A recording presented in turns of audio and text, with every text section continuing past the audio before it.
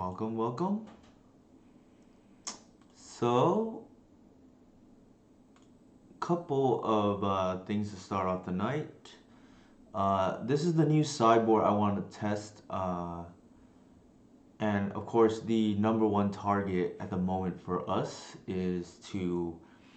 We are still. I tweeted out just now, but we are in this quest to solve slash fix, so to speak, the lands matchup. No worries, Jason. I'm glad to know that that must have been your gut reaction, right? I don't know if people think I'm trolling or not, but this idea or why I'm throwing that tweet out there about is Glimpse of Nature essentially a sacred cow in at least this version of the deck. Obviously, the traditional version 100% needs it because the whole point is to glimpse through with Nettle Sentinel, right? But lately, I think, or not even lately, but ever since Elves has kind of solved, at least this version of the deck, has kind of solved the Doomsday problem last year. Notably, with the, I wouldn't say the addition, not the printing of Endurance because we didn't incorporate it right away because we just didn't know how to do it. It wasn't easy, at least not for me. But once I, saw the, Honor Rogs of the world and the back control players of the world incorporating it, and also Green White Depths obviously nobly plays it. um, so on that topic for a sec, on that note, for a second, we finally figured out how to beat Doomsday, and I want to say like roughly fall of 2021. Um, so the new menace, so to speak, for elves, and it was kind of even before. Right? Elves had in the last, fire within the last few years, the fire era, so to speak. There was two very problematic matchups, and the Doomsday one was the worst, and to an extent, Lands was real bad too. Lands have notably gotten better because of Urza's Saga from Modern Horizons 2, and it is the one thing that I think is a big thorn in our side at the moment for elves. And I've said before, there is no sacred cow. I mean, aside from maybe just Gaia's Cradle, right? This is really a Gaia Cradle's dot deck, right? But I was thinking about ways to improve the matchup, and I guess I'll just reveal it here because it may not even work out. We'll see if we pair it into lands or not. But um, the idea is 2 nights ago on stream, we played against lands in our second league, and people who've been following me know this matchup is like way closer than it used to be because of Boseiju and Assassin's Trophy to a lesser extent. So I felt like we were in the game. We won game one, lost games two and three, but I felt like we were in both post board games, and we just got our mana unfortunately just tied up by Tabernacle. And it occurred to me after the stream, maybe the idea is we cannot deal with Tabernacle and their other win conditions, so we can minimize the effect of Tabernacle and to a lesser extent Sphere by cutting Glimpse of Nature in the matchup. It's still here. Where is it? Glimpse of Nature. It should be still here somewhere. Here it is. But today that got me thinking, oh, maybe we just don't even need Glimpse of Nature. Maybe the blue matchups are just that good that we can just like live without it. You get hurt obviously in the non-blue matchups, such as Depths, D&T notably, although they do have Force Spirit of the Labyrinth. But that is just food for thought. I doesn't mean I'm like, I mean, we may try in the second league, but doesn't mean I think that's like, doesn't mean I think that's what we have to do, but it's just not, it's not unthinkable the way it was maybe last week or even a few days or just a few days ago, right? But with that said, I'll go quickly over the changes I made, and it's kind of nice because that matchup against lands, I think the sideboard is now going to be built with that in mind. So I want the two Force of Vigors because of Saga and just the 8 mulch deck. I think hitting their mana bond is a severe setback for them. In addition, I don't even know that if that version even runs Tabernacle, but nevertheless, that version is like very weak to Force of Vigor, I think. Uh, I think the other thing I wanted to do was if we there's a little bit of a soft spot that I want to address at the same time to green white depths, and I think that one crop and the Caracas does this. Notably, there are no ley lines in this list, so if I run into oops, that's going to be problematic tonight. But no ley line because it does not line up with lands, in my opinion, very well at the moment because they have either Saga or just like completely ignores it with the 8 modes version, right? With Field of the Dead combo. So yeah, unfortunately, as much as I like to leyline people, I just do not think it lines up very well against lands, which is the matchup I want to focus on at the moment. The other stuff is like pretty stock. If we get, we'll definitely have time for a second league. If people want me to run a glimpseless league, for instance, I may do that. Another thing I had in mind for brewing purposes, so this is gonna be a fun night, I think, with respect to anybody who likes to try new things. Yori on DNT.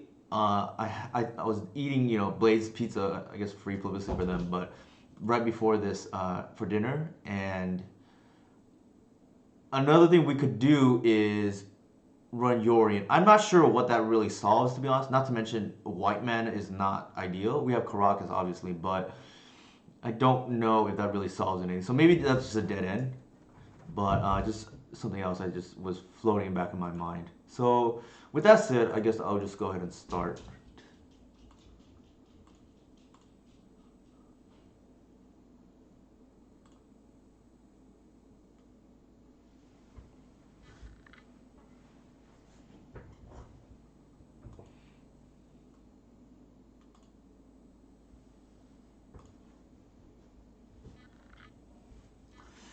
Also, on the topic of what Jason brought up about the sacred cows, yeah, neither Reliquary is a real plan against Lance. I think Jarvis told me that too because I think I asked him one time. I forget how it came up, but the matchup against so from his side from Lance against Depths, and he said, yeah, neither Reliquary is a real pain in the you know what. Um, but with that said about sacred cows, keep in mind Nettle Sentinel at one point was considered, quote unquote untouchable. Actually, even the more untouchable card was Queer Ranger, and we are playing 0 copies and have been for almost half a year now. So, and it's been on 1 copy for almost a full year because it was on April last year.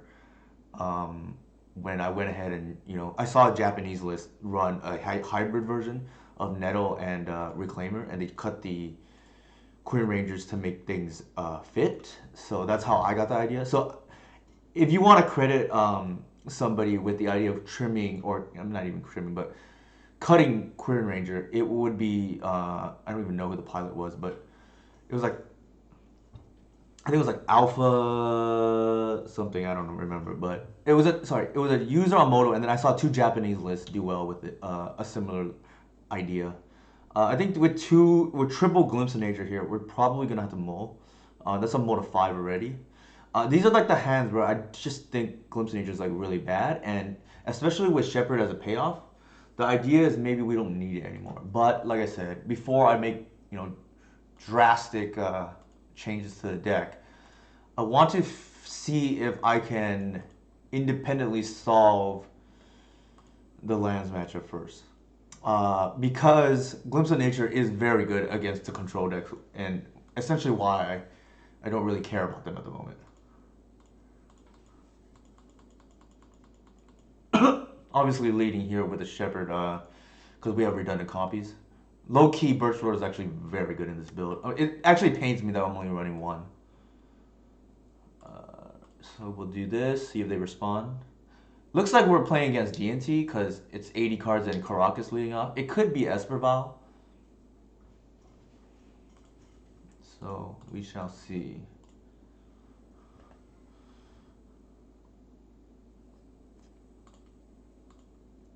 The number 1 trick to beating elves, for those, I'll let people in on a secret. is to cut their mana. People think Force of Will, even before Shepherd, people think Force of Will and like sweepers are decent because you cut their mana, but yeah, the real way you beat elves, in my opinion, is you cut their mana, and the way you do that is you either turn one Gristlebrand them, or you have like really strong permanent base hate such as Tabernacle or like obviously Wasteland is pretty good too, and Plague Engineer, things like that to cut their mana. If an elf player gets like 5-6 mana, you probably lost. Shuko, okay, looks like they are on what is it called? Cephalid Breakfast.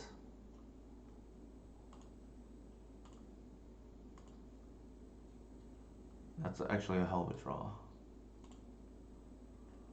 But I think we may be dead. I don't know if the Endurance does anything here, but we'll see. My opinion, they can beat an Endurance.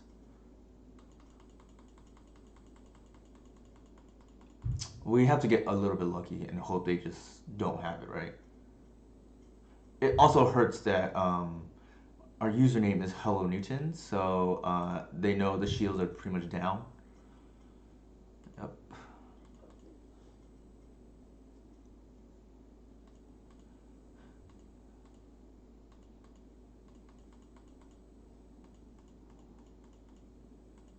Main deck.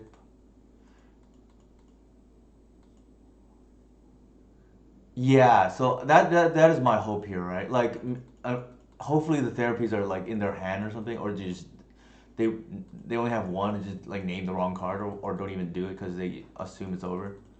I'm just gonna like yield just to like throw them off that I don't have anything.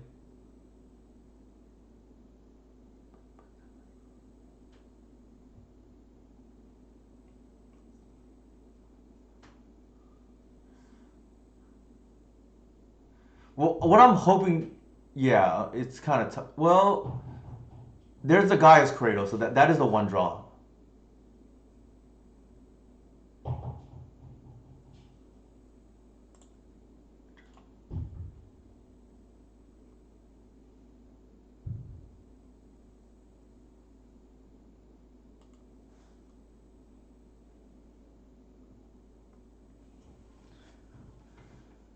Do they have another one? Okay.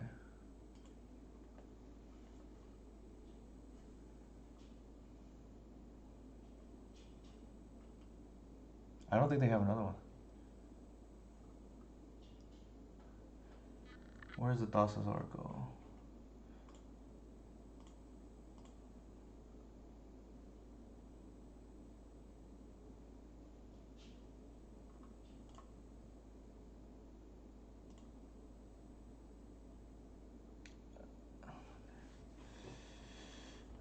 Okay, so am I supposed to do this differently? I think I do that and then they draw the card and then they win, I think. So I have to put in like other cards.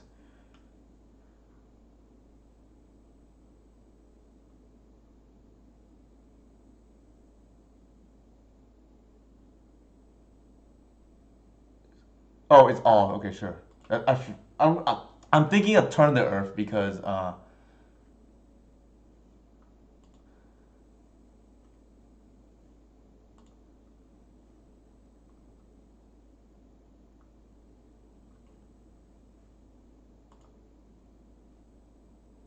wait, what? Yeah, I think I thought of.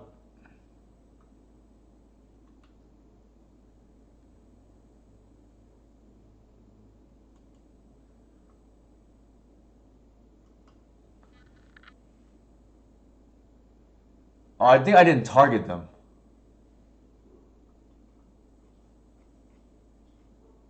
Well, that was awkward.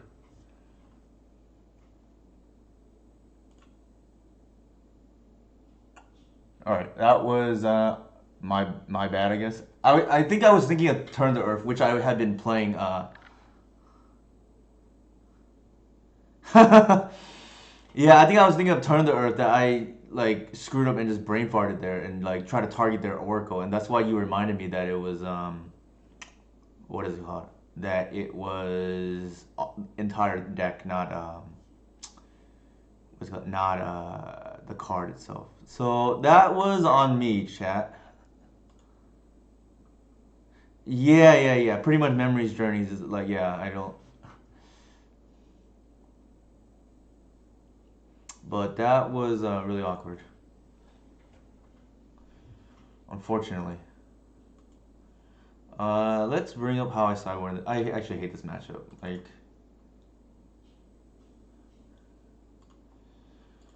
only because I don't think the deck is very good. It's just good against us.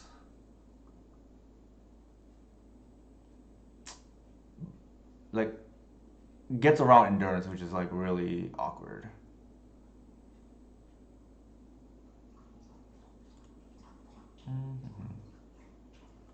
I think Trophy is good. I think the Force of Vigors are good. I don't think endurance actually is good. I think like we got kind of lucky there to even like target them with endurance, but I think normally they can play around it.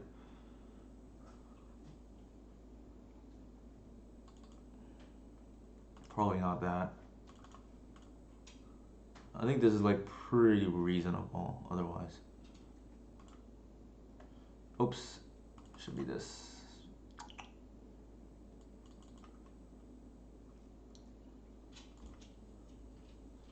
All right, that was my fault.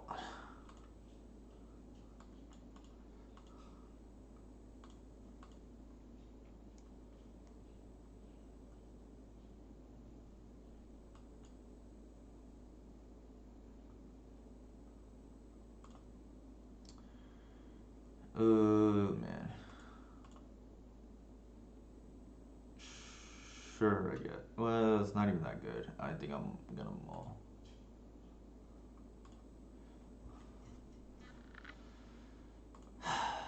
Um, Probably that.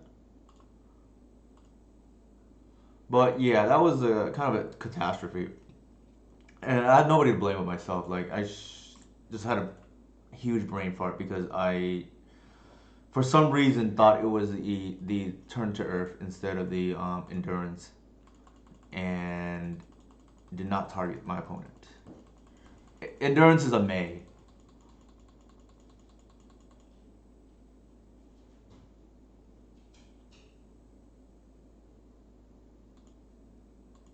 I don't think we blow the Force of Vigor here just to hit the Aether Vial. That's like really awkward.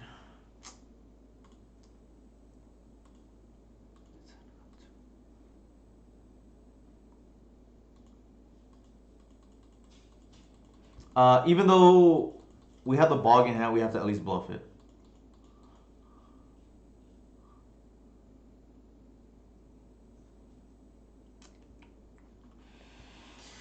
Oh man, that is definitely a buzzkill, if I say so myself. The combo deck playing Wasteland, just interesting. I think we let them do it. If they want to waste us, like go be it. Now we need to be able to like develop a board, so we're just gonna trade Wasteland with Cradle and then do it again next turn. This doesn't work unfortunately against the loam decks because they just loam back their arbors, right? Play. I think the line here is actually is to force the Aether Vial.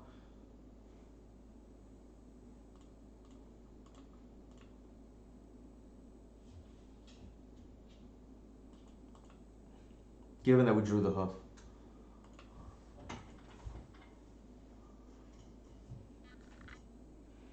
Maybe we can do the clean 3-0 like Jason mentioned, right? Like bail ourselves out here out of that really, really silly, to be honest, mistake. If nothing else, I'm like I said, I'm not too concerned about this. If we lose, it's because of not because we got outplayed there. It's just we like we're very clumsy. Is why.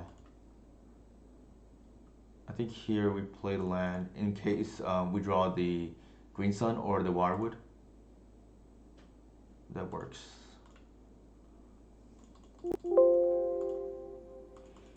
And again, I'm not really. If we lose, we lose. Like I'm not too concerned about this matchup. Like we're not gonna. Or I say that, but that type of thing will happen to me. Where unfortunately, if I get paired against this in like a bigger event.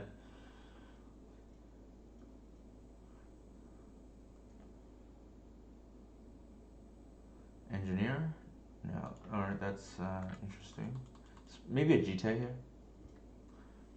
I almost want to just, ooh, they're going to combo it, looks like.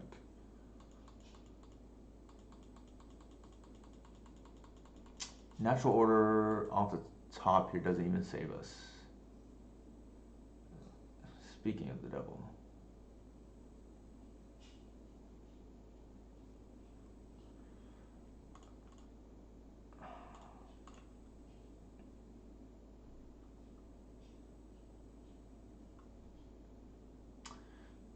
The interesting thing to get here actually is the collector oof. Yeah. I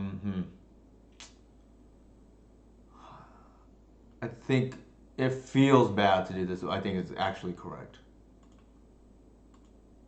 Like they went ahead and proactively got the Shuko, and I'm not gonna, I'm gonna try not to let my emotions of,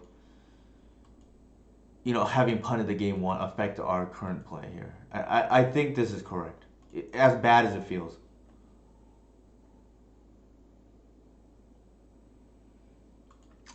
Archon on sorcery, I don't love because, again, like maybe this is like the Strix is a problem, and then they could have just Swords to Plowshares, right? Which is the bigger thing.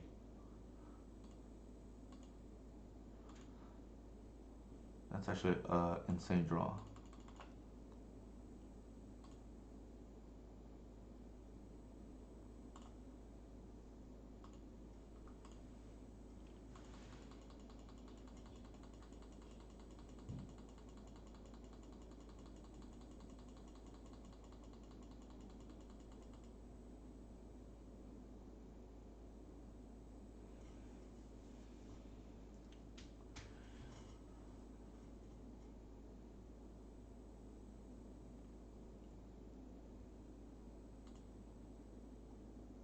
Yeah, it could be pretty soon.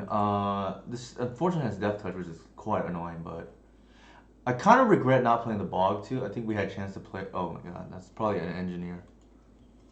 So it's, I mean, can we get lucky and draw another natural order here? Interesting. Okay, I thought they were gonna engineer us for sure. That tells me they probably have the Swords of Plowshares.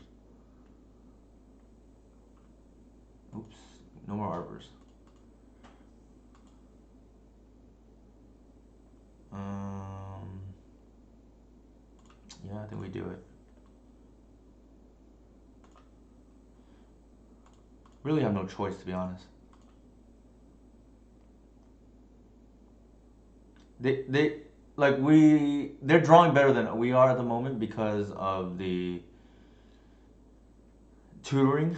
Um, so I think we have to just pressure and just hope they don't have it, because I think we do not have as many live draws as they do at the moment.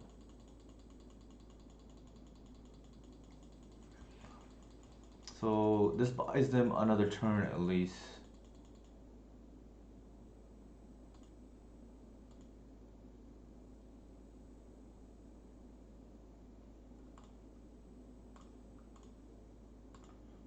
This plays around if they only have one swords, another combo, but I suspect they have a combo.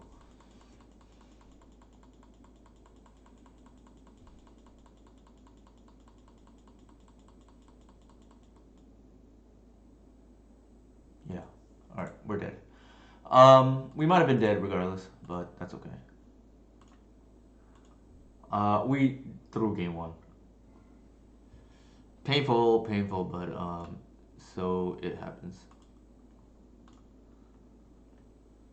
I think to me probably the most frustrating thing about leagues.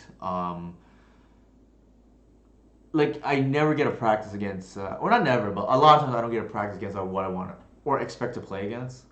So last week, for instance, I went through 8 different leagues without playing against Delver, and unfortunately, just could not make a conclusion on my deck list as a result of that because there are a few sliding factors that were dependent. Not so much because I think the Delver match was bad or anything. It's just like how much can I afford to give up because I wanted to have as many slots available for the lands matchup, and unfortunately, I could not get a gauge on how much like some of the sideboard cards would matter against Delver until like Sunday or whatnot.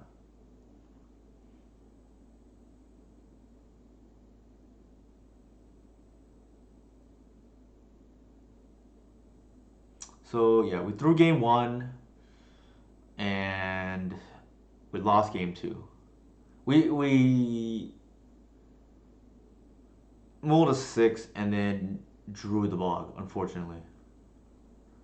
The seven that we put back, we probably lose anyway. Like triple wire with doing nothing. Something I had in mind with respect to the cutting the glimpses was just like moving endurances to the main deck and just like becoming more of a mid-range deck and just like more and more hate, right? Like elves backed by hate, granted with no glimpse of nature, right, is like very difficult to beat in my opinion. Like for the combo decks, your fair matchups get worse, but I think you have some slack there. So we're playing against Andy SC Wilson, notable player. I don't think we can keep this hand. Yikes, that's even worse. They know we're on elves too, so there is that. And I do not think Andy SC Wilson is a collected oof player, or weak to collected oof, I should say. So I think our first hand was really bad. I think here I'm gonna put the Shepherd back. I don't really like Shepherd in opening hands, like especially against the wrong decks. It just doesn't do anything. Could be Delver, yeah, okay. So we would have been punished if we kept that first hand against Andy SC Wilson. Here, what I'm gonna do is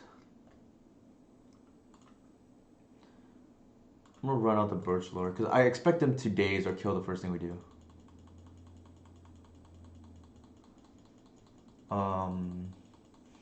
There's an argument to be made. We put the Grist back, but I think Grist is like pretty good as a payoff. We don't need protection in terms of like Shepherd. I just wanted the payoff instead. So yeah, so they do as we think they're gonna do.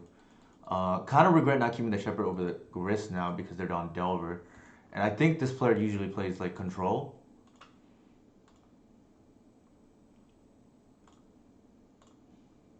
If they daze here, that's fine. We secretly want the Arbor to live here. But actually, both of them are kind of necessary. If we untap here with nothing killed, that's probably pretty ideal, but I suspect probably not. We'll see. Yep, something's dying. Probably the Reclaimer. So they're going on the Mana Denial plan, which is interesting. I probably would not have done what they did there because Reclaimer can just fetch up another land. That's a terrible draw, but okay. I don't think we bog here because if our opponent makes a 5/5 Murktide, we just live with it.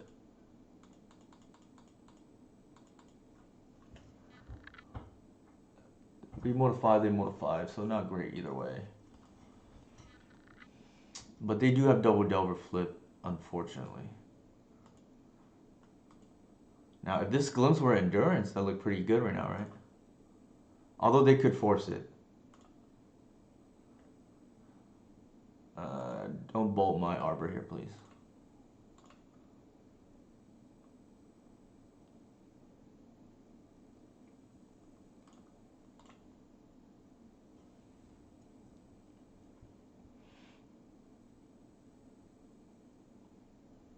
Sure.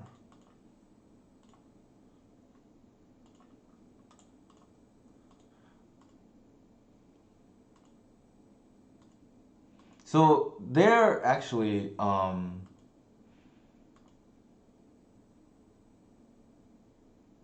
yikes. The glimpse being endurance would have helped. We could just be dead here. In fact, I think we are. Yep. So that is a mental note to keep track of. That the glimpse there not as good as the endurance would have been. So we want to board down here against them. Actually, this comes out.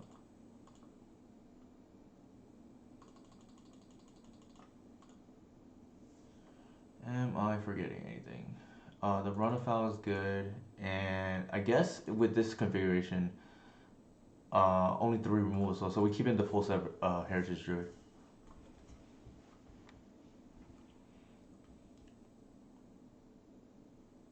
I may actually, for science in the second league, we'll try. I don't think we can keep this.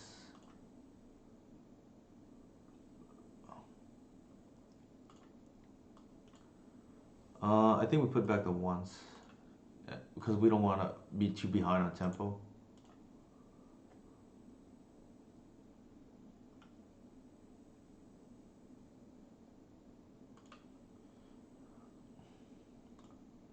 So there's 2 things we can do here. We can either lead with a symbiote and then protect a reclaimer that way.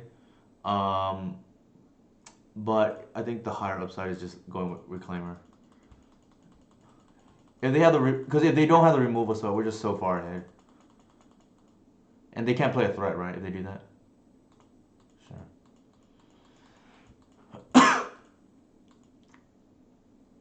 On the draw, I probably play the symbiote, even though that seems counterintuitive.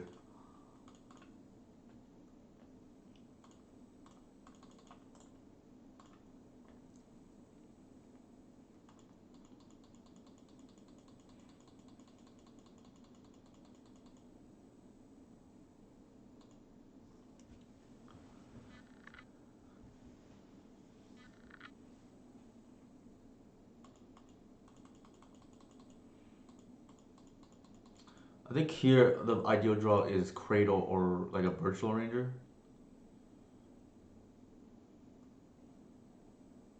I'm gonna bash first and see what they do.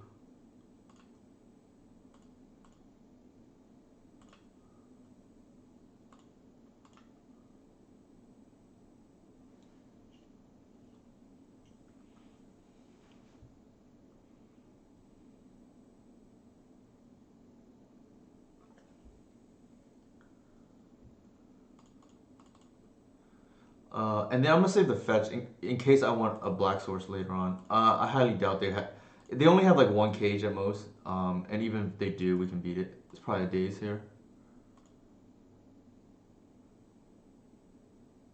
All right, so they chose to prioritize the symbiote, which I get the logic for that. It does get advance our board state, unfortunately for them.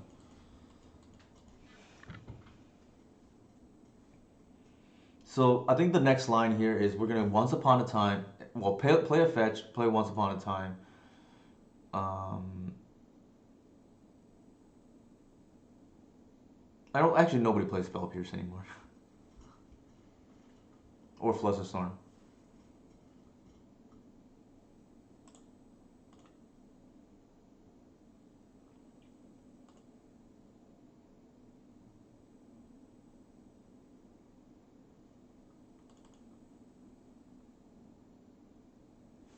Yeah, I think I'm gonna go ahead and play the fetch and do it this way. Shepherd and Cradle. If we had another creature, I'd probably take the Cradle. I think here we have to take the Shepherd, unfortunately. Um, Probably just lead with it too, to be honest. We can't attack here because if they flip a creature off the DRC, that's a disaster for Delirium. And we're gonna just run this out. If they have a removal spell, so be it.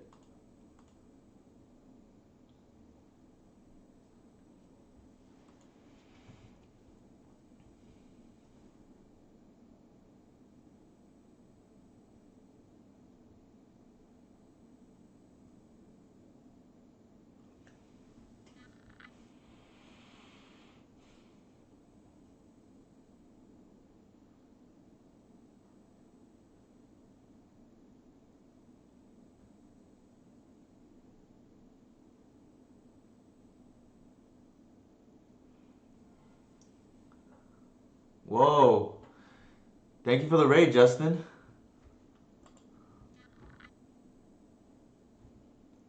How was your stream?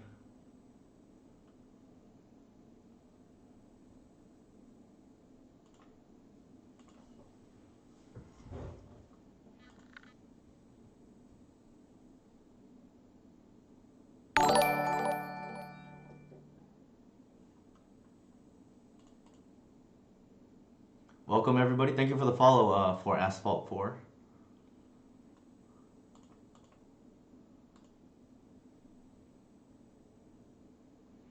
So what we're gonna do here is we're gonna bait with a glimpse and we're gonna trophy their Murktide that they're gonna play right now. And if they don't hit the glimpse, that's good for us anyways.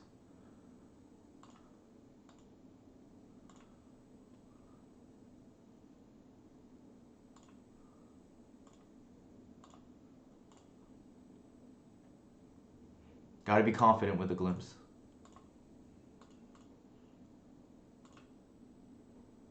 Ooh, huh.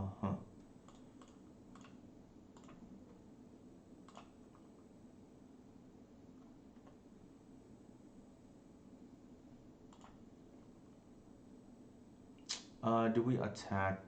Probably.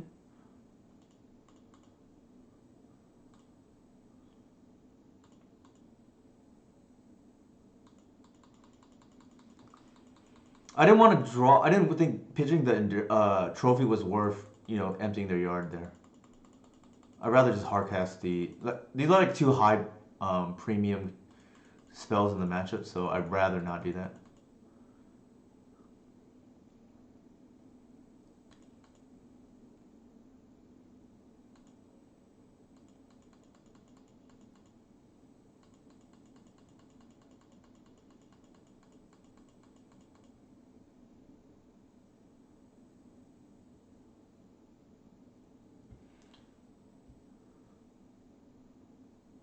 Ooh, they're gonna tap out.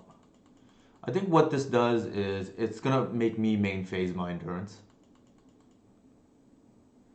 I think I've owned the deck since like 2014-ish, 2013. But I've been playing it on Moto like more seriously, I guess, since like 2019 is probably the right answer. Like I think before that, I was definitely not as experienced because I just didn't play on Moto and probably a better player even now this year than I was last year or the year before. I think we do that.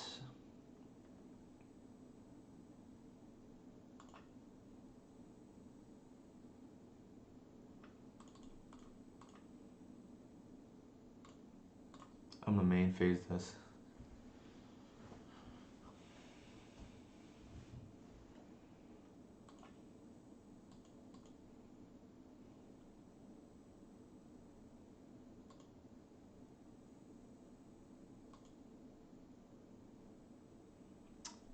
Pass.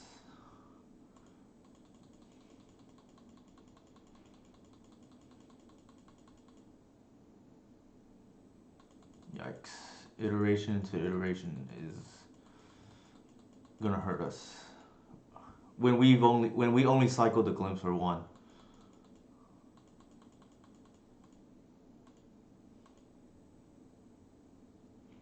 I don't want to respond here only because that was the thing when I first started with Reclaimer, Justin. I think here we fire off the one run of foul to play around the days.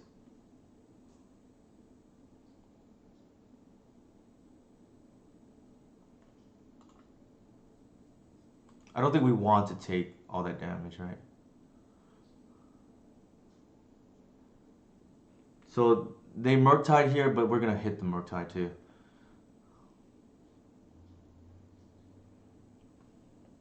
Like okay, they still have Delirium. So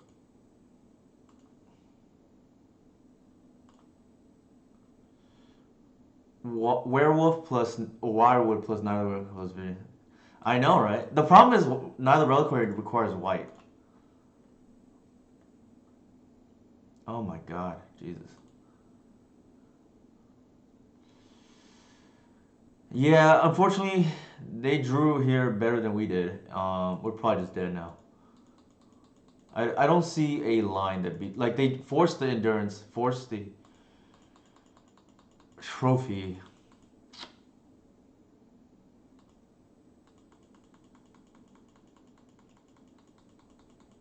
And then we lost game one. How did we lose game one? I have to review the log.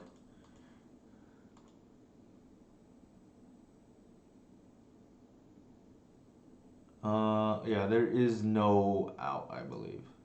Because we can grist for the thing to deal with that, but then these fly now, right? Is the problem?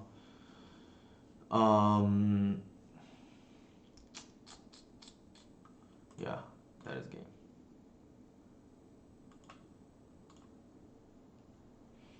I don't think there was an out. Because if we get a draw spell, there's no way to draw two, right, off this. So, yeah, unfortunately, it didn't work out. Actually, I forget. I want to review. Oh, actually, I meant to review how we lost game one.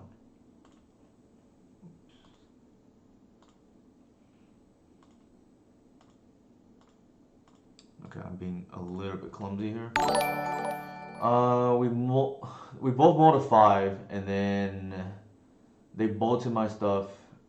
Thank you for the follow, Anna. Sorry. And they had double Delver flipped, so their modify was better than our modify. So I think that we're okay with that. We'll just call it move on with our day, so to speak. For those who tuning in from Justin's not Rebochi, but Justin I'm actually level 1 stream. I punted horribly game 1 against the Cephalid Breakfast player. I had the endurance in my hand and resolved it as they had the Oracle on the stack. And I just brain farted for a second because I confused it with Turn the Earth and did not click on their actual icon to target them, because I was for some reason I just brain farted and tried to click on the Oracle, and then doing so even though I resolved the endurance, it should have won the game, and then I cost myself the game there. And then game 2, what was I gonna say? They had the combo through collective, and we mold a 6. We're playing against Jack. I think we keep. We have a turn 3 natural order.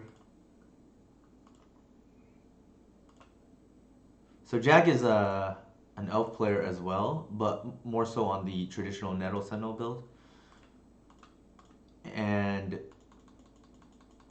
in this matchup, going first is huge. I didn't realize he was playing it. I just assumed he wasn't because Ooh, Mox Diamond. Might be on green-white depths. I highly doubt lands. So, City of Traders. Seems like kind of some kind of stacks list potentially. Or Steel Stompy, actually, more likely. Could be Bomberman. Sure.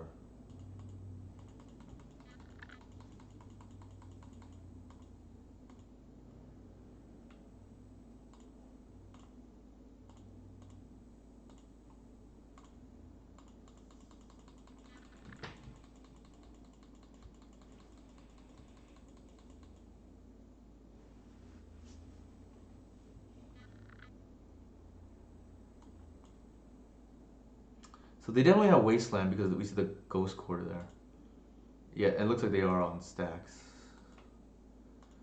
Tango Wires going to tap our whole board, I think. Yeah.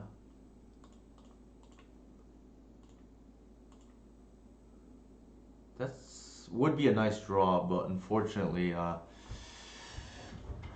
yeah, I think so. No, well, like I think more likely like the stacks version. I think here we don't want to bog just yet. I feel like they could have like a Crucible or something.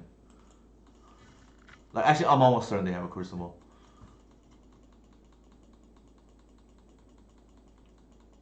Is that Jack tends to like these very proactive decks, which is why he also favors the Nettle Sentinel build. So um, definitely in his wheelhouse here.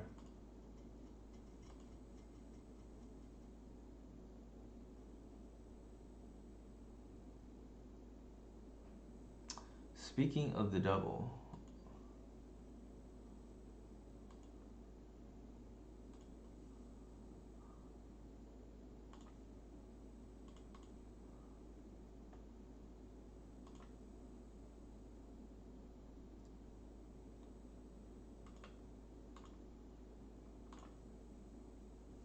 I actually kind of want him to do that,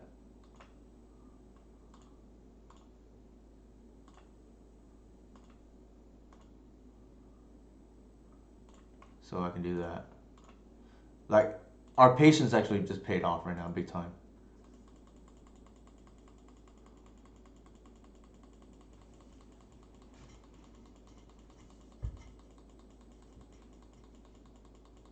And we are like getting closer and closer to natural order.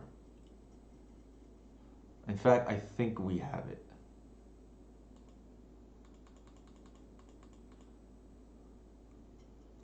Barring something from Jack here. So obviously we get the Archon and just like lock him out of the game. They didn't do anything, which is interesting. It could be a tutor situation.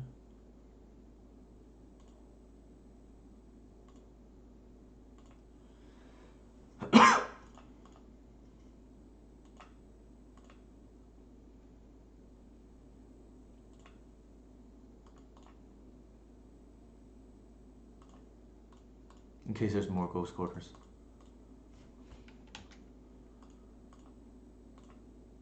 And then we definitely don't pitch the Arbor there because I want the land. Like mana development in this matchup is huge. I probably don't care to be honest about like their like I don't think we need a collector oof. I think this is like a hard lock.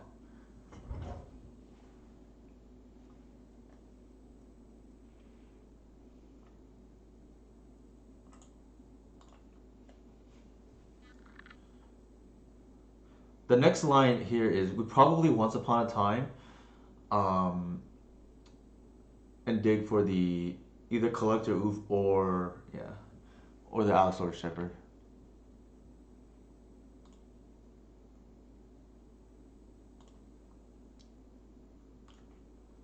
Force of Vigor is gonna be real good here. Debatable if we want. I feel like they're on mud, so we probably don't even need Progenitus here, because Archon is just a hard lock.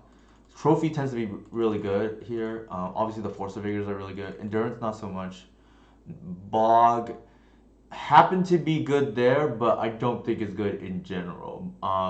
But maybe just worth it as an extra land. So probably still worth it. With that in mind, let's see. I think in these type of matchups, before I would just cut out the Wirewood symbiotes, but I think because they're kind of slow, right? Yeah. There's an argument to be made to cut Glimpse too.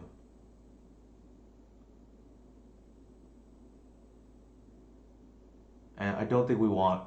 Well, crop rotation for Cradle is pretty good. Might want that actually, so we can pay for the stuff under a Tangle Wire. And maybe just do that. Glimpse probably a way to win still. Debatable whether to keep the Glimpse or the Wirewood, but we'll try this. Hey Mike, how's it going? We are 0-2. We punted our first match. Ooh, this is quite the hand. We punted our first game of the night as in traditional style because definitely there's a time to get me. You get me early. I had the natural endurance against Cephalid Breakfast, and they had to. It was like super corner case. They had to cabal therapy themselves. I think we let this resolve, and then we force whatever they play.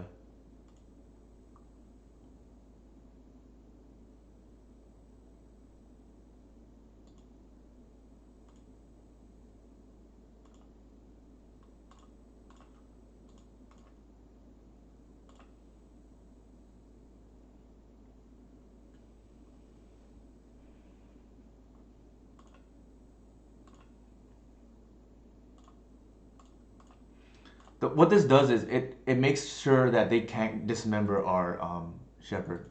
Like it screws up their mana, and we know we're not gonna play Glimpse anytime soon.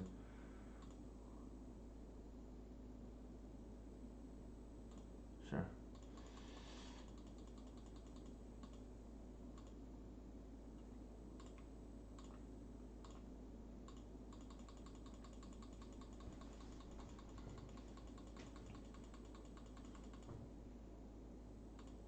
Speaking of the devil,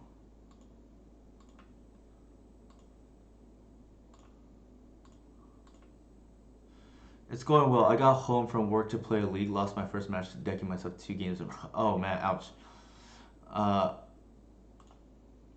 but that's good. 4-1 is still very good. I'm like, man, I think we probably want to play this, but I'm like, yeah, whatever. We have a second Kratos, so that's fine. Yeah, it happens. Hey, Ethan, how's it going?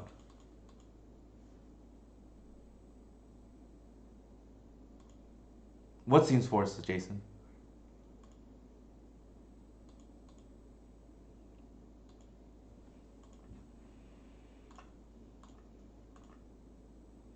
Yeah, I agree. I think we kind of had no choice there. I don't think, given the ghost quarter there, like there, I don't think I think we can wait a turn. I don't think we have to do anything yet. They have no pressure.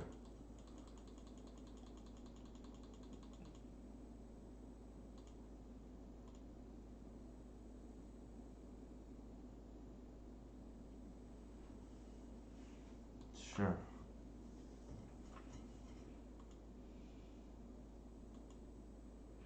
I don't think we care at the moment.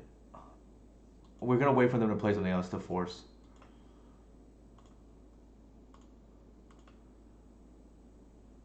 That's actually pretty cool. I think we don't want to give this tabernacle more value. So what I'm gonna do is, yeah, we get value if we want it. I'm gonna go ahead and we're already vulnerable to Wasteland, so I'm just gonna fetch non-basics here. And then collect to oof them, so they just don't get like fast mana out of nowhere.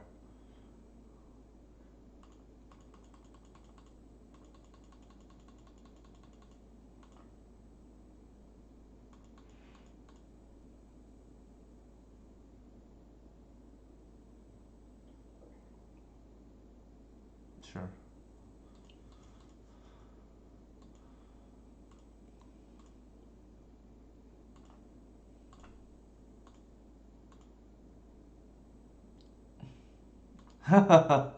Oh, glad to hear that, Ethan. I think we bash here.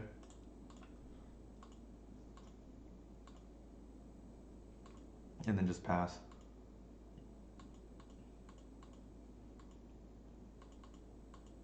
We're just gonna kill whatever they get off the saga.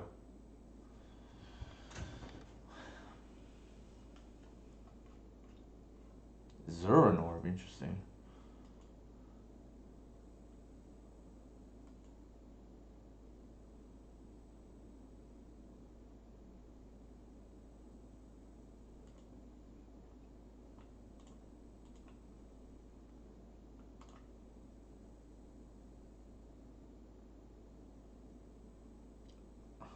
I don't think we actually care about that. Question is what to pitch, and I think it's probably the vision. Probably the visionary here, yeah. Yeah, I don't, it's kind of confusing. I think it's too so they can like crucible themselves, if I were to guess.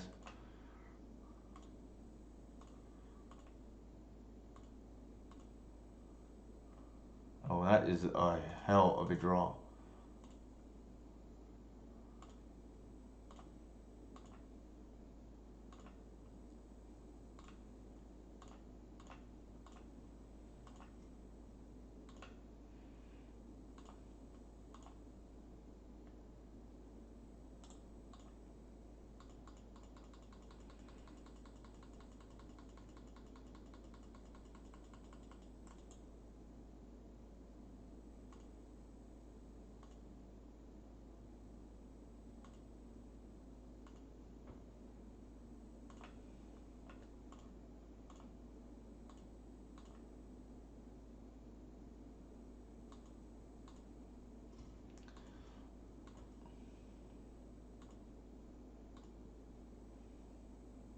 I think they're gonna pour our black.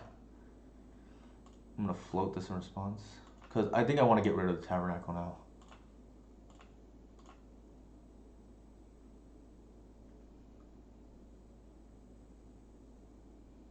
To unlock our mana.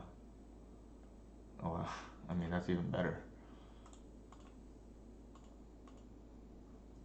We're one short for lethal with the Cradle mana, but I think we might just get there anyways. Yeah.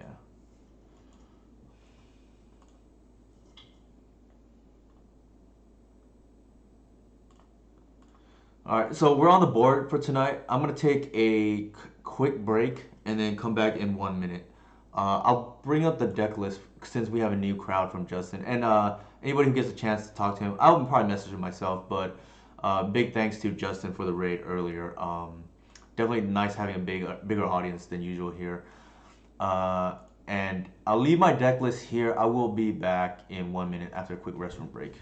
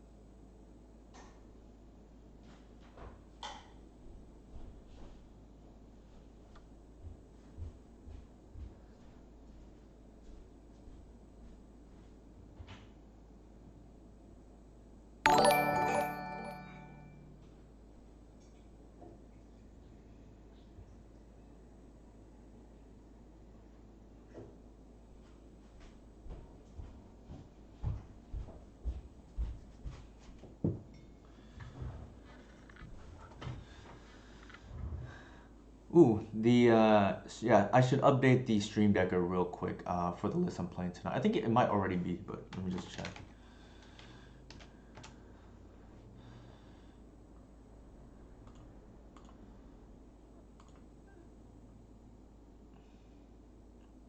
Looks like it is not. So the main deck is the same. The sideboard I slightly modified, so I'll do it in real time right now. Long story short, the Leyline of the Void um, is not that good at the moment because lands is not very vulnerable to it. So I mentioned this at the beginning of the stream for those who are curious, but I am trying to fix slash address the lands matchup, and there's a Caracas. And that means not playing the Leyline because I think lands can easily beat Leyline at the moment between Urza Saga and the 8 mulch version has you just Field of the Dead, right?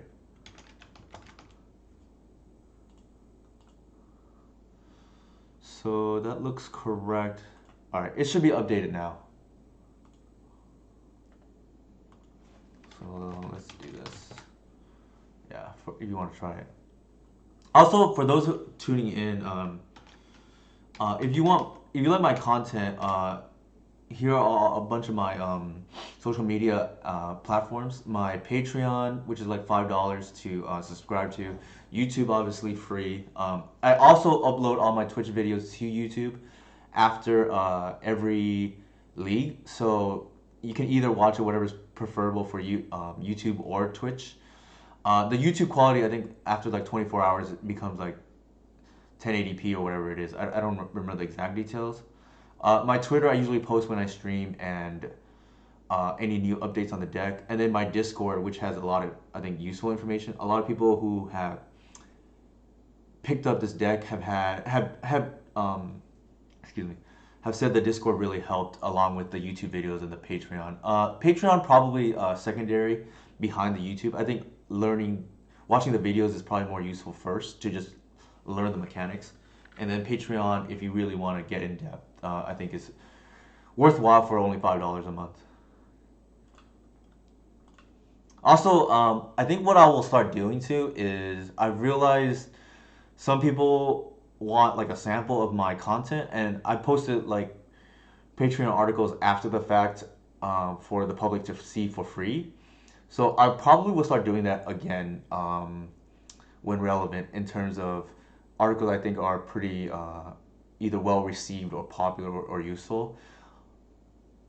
And I think the next one I'm going to do is I wrote a quick article, and I'll bring it up here actually right now while this is like queuing up. But I wrote an article last year about flipping the Doomsday matchup, and that one is one that is not accessible yet to the public, or I haven't posted it for the public. But I think that one is probably one of the better articles I've written. Where is it? It's called Flipping a Matchup here.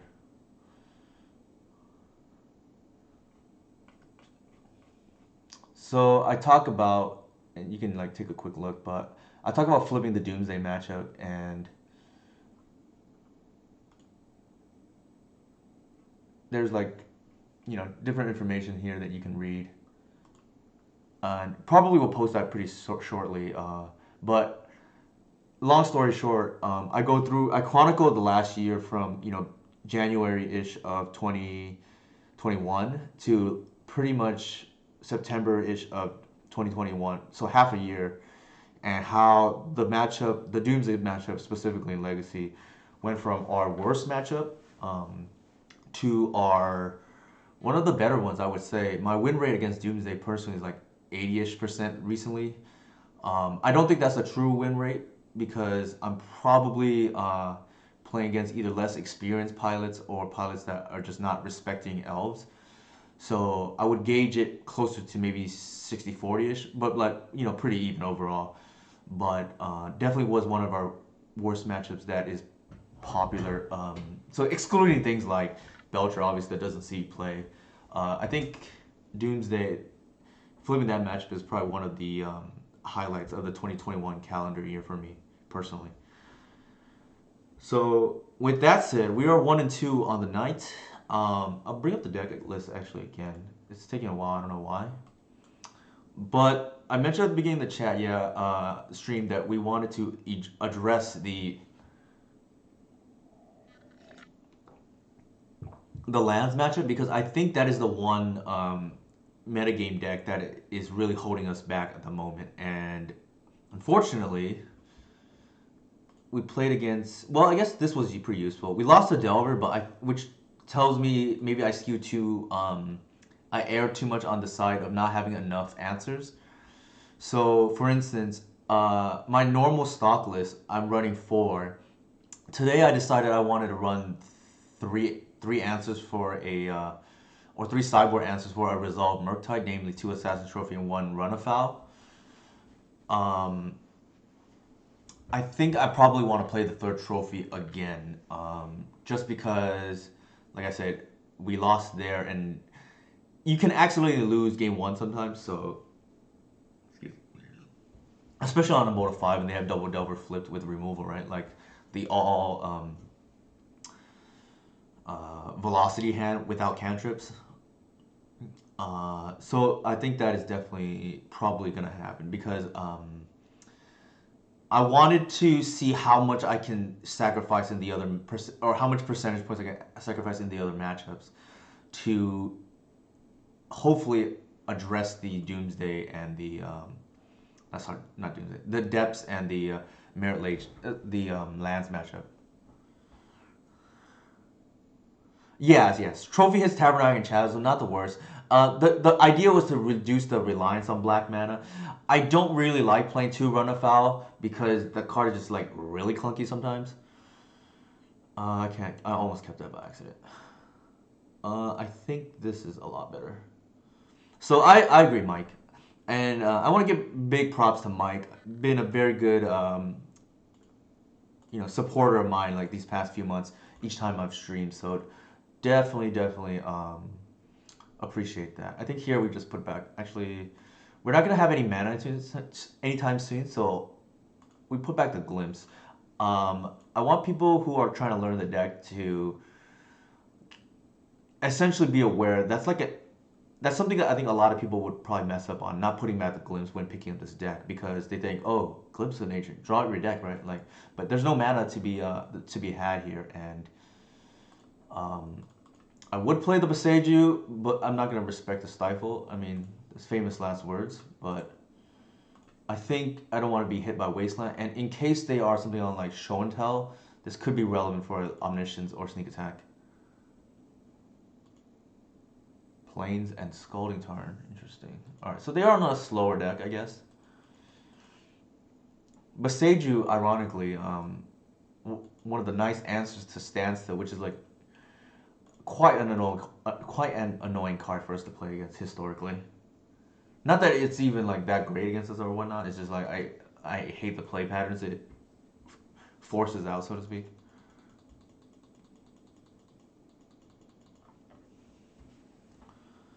I think we just yield here. In the meantime, I want to talk a little bit about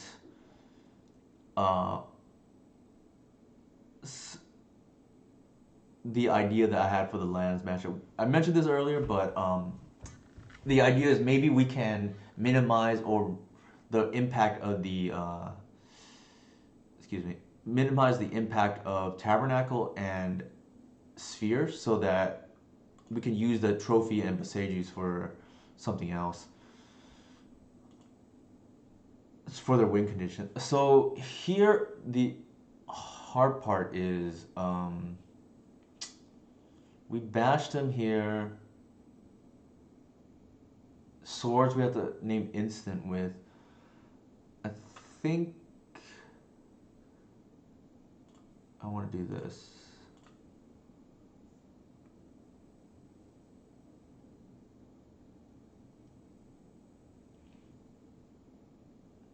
We can take the Narset off with...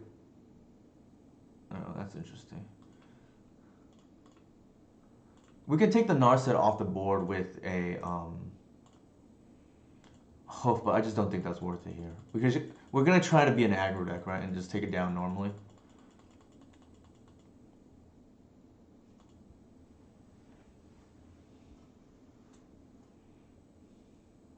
Sure. So they have 2 swords in their hand now, I believe.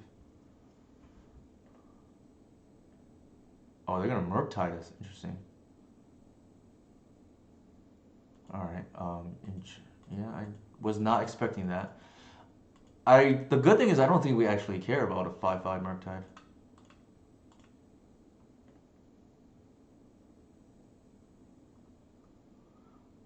We do know that they have another swords, so I'm not gonna.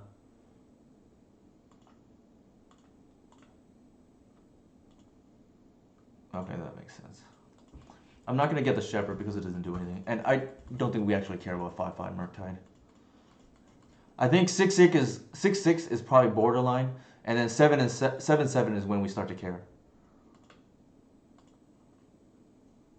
Definitely not 4/4 or 5/5.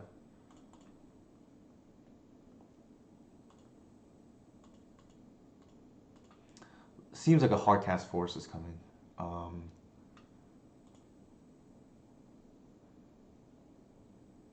I think here we're gonna pitch the oof in case we draw the Waterwood later.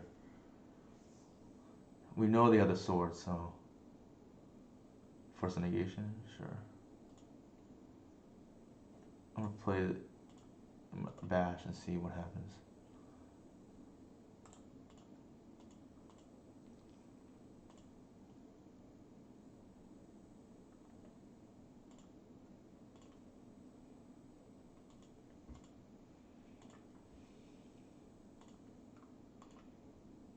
Yeah, so we know they have one more swords.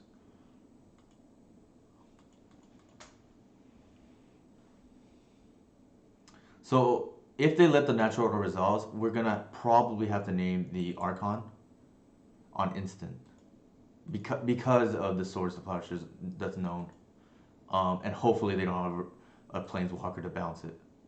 That would be devastating, but the swords answers it anyways.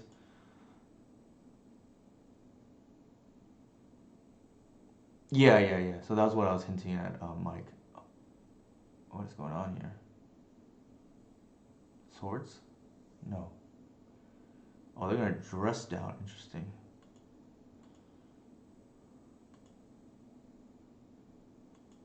Huh.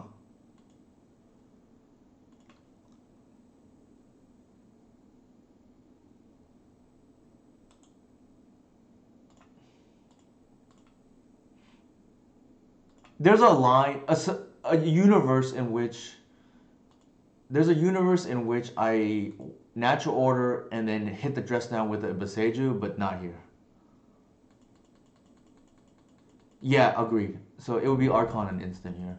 Um, Fortunately, it kind of feels like they have something up their sleeve, but I'm not sure. This matchup just did not. I'm gonna try to bait it out if they have force.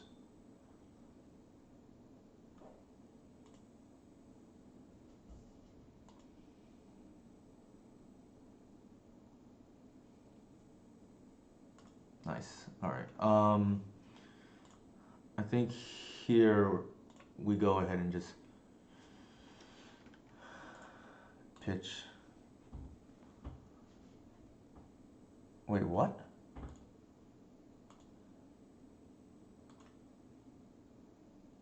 Okay, I guess. Well, there's that.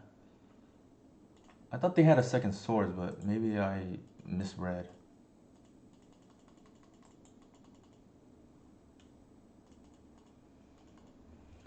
What did they get off the Narset?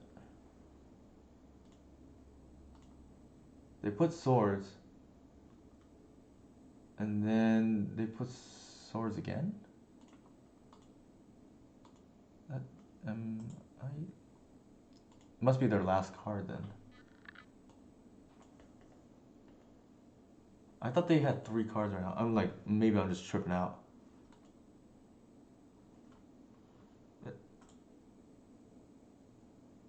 Alright. Nevertheless.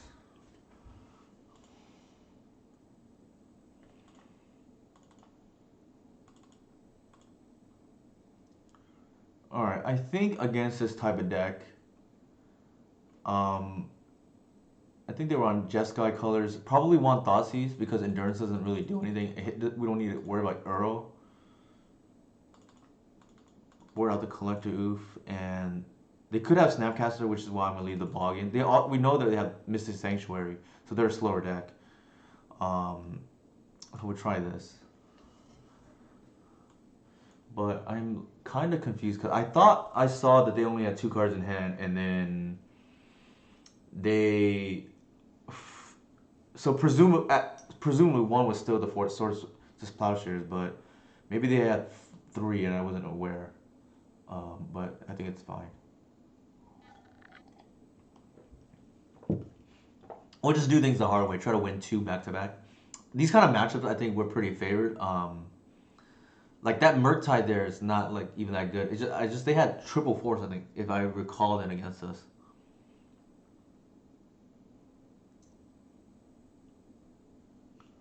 Um, slightly regretting not taking the Narset off the board then, but not that it really mattered. I think they didn't even use the force.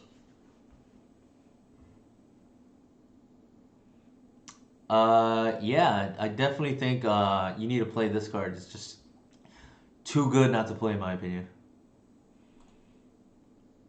Baseju is, in my opinion, the best printing for elves since Once Upon a Time, and that is including Allosaur Shepherd and Endurance. Because Endurance takes up slots in the sideboard, and you can actually play without it. It just so happens to be so versatile. Shepherd is also very good in the main deck. The issue with that is it tends to be not so good, like Ragavan, against the non-blue decks. So there is a cost. The cost of playing this is just so low in elves because your deck is a mono green deck, and it answers a lot of the things you just previously did not have room to answer. So here we're just gonna slam down the Visionary.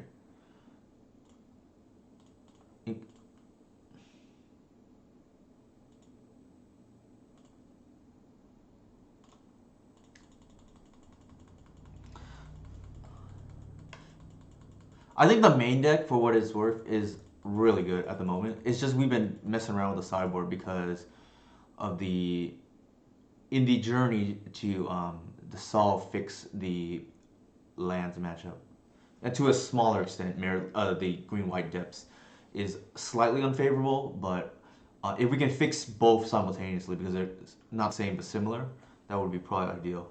The land matchup is just horrendous historically. We have a natural order here, but I don't know if that's probably the right play. We shall see. I'm not gonna bounce. Given that we drew the arbor here, we're just gonna jam and see what they do.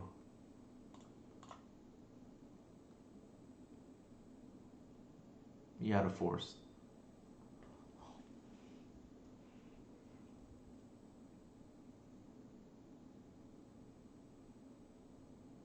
I think they're thinking about what are we gonna do, if we're gonna get a hoof or not.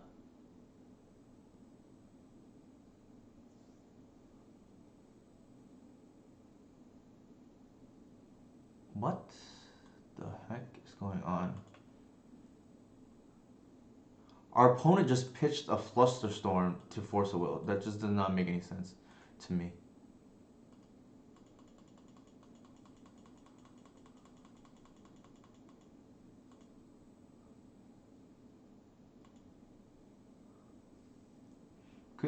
Yeah, this does not make any sense to me.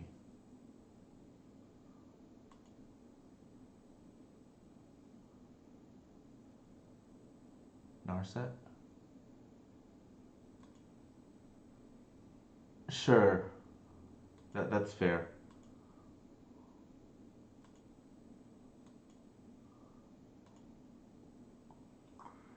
Interesting.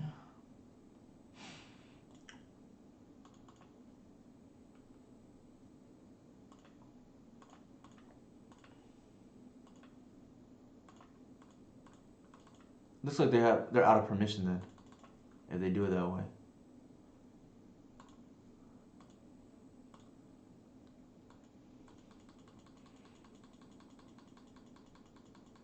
It could be a pyroclasm. I somehow doubt they kept because of mentor.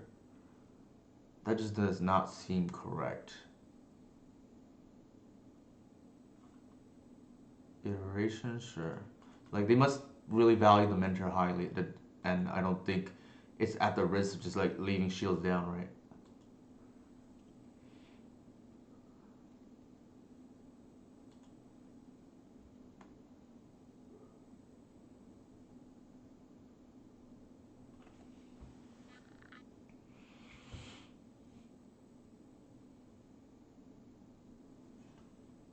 All right, so we were correct.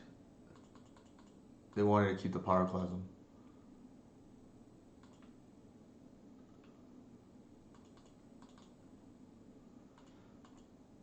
I'm actually okay with this. It's a 1 for 2. And we can still reload with a glimpse.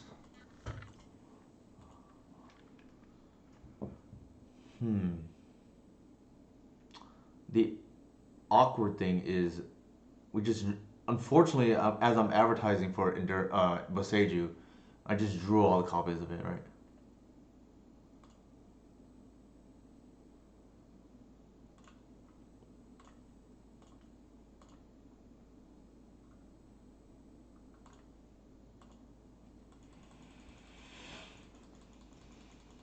Yeah, so I was just thinking in my head, like, what could it be, right? And then it looks like it's a... Sure. Oh my god, a second one? Alright.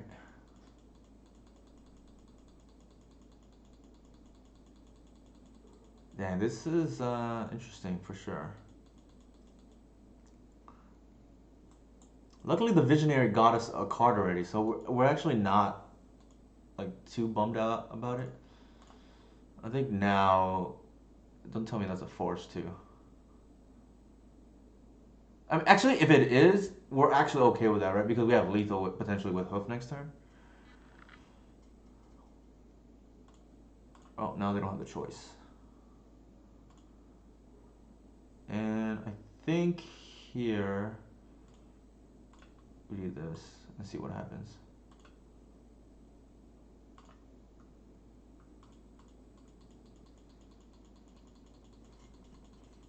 Definitely not ideal mana base here. Drawing all our cradles, and it's tribal. It's a full house legendary land here. For those of you who play poker, right? Three, but actually it's more than that, right? It's two 3 of a kinds. And this is rare, by the way. There's only 3 copies. It's one of the few times I've drawn even more than one.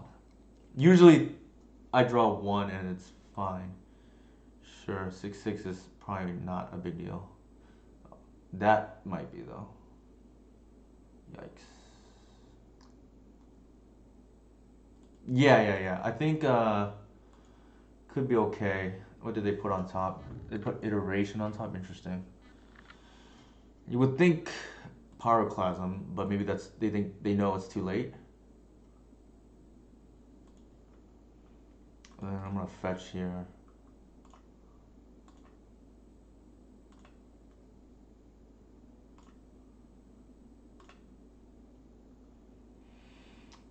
Is it lethal? I might not be.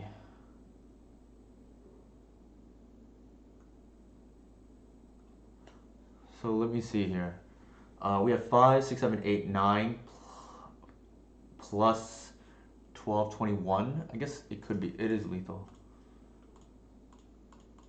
Thank you, Symbiote.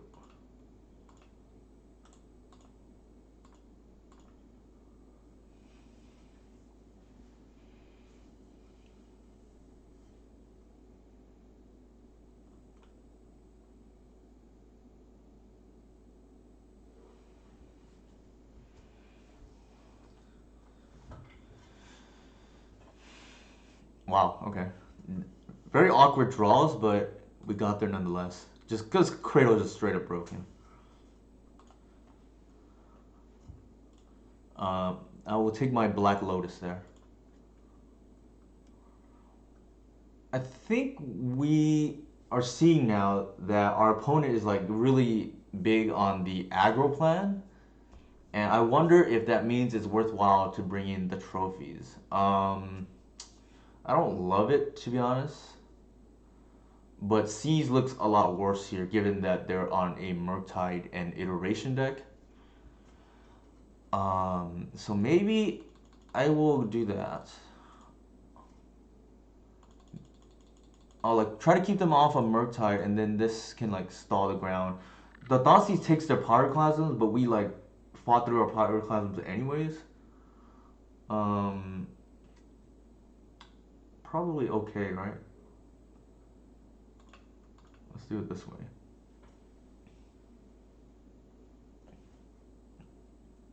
I'm not as in love with Seas when they're running Murktide out of their control deck.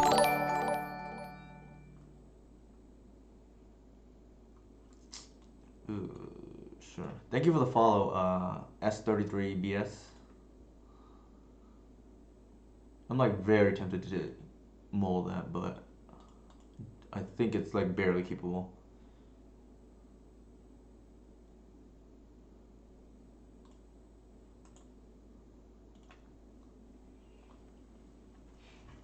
The other thing, the other thing that choosing endurance here is allows us to fetch basics. They may be tempted, especially after the mana base we showed last game, to like try to moon us or like blood to base, back to basics us, but let's give some insulation there.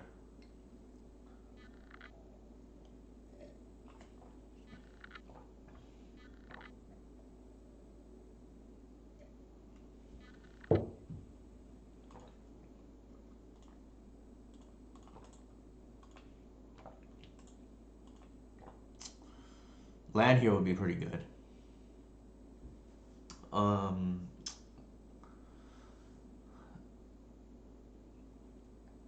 sure. I think we run out the Reclaimer and the Arbor here.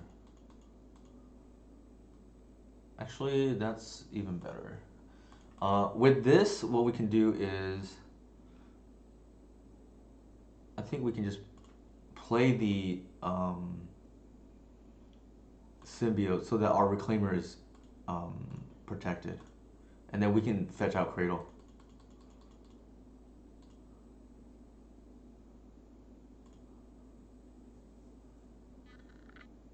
Sure.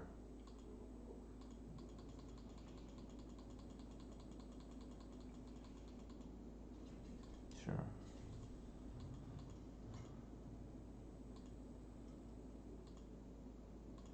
I don't think they have a Murktide because I think they would have played it already.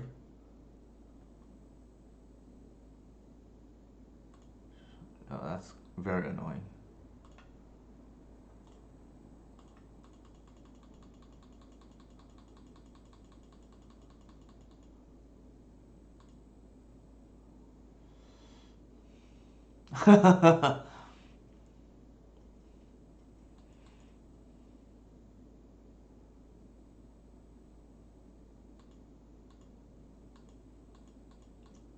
Time to once.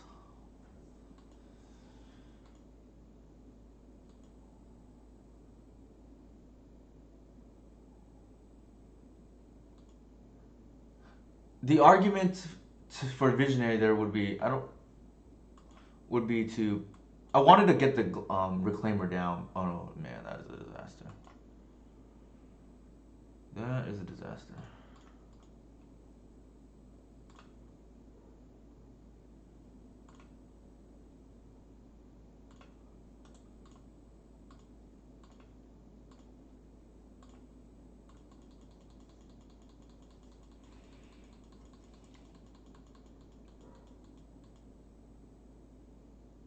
I think they're just trying to find a mentor or a Murktide.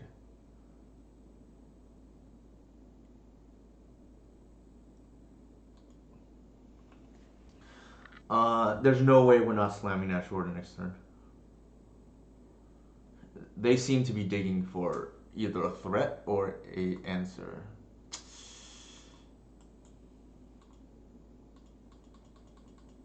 Well, that was pretty bad.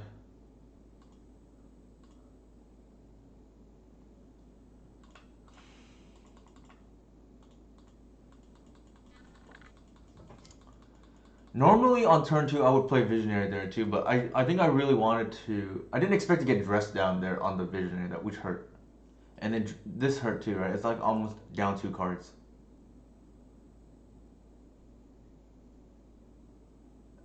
Down 4 if you count the Pyroclasm. Sure. Progenitus not being in our deck is like a thing too. Unfortunately.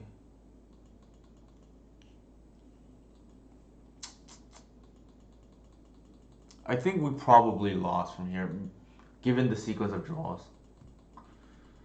Might be different if we didn't get Pyroclasm, but given that we did, I think it's going to be hard to win, given that we drew the Progenitus.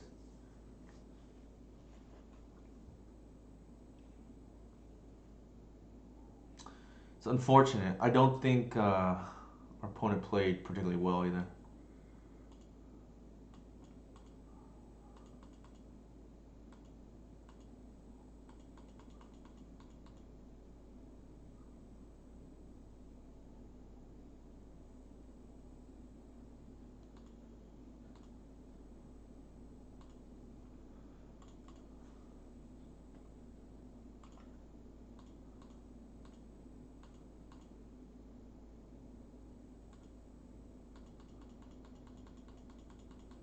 I think our chance here is to allow the mentor to run into the endurance.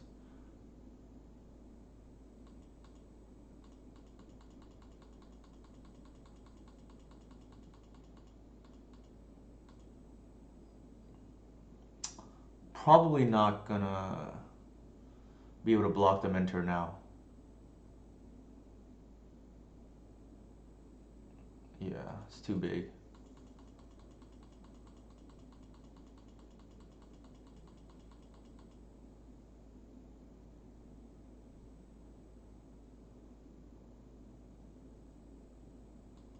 Jesus.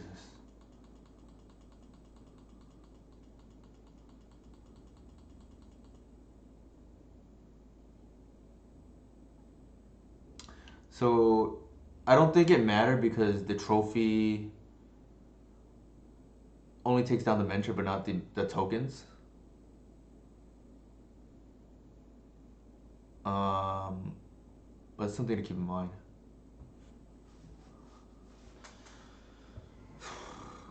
I think what really lost us the game here is the Pyroclasm. We beat 2 Pyroclasms last game, but last game played out very differently though.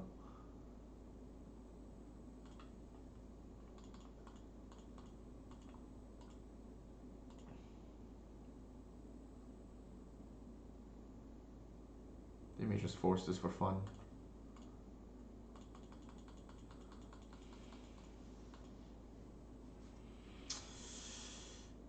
Yikes.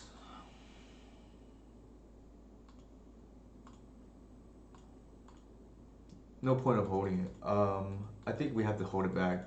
If they have even one spell, we lose. So we're probably, sitting on the concede button here. Yep.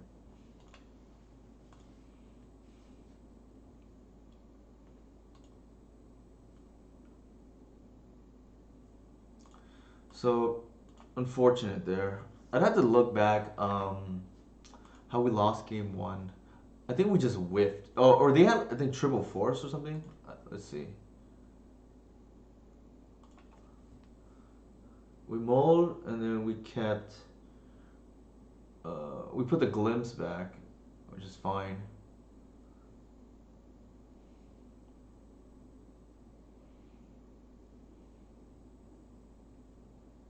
They kill it. We play, I think, the Reclaimer and the Arbor. Oops. Oh no, we just drew multiple natural orders. Oh, actually, now I remember. They played the Narset, and we didn't jam, which I think is fine. Argument to be made, we should have attacked though, so they couldn't get another swords off of it. They played a second Nars. They played the Murktide, which is fine. I think they force here the natural order.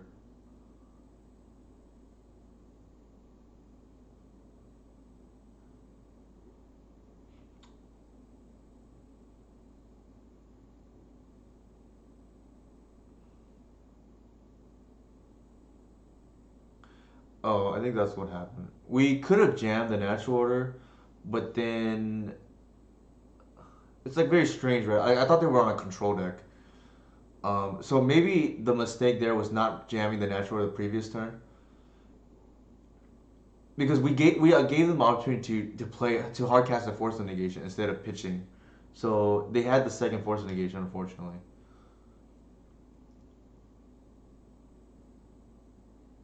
I was like playing around to fairy that wasn't there.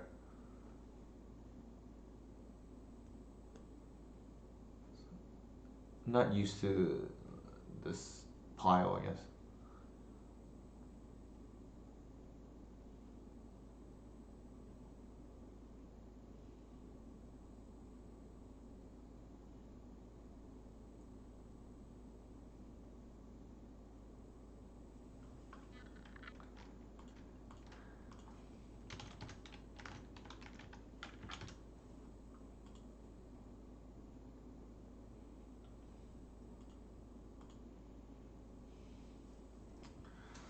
Slow queue time right now.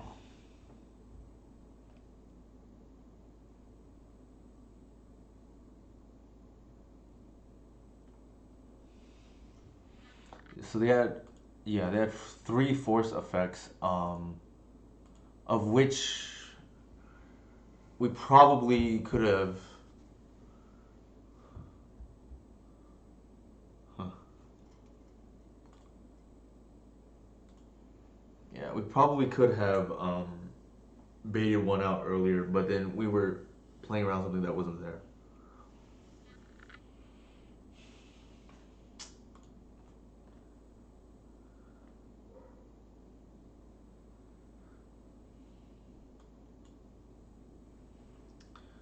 Time to try to redeem ourselves here.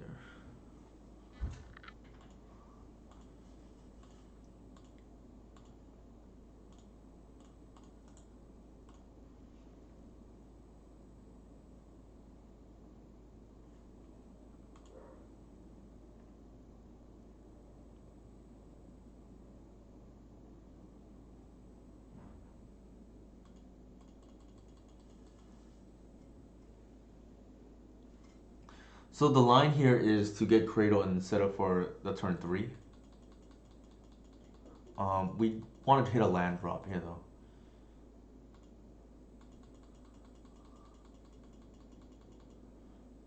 That's really good. We're gonna lead with the Birch Lore. If they want to counter it, they can. This will dictate how we play. I don't think we want to reveal that we have the Cradle in case they want to like back to basics us or something.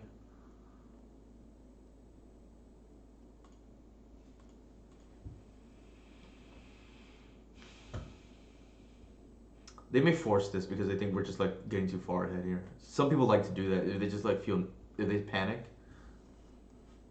that the elf player is getting too far ahead.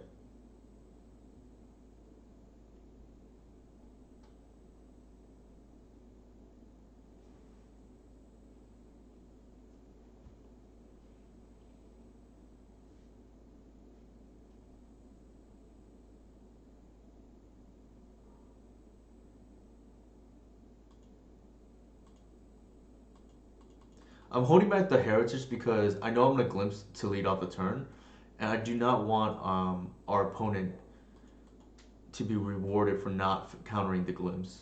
So I want at least one creature in hand to at least cycle the glimpse.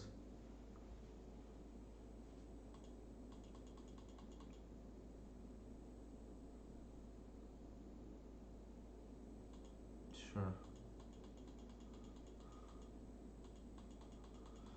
Alright, that kind of plays into our hands anyways. Because we want to do this.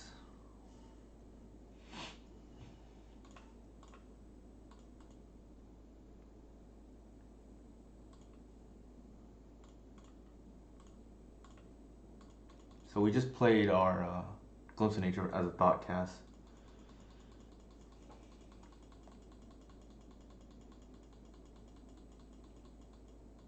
It didn't matter here, but ideally what I should have done was played out the Heritage Druid and then play out the Reclaimer instead of the Birch Lore. Because if we had drawn a 1-drop there, we get a little bit punished for not drawing one deeper.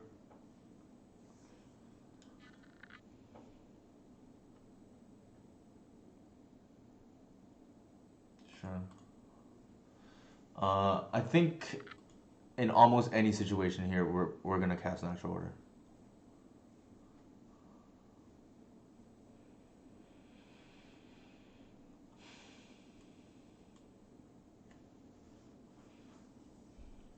Awkward if they had the 1 white mana up because it could be Swords to Plowshares, but ooh, okay, that means we probably don't now.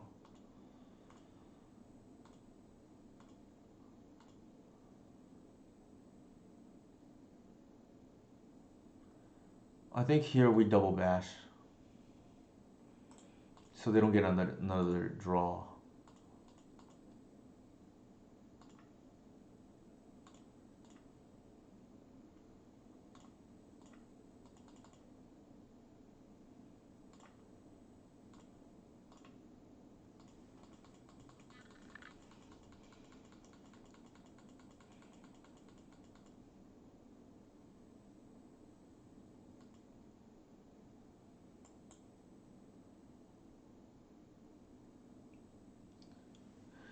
Might be bouncing the Heritage if I were to guess. It's not unreasonable to bounce the Collector Oof as well. Yeah, because the power, right?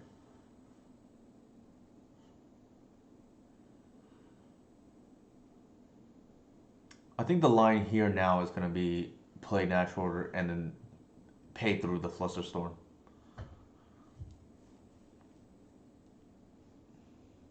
If they just tap out, they make the decision process easier for us.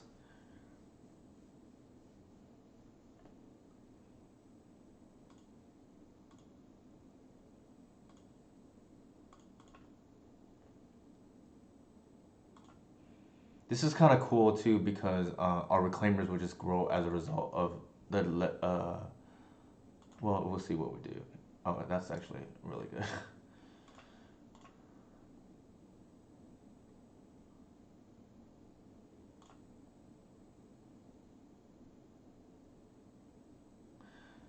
All right, if they have removal here.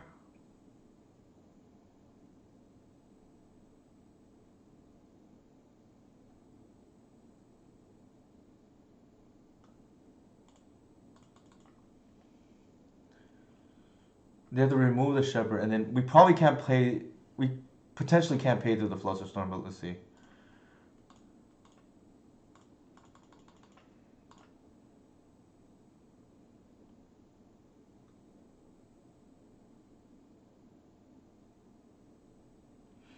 If they dress down here, that's okay. We just get Gris. I actually don't mind dress down. The other thing is, if they do dress down, not only do we get Gris, we pump with Shepherd. So yeah, so they would be dead regardless.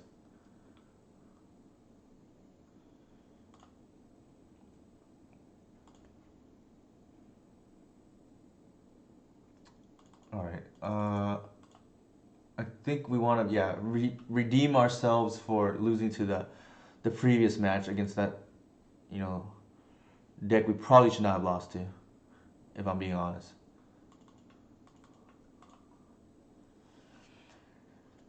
I think our opponent is on the wheels deck, given that they are on Narset, but it's like hard to tell now, right? Like which deck is playing Narset and which one is playing the combo and which one's not. But I think we hedge that direction because that's what we're more afraid of. And then we can salvage this 2-3 league. Thank you for the follow, Ancient Coil. I think so too, Jason, is my understanding of the deck. The only time I don't assume they're on combo is if I see like Stoneforge Mystic or like Endurance. That's like an easy tell.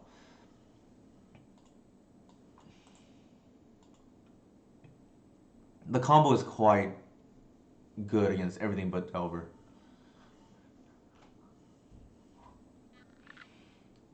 I think given what... Alright, that's pretty cool. I just assume combo now because in, I think, one of the big events earlier this year, it was like a PTQ or something. I went X2, I think like 6-2, and one of my losses was to the combo because I just did not expect it. I have not heard of Infinity Wars, unfortunately, Agent Coil. I'm sorry about that.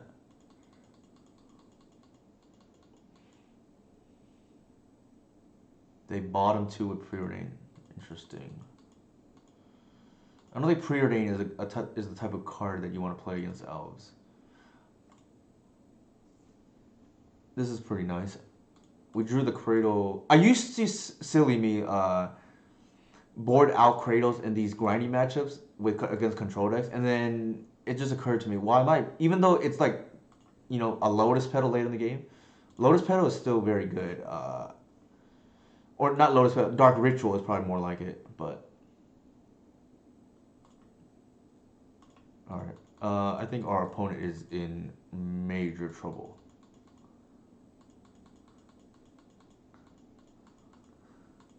Yeah, I mean, I think unless they do something here, they are in major, major trouble.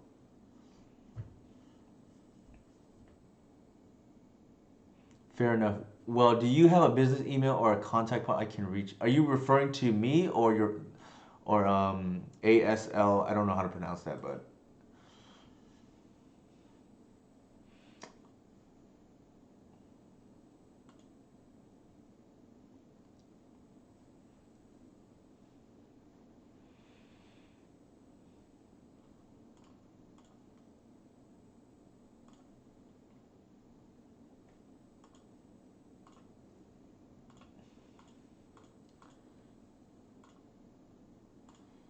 I think here the line is to just spill out a bunch of dudes again. These control decks playing Ends the Festivities is like very interesting from the standpoint that,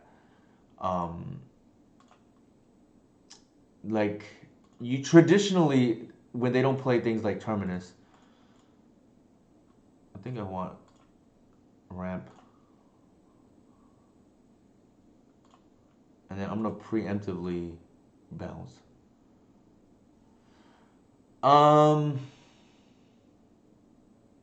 Sure, I guess, yeah, you can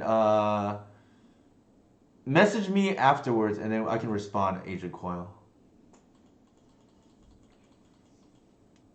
Like, I think if you have my socials, you can reach me one of these ways, but I'll look into it, I guess.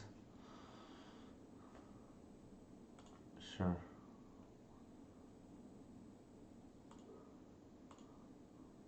It kind of felt like they had a second version. Or not second version. End of festivities given the way or Snapcaster. But I think we're okay with the 2-for-1 there, given that the Visionary drew us a card already.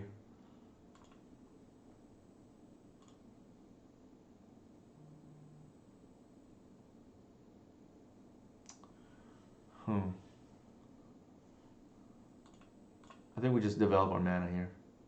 And then we can glimpse the following turn again.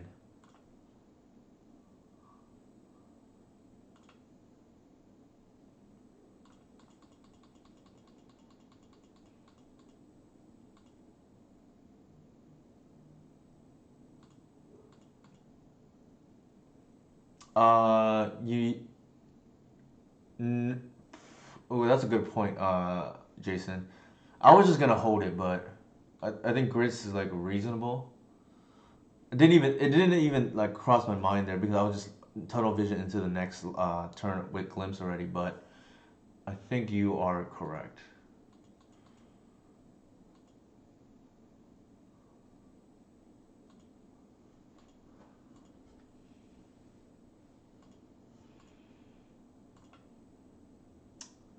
Never punished though.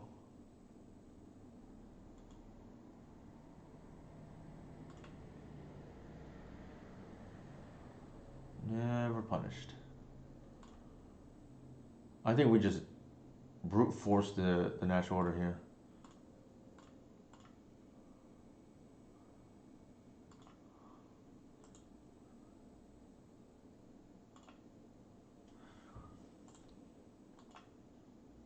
I think it's good once you draw the NO, but reason to hold back Cradle if your payoff is once upon. Yeah, I 100% agree.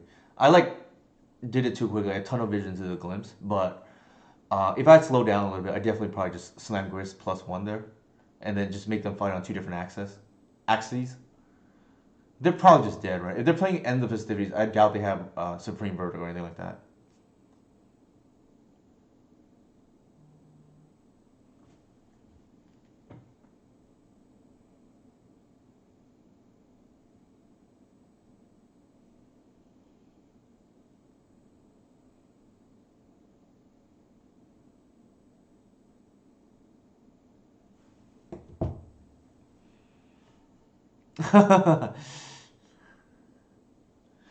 Okay, thank you. I appreciate that, Jason. I know which 2 mana card you're referring to too. It's one we dealt with last turn, last match. It doesn't come up too often, but please don't, announcers jinx us here.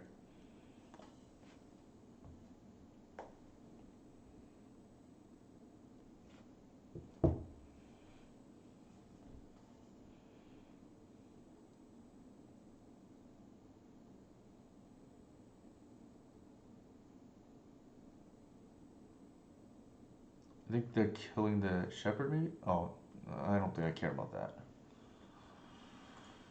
that. That's like the least of my concerns.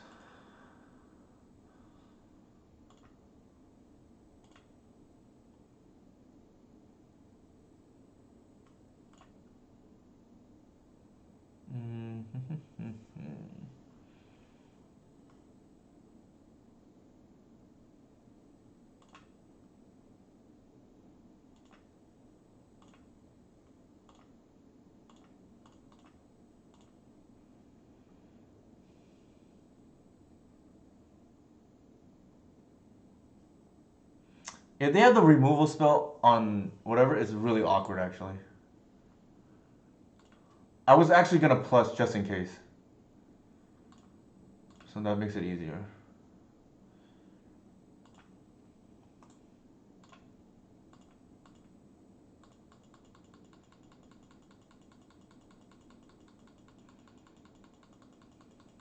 Could just be game here, but we'll see.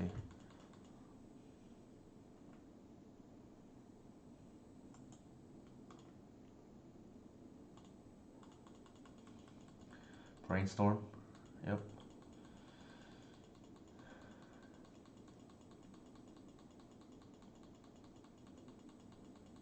That's actually kind of cute.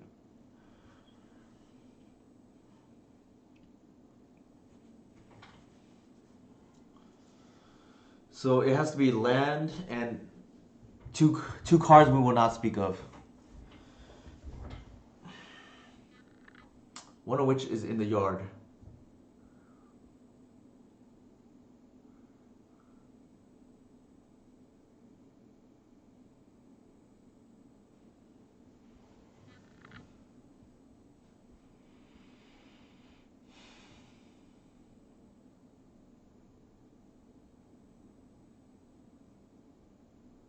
The one misplay here hurting us actually. Yes. The misplay earlier not slamming the Gris a turn early hurting us. As we would have been able to glimpse through the Narset already, and even carry further ahead.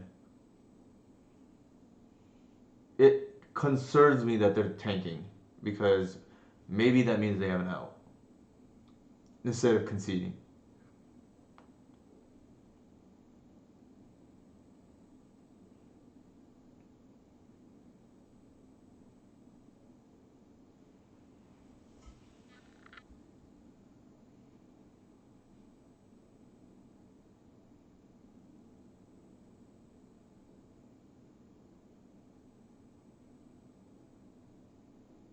Concede, please. Another thing it could be is swords on their own Murktide. Or if they have dressed down and not the other card, well, I accidentally said it, but they could try to do that and then chump, but then I'm gonna minus with my Gris. But we have a creature. Yeah, we'll see, I guess. All right.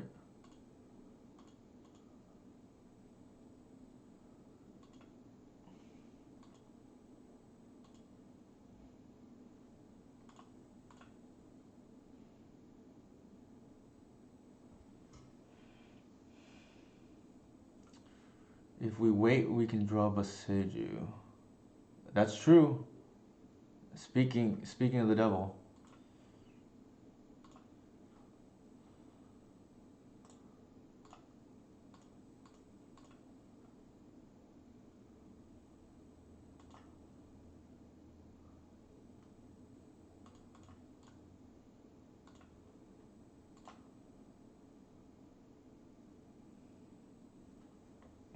I've really wanted to do this, and that's the first time I got to do it. So achievement unlocked. I gotta hand it out to Jason. Jason is pretty much an honorary elf member already.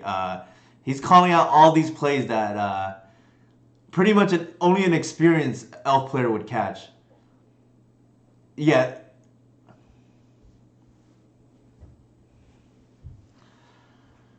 Um, I think yeah, there is a reason to let them block, but it is pretty conservative because what that does do is, well, let me think about that. If they block, they bash for 9, and then suddenly they may have the answer, right? Like they can just plow their own. It's bad if they're yeah, sure. Let me think. If they block there, they can have another second dress down, and we still have the Boseiju, and then we don't have to do it. I guess we can just hold the Boseiju and just play super conservatively. That might be actually the better line. I just really wanted to just hit the Boseiju there. My own personal self-interest, right, of never having done that. Here, okay, probably should have won. Here, I don't think we should normally lose that match. I think this can happen, and I think this means we need to play the fourth removal spell. Right, exactly, Jason. And then this we punted. So I think let's go ahead back to the I love brewing, so let's go back to the collection. I think we definitely want either the second run of foul or or the trophy. Trophy is definitely more versatile. What do you think, chat? Do you guys like the second or girls, guys and gals? Do you like the second trophy, the third trophy better, or the second run of it? I tend to hate this second copy of this, so I'm gonna do this unless anybody have any qualms. Excuse me. And I think with that, now we have a whole litany of answers against. We have to take one card out. I think we have a lot of answers against Merit Lage. Probably the crop rotation doesn't make the Karagas doesn't make sense without the crop rotation. So I think I like the ability to Once Upon a Time for this. No graveyard hate other than endurance, and I think that's fine given that Leyline's not well positioned in my opinion.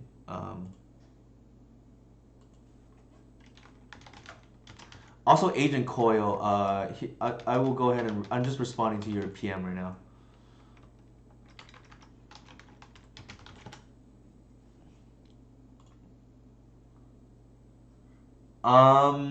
It's like not unreasonable. I just like don't think that's the type of game we should be trying to play. But it is like it is a thing, but typically not something I want to be trying to do. But like I said, not unreasonable and probably still better than the Heritage Druid, if I'm quite being frank. Or I can cut maybe like a Boseiju or something.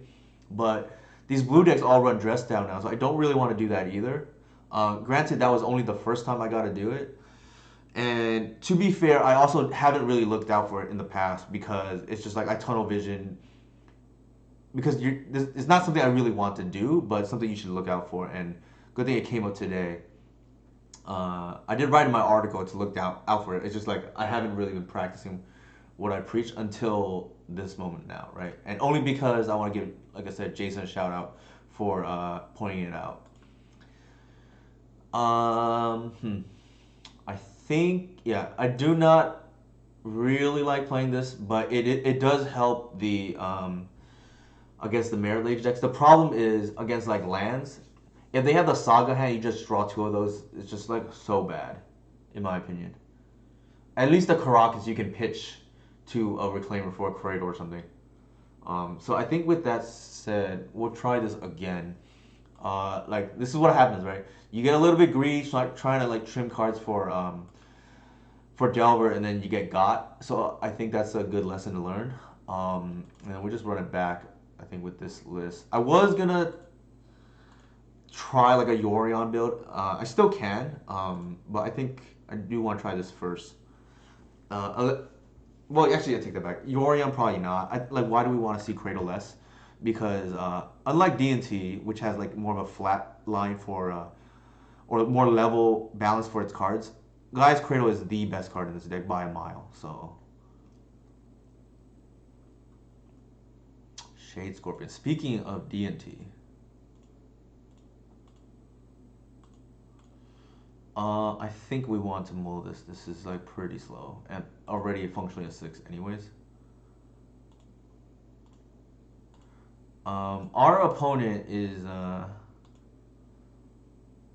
we'll see, I guess. I know they're on D&T, and we shall see how this plays out. Hey Max, how's it going? Alright, I am gonna like super regret it if they have the Spirit of the Labyrinth next turn. But I think you just take the Wirewood here. Yeah.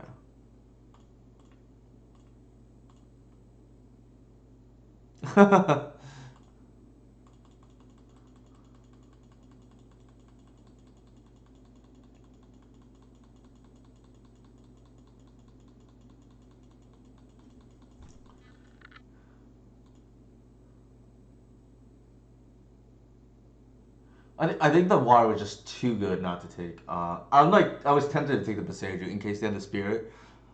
Oh, hi Manisha. I just don't think we should be playing scared.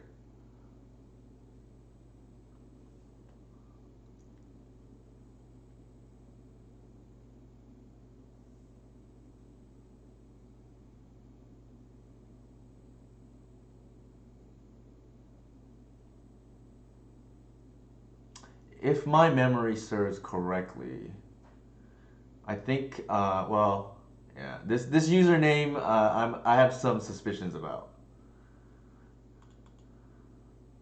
If my memory is correct.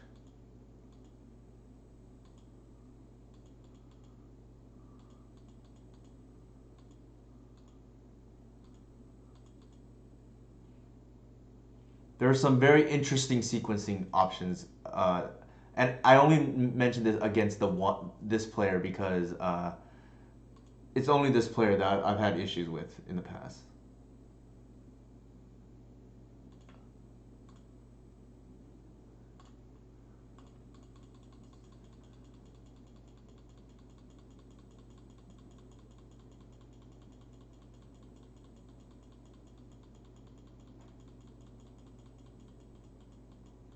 I think if my memory serves correctly, said Reese, the AKA mental misstep. One time, I think it was against this pilot, where they were in the chat. And they pointed out what I thought was really suspicious, and the one turn I gave a priority, they wastelanded me when I had Reclaimer out.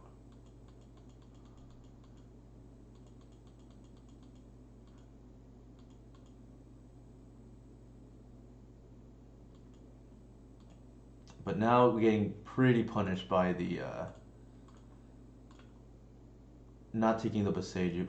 I think it's correct not to take it there, but again, it's only been what 3 weeks since Boseiju's been released, so there is that.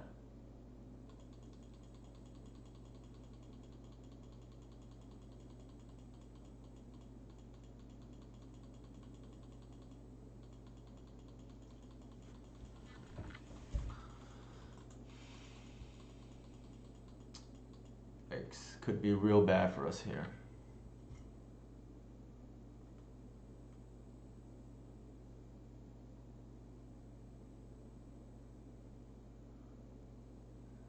Let's see what they do. They have the land. They can, sure.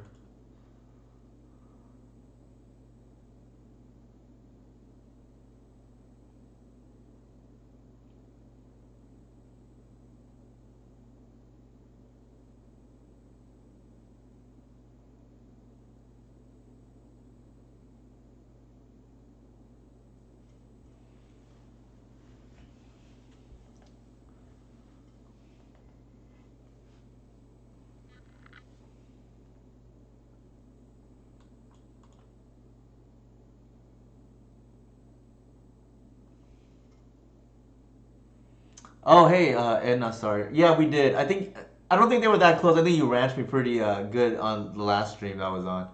Last on 2 nights ago on Tuesday or Monday, sorry.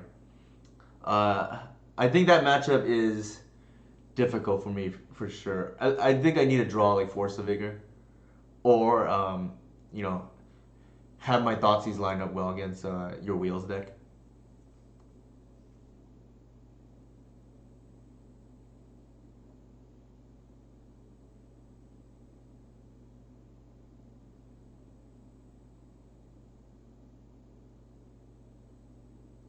It happens. All good. I'm glad you were able to, watch it and glean something from it.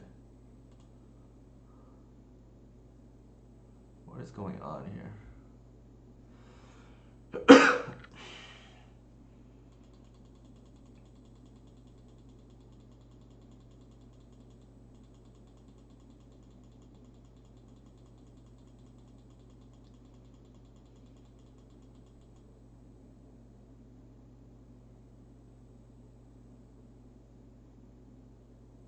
Oh, cool. Yeah, maybe I'll check it out. I didn't realize you were streaming. I usually don't check out too many other people's streams, but good to know.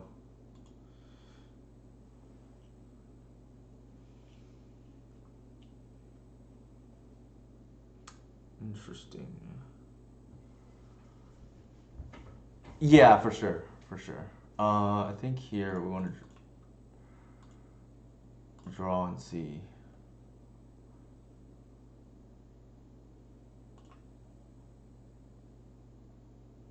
Hmm.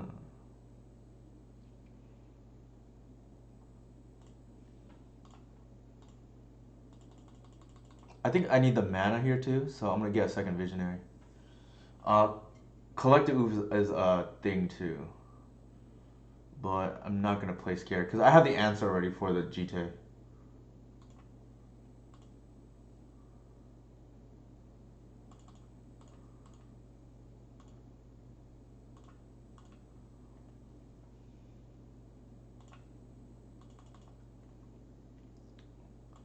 Hit one drop here.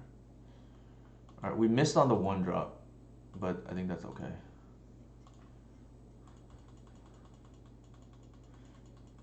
Interesting that they left up the port.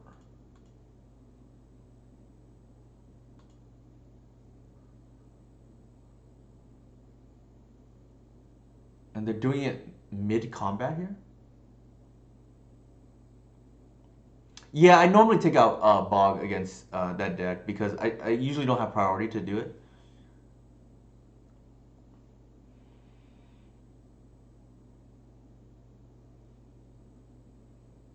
What is going on? It might be the commander then? The Cathar, whatever the enchantment thing is.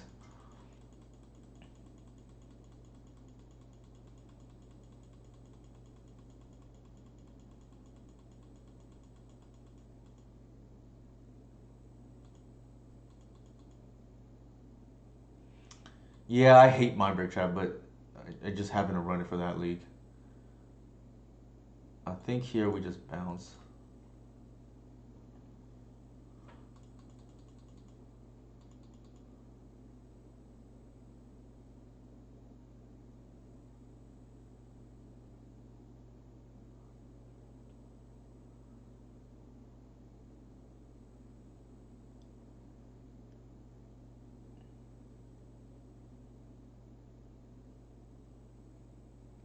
John K. Why does that sound familiar?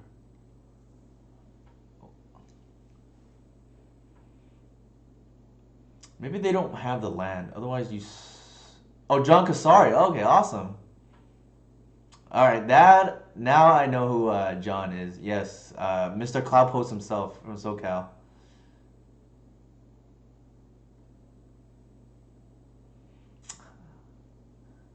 Sure. All right. I think everything that is given everything that just transpired here, our lines have changed a little bit, but still okay. I think. I think we play this for mana first, so we can do more things with the cradle, and then let's see what this one finds us. The collector oof is quite good. The issue though with the collector oof is, yeah, actually, I think we just do that.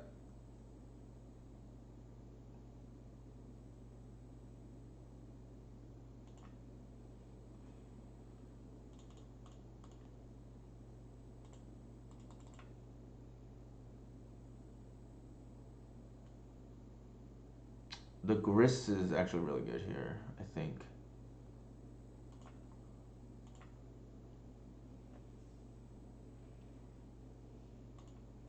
Yeah, the deck is really good, I think.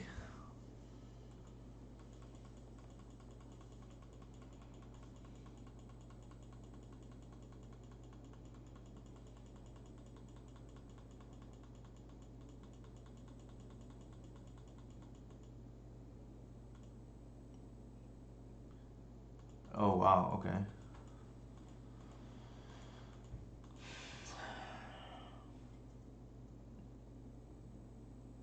So we go to 10. And we know their last card is a GT. They also have the Richard import up, unfortunately.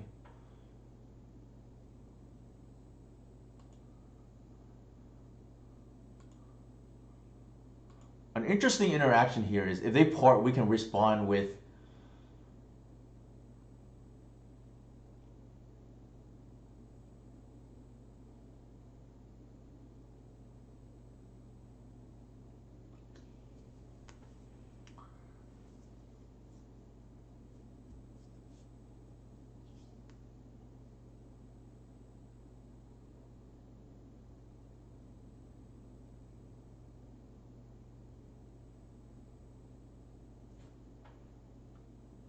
Yeah, we can respond with Once Upon a Time into the Boseiju, their Spirit of the Labyrinth. Depends what we hit here, though. Yikes.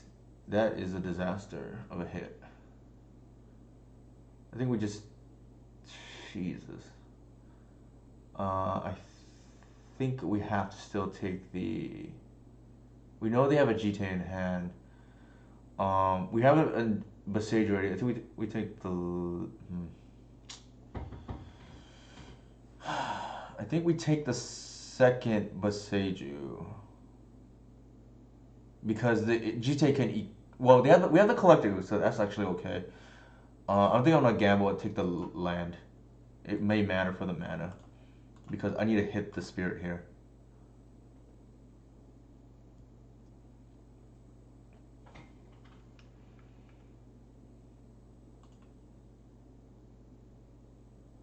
Nice.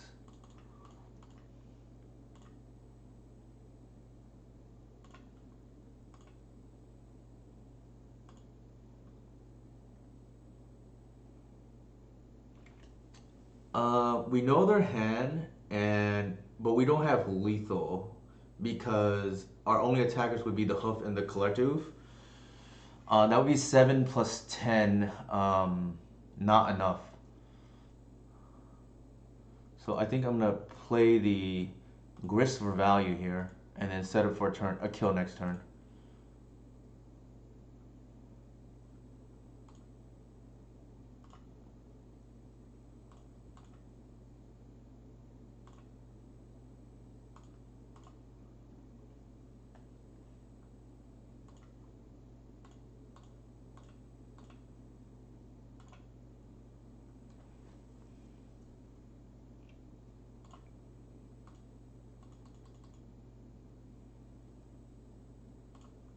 I think we can bash here for free, given that we know they have a GT. I just want to make sure though.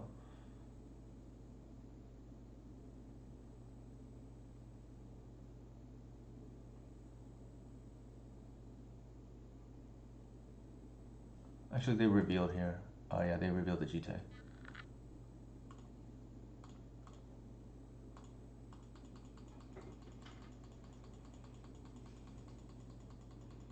In case them being at 18 matters. Presumably they're gonna hit our grist here, and we just kill them with on the backswing with natural order. We just yield through the turn.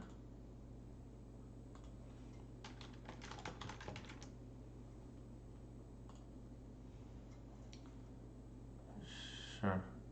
No blocks.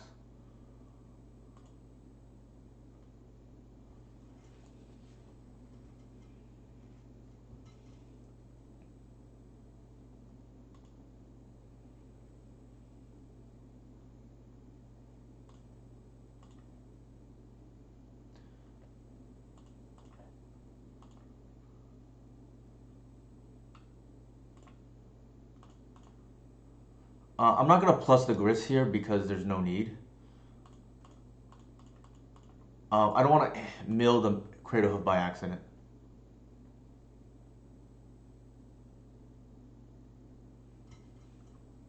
That should be game.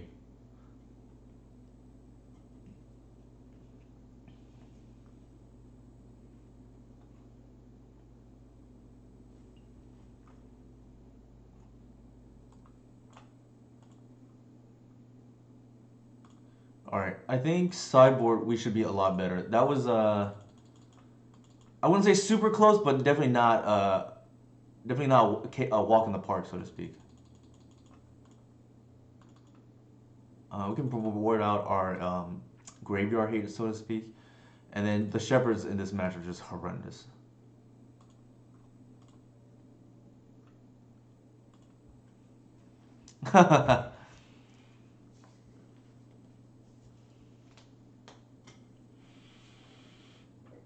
Yeah, I didn't realize, John Kasari, that you played Moto, but that's pretty awesome, though, I think. I just know back in the day, I used to go to the store called MTG Deals, and then a guy who worked there and is still friends with me to this day, John Hardival, mentioned you a few times. I think being on that deck, that deck as in Cloud Post.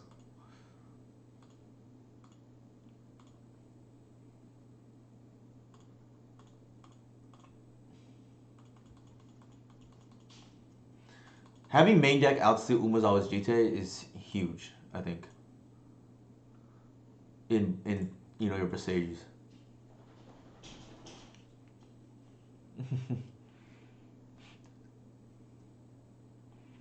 I think it probably doesn't matter this matchup, side of Norna. They have so many like, X1s or X2s that we're not gonna be able to get through the ground typically. Yeah, yeah. John is so both Johns, but John Hardival is not too proud of his reanimator days, so to speak. He likes to forget that he was once a reanimator player.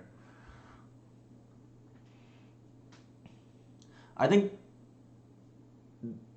if I had to choose here between the Boseiju and the Cradle, well, I have no choice here, right? Because they're gonna port. But typically speaking, I would just sandbag the Cradle. It just does too much, in my opinion.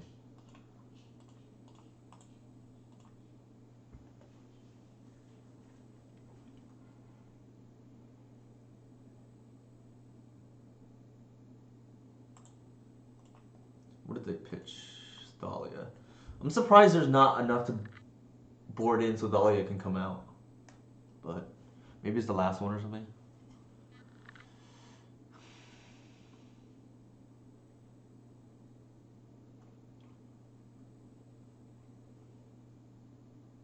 Alright, I'm gonna get ported again here.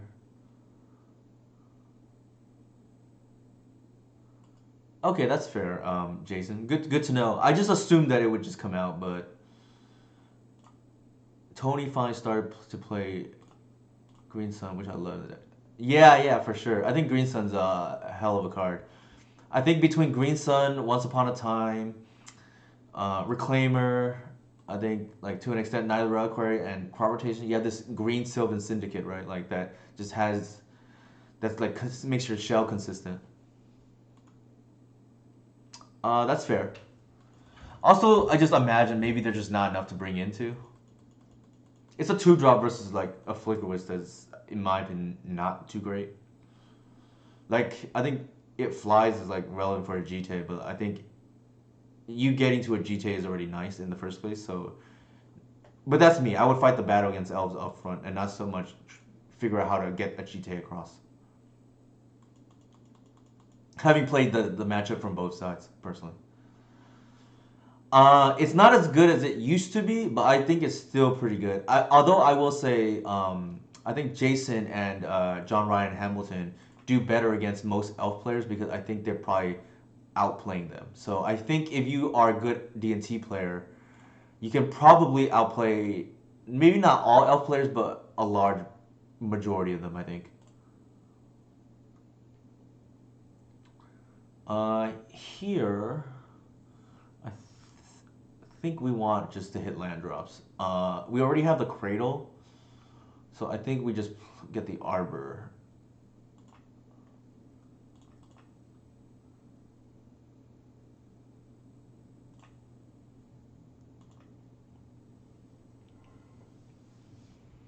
The Spirit is definitely very annoying. Yeah, so not only minimizing your mistakes, but what I've come to realize is minimizing your fail rate, and that's actually why I went up to 4 once upon a time, because I just do not want to mulligan with this deck.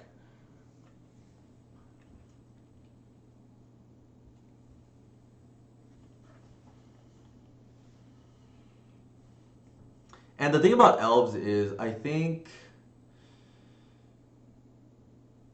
a newer elf player can cost themselves matches by not sequencing correctly. And this is something I mentioned in my Discord, that the reason why I think that elf win rate against Delver is so low, at its all-time low actually in my opinion, or not my opinion, but based on the stats that I've seen, is because I think elf players sequence sloppily, and the control decks can't really punish that as much. And in the combo matchups, it doesn't really matter because it matters if you have the hate or not. But you really see that manifest itself against Delver, in my opinion, because of Daze and Wasteland. Yeah, but Sage was just huge in this matchup. But just in general, too. But I think that's why, based on the numbers that I've seen, that I think, I forget who posted it, but it's like, I think it's like Coke Magic posted a couple months ago that it was like 42% against Delver, and then Inigo Runcore mentioned that he thinks it's actually even lower now, so like maybe in the 30s against Delver, which is kind of insane because historically speaking, if you ask the Legacy community, like Elves is one of the de facto Delver killers, and it's not the case at the moment. At least not for the average player, I think. I think my win rate, like personally, is fine, but I think it's also because I don't necessarily cost myself wins by sequencing improperly. Yeah, so Unbad Mental Misstep mentioned it, right? Like, I think Elves has a really high ceiling. It's just that when played poorly, the deck looks really poor because you have a low floor too, right? The mistakes are usually not just mistakes, but game-losing mistakes.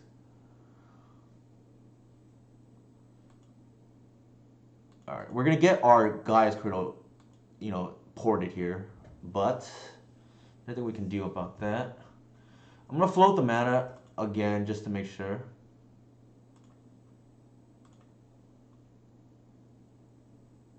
Oof. All right. We're just gonna play our Visionary because we eventually want to just get more mana with our Heritage Druid, right? Even though it doesn't make, we don't get the draw here. We're not gonna. I think we need to respect that they're gonna port us every turn now, unfortunately. And also they have a Vial on 5, so that possibly means they have a Solitude.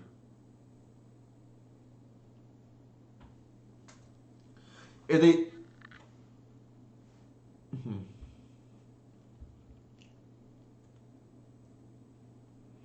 they hit our Arbor here, that's problematic off a Solitude.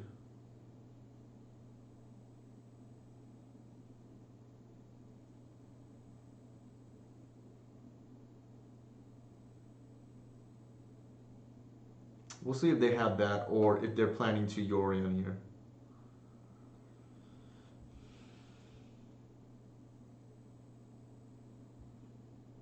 Alright, so they have the swords for the Arbor.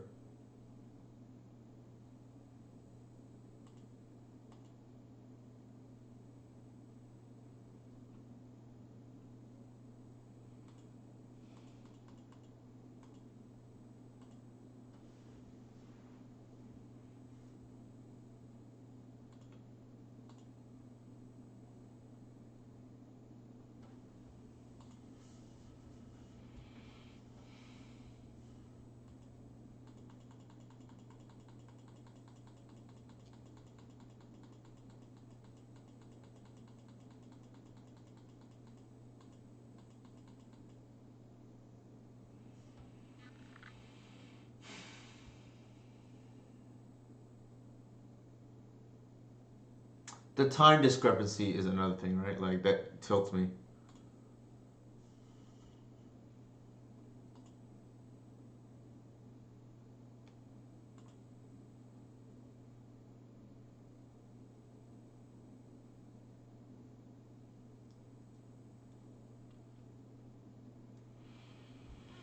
I feel like they have a Solitude, but I could be wrong. Like this is on 5 and they have, well, it could just preemptively getting Yorion.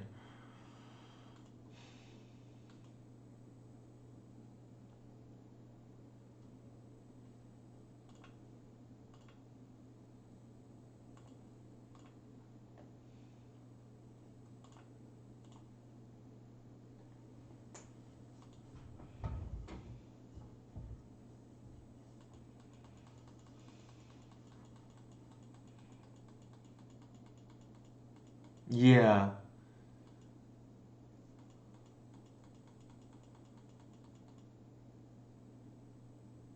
It's definitely happened where like I've lost to some the worst feeling ever was I lost to somebody with like 10 seconds left or something, and then they actually missed the line too, the lethal line. They were on TES, and then I conceded the match before they actually did not have Storm Lethal, but that was probably the worst. And I was at like 22 minutes and they were at 10 seconds left. The tilting part was they even missed lethal, and I just concede. I right click concede because I just thought, oh, they're just gonna get it right in the nick of time. I think here, what is going on? I think we definitely want to do that. Solitude.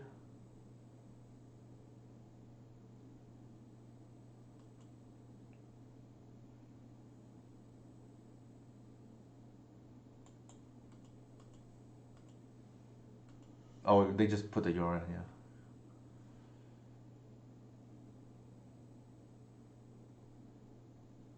I don't think we care about the prelay on 4 at the moment.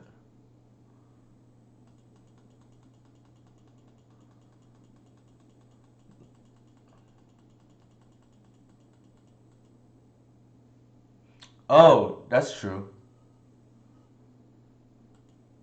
Yeah, that's fair. I could double.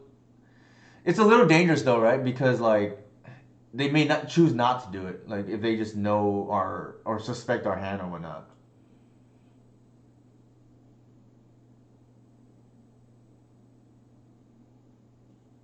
Right, unless they are extremely aligned, like you said.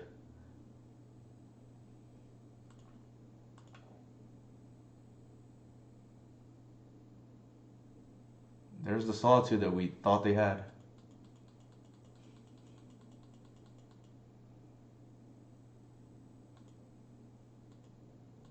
I do not think. Well, actually, that's not true. We have outs. It's just like, hmm. All right. They hit a Warwood. This is actually kind of good, I think.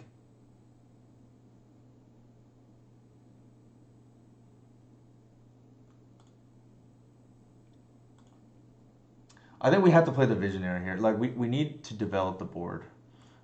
We expose our hand to Wasteland, but that's okay. Um, they might have. I have not been paying attention. I should.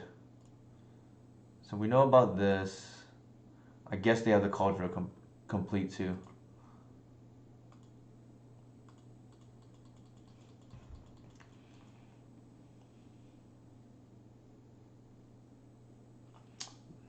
I will apologize to chat. My attention span in this match has not been great because I've been trying to answer the story about John here.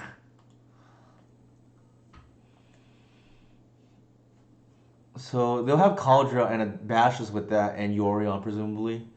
That puts us on a 3 turn or 2 turn clock really. Cause given the haste. No, you're good.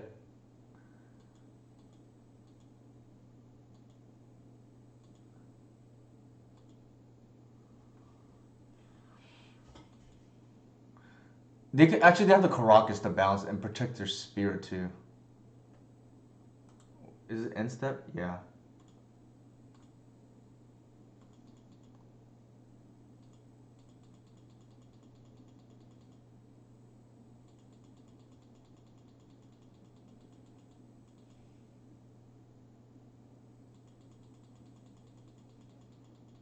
This is pretty gross actually. Shout out to Jason for the innovation playing Yorion.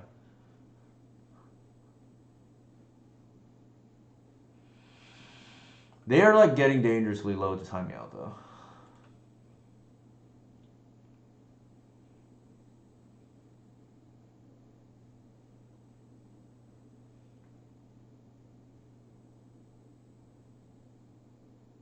Yeah, for sure. Yorion, I definitely have been on the wrong side of it, so definitely think it can be very good. Actually, I should not have X'd that.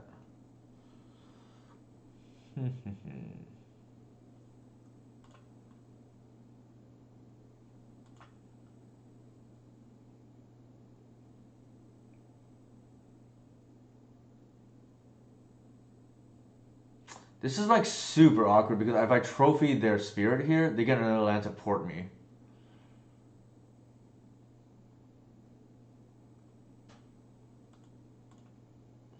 But I think well, let me think. We get hit there. Yeah, I think we just do it now. I think we have to buy time. We're up a game, Jack.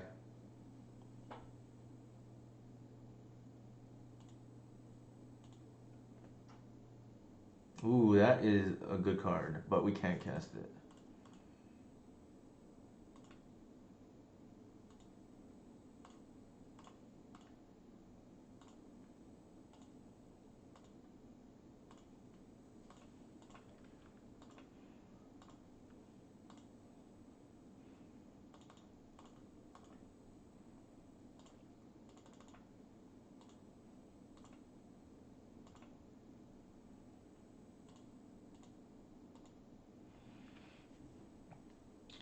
All right.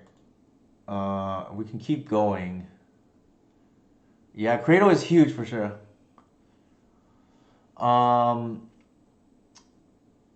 Let me see. They deal us minimum 9 probably. Well, because we can technically block, but I don't think we want to.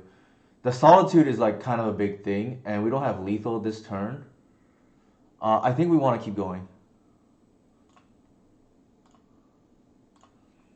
And here, I think we're going to go ahead and green sun for 2.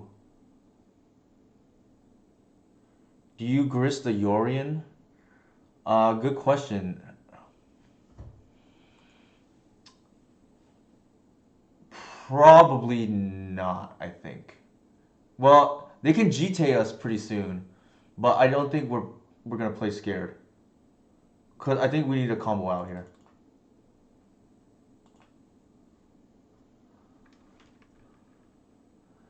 Actually, I messed up. I should have gotten a wirewood there. That was a mistake. So I still can get the thing, but it's like not as good, right? I blew, yeah, I blew a mana there, just by negligence there, but that's okay. And then we can do it again. Actually, yeah, I think we can do it again. We have multiple green suns now. Kicking myself a little bit for the misplay, but I think in the grand scheme of things, it's not gonna matter. Famous last words though.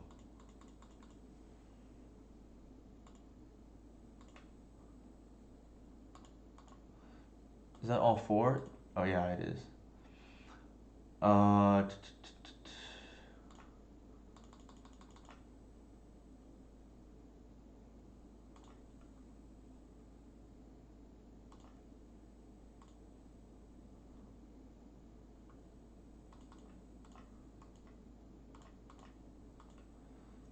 Here we're just gonna get the collective.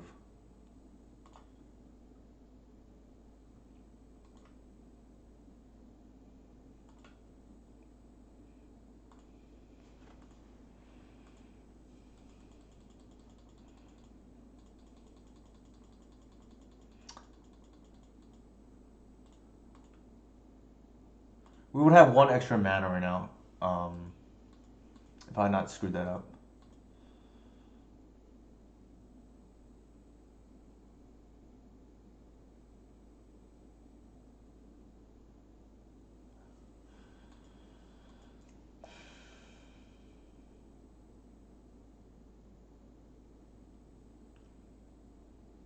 Yeah, we could have used this green sun to get the arbor out of the deck, but we wasted a mana because I like tunnel visioned into another line.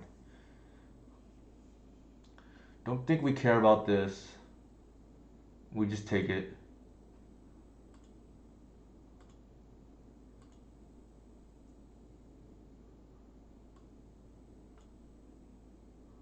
We know they have the solitude, so we have to be careful.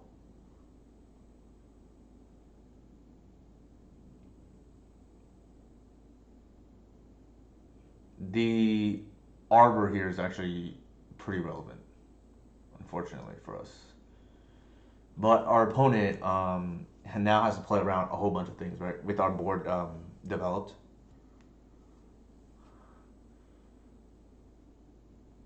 It is definitely big sad. I think, what are they doing? They're going to hit the oof, maybe? Sure.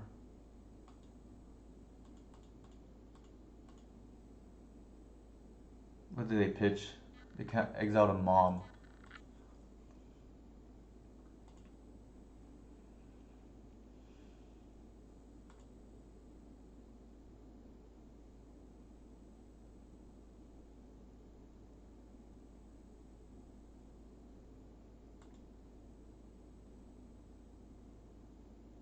So they're gonna get potentially another solitude, but we'll see.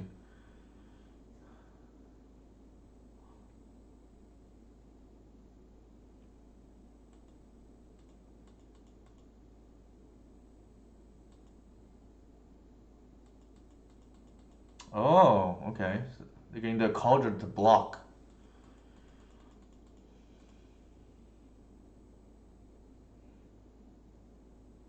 Yeah, I think maybe the clock is now affecting them, right?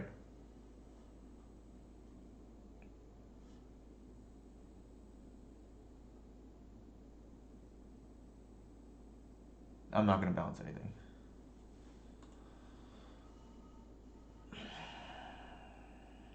I need the mana, so there's no need. That's okay. And we dig pretty deep here for a cradle. Boom. I think it's game.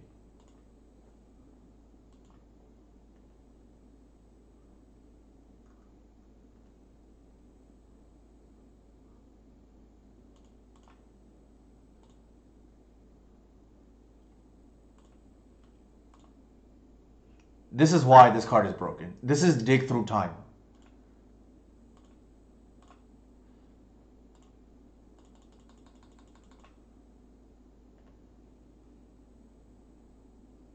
That's like a million. I'm not gonna even count. Yeah.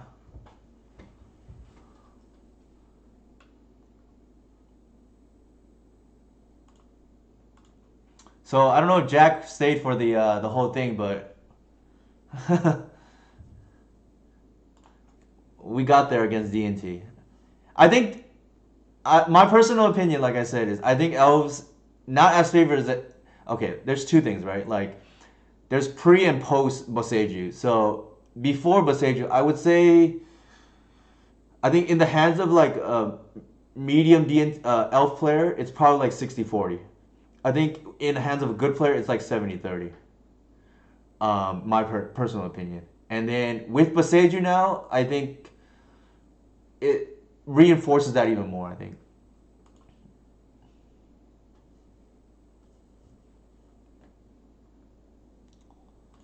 This feels like a reanimator player. Yikes. I think I have to keep though.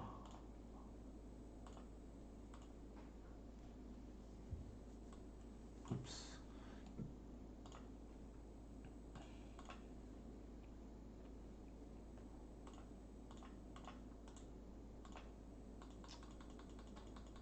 So we were like pretty behind all game, but our opponent didn't pressure us hard enough. So all right, looks like it's Delver. Oh, no, actually, what is going on here? Badlands? Could be like Grixis maybe? Delver? Bog, ironically, very good in this matchup.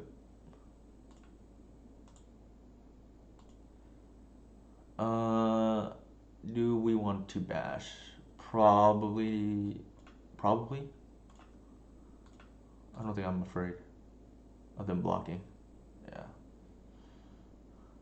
I think here we probably bounce, but I'm okay trading with Channeler.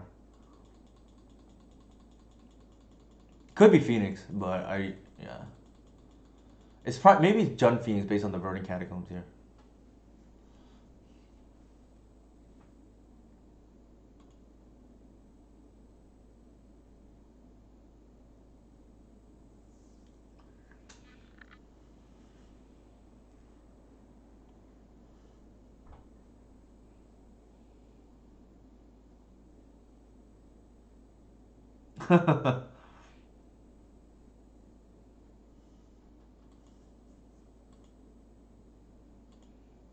I think they should not have done that, personally.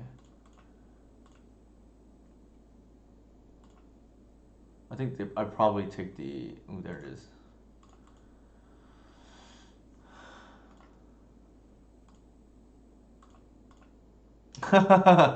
There you go. I probably take the Visionary there actually instead of the Glimpse. Uh, Argument to be made to take the Unnatural Order too, but I feel like they probably have the answer for it. Like maybe this might be Phoenix, like hinted at. This is actually a very scary card, and I don't mind the trade. I think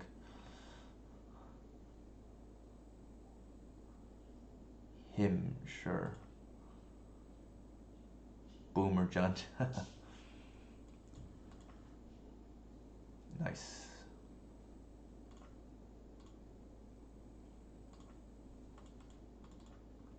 So pretty nice here. I think we get to like refuel a little bit. Yeah, Taiga game, exactly, right? Yikes, that's not the card I want to draw. I think here, do we trade again? Probably not. I thought they were on a blue deck, but given that they're on that, maybe not.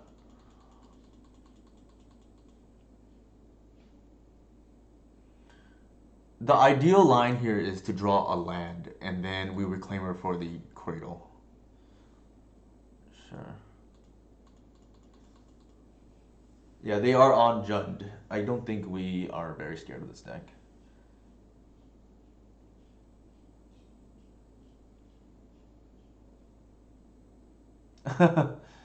Punishing Fire.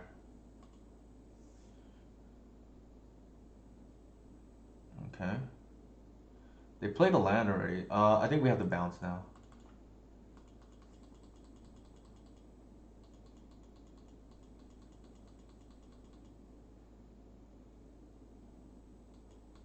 Oof. That's a lot of removal.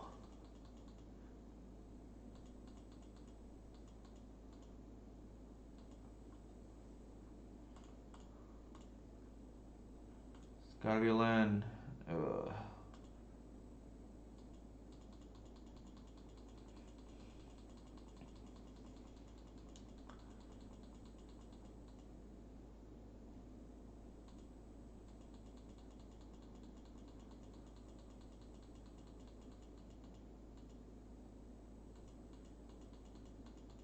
Now I kind of regret attacking there, right? Like with the Wirewood because I turned on their DRC.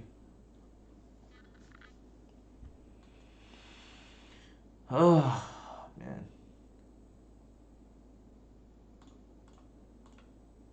Oh, I just misclicked. I meant to click the Once Upon a Time. Well, that's annoying.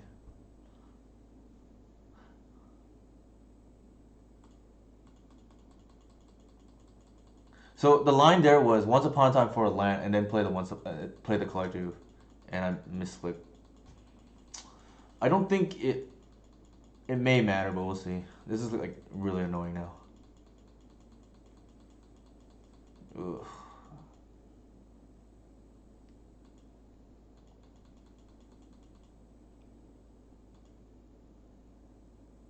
Well, that was bad.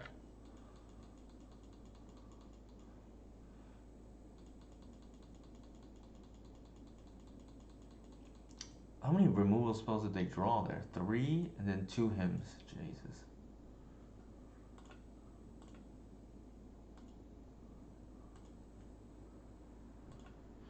Nah, it's my own fault. Like, I just one didn't expect Jund. If it was Jund, I probably don't attack with the Waterwood. And two, my fault for like misclicking.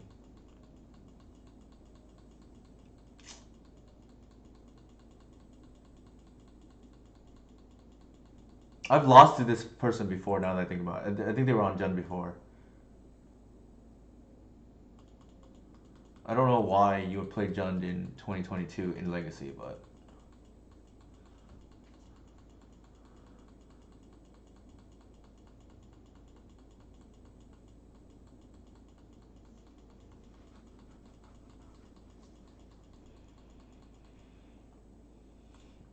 you gotta block. That's a bad attack by them.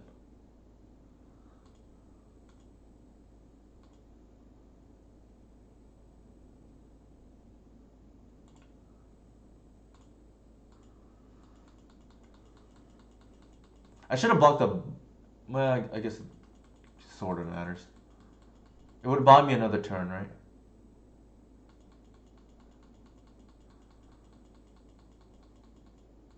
We're just dead regardless. I don't think we're beating this. We have a lot of dead cards in this matchup. And we drew not great.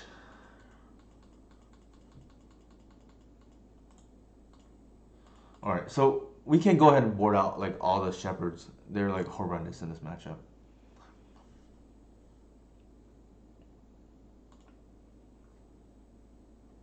and endurance is like really good. Uh,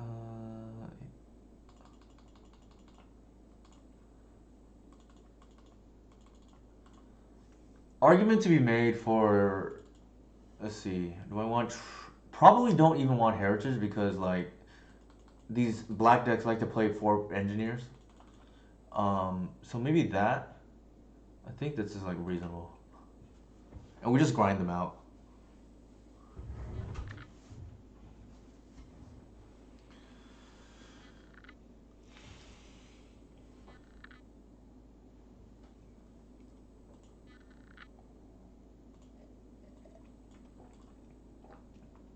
The game plan in this matchup is like very straightforward. You just try to natural order them.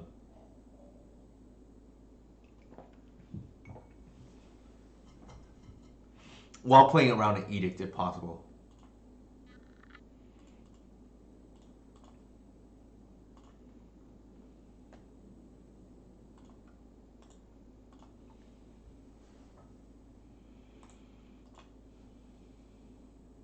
Gris is real good too. Sometimes you have no choice, but if possible, you play around it. I'm gonna fetch Bayou here because we're flooded anyways. If they want to waste us, they can.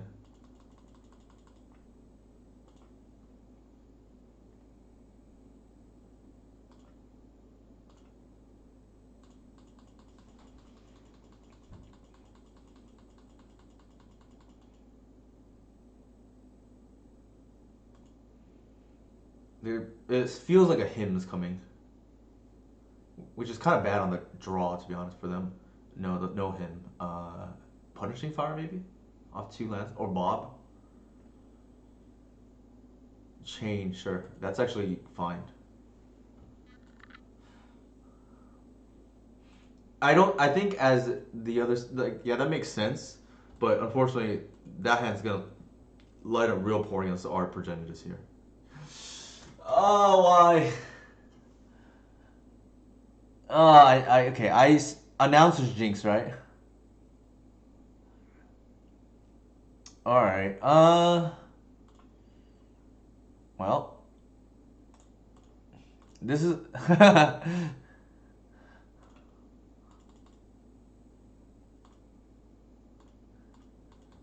It's okay. I think we're still in a good spot here.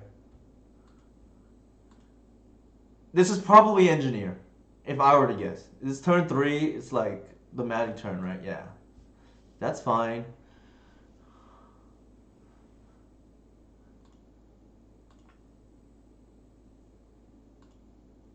It is still okay. Let me see what this does. If the player doesn't discard a card, yeah, we can discard the progenitus and natural order for it, which is kind of funny. Uh,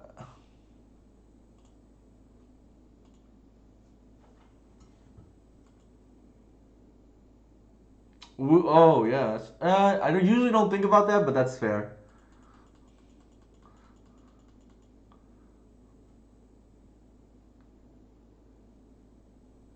You have got to be shitting me. Oh my god. Well,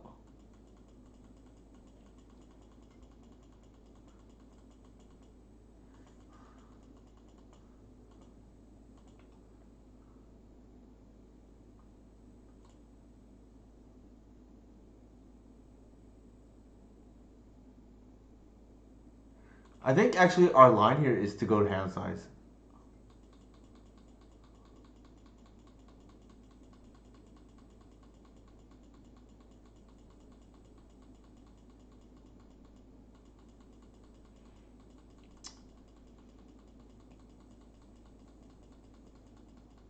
Really, really unfortunate sequence of events here. We lost game 1 though.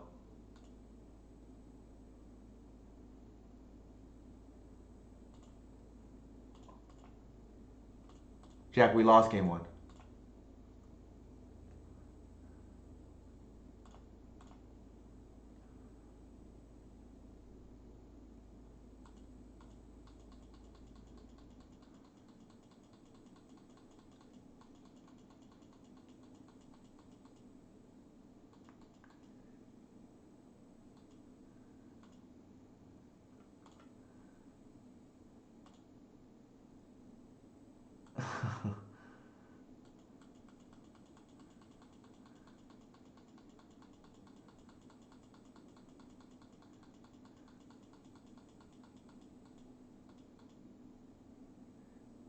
Neto is not a real legacy card, Jack. Oh, they've given us an out.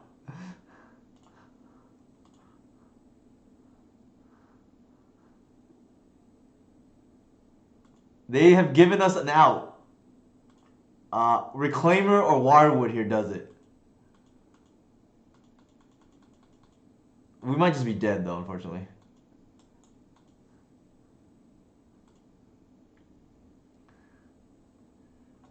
Yeah, I think we're just dead here because they can just tick down Liliana. They're smart. Maybe that's, asking a lot. Yeah, for sure, Jason. I think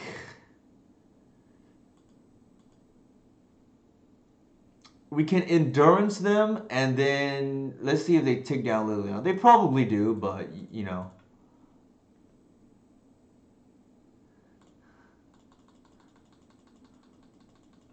Actually, if I'm doing that, no, let's do it this way. Let's see if they make the mistake. We're gonna get big boy reclaimer out there.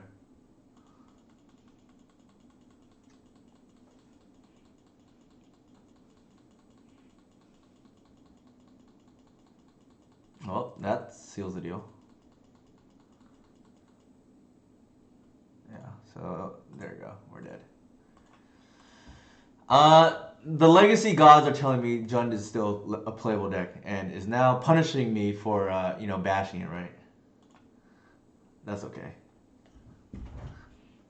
So okay, there's some debate on chat like about Nettle Sentinel.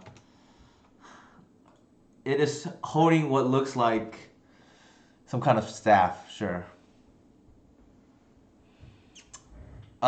This card I think is very strong in Pauper. I will say that.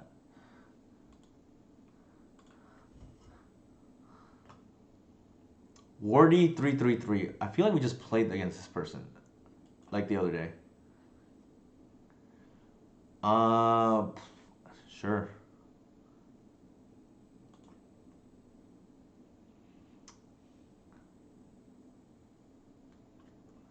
Wait, why are you wowing, Jack? What's the debate here?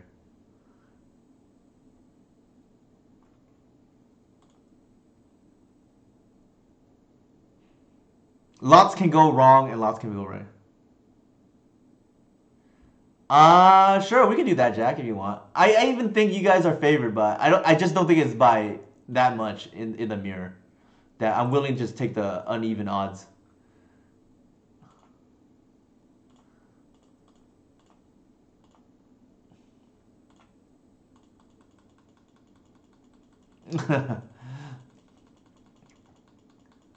I think personally, Nettle Sentinel is win more these days, Jack.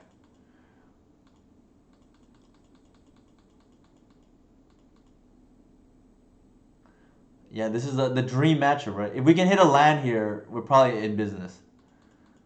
No, this is the Susurrus deck, I think. Okay, so Jack, what is the bigger crime? Cutting Nettle Sentinel or cutting Query Ranger? All right, time to lock him out, right?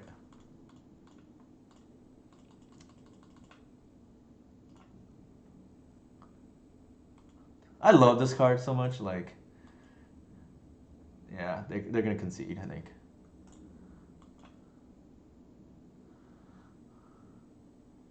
Query Ranger I actually like. I just don't have room for it. Okay, you cannot line this up any better.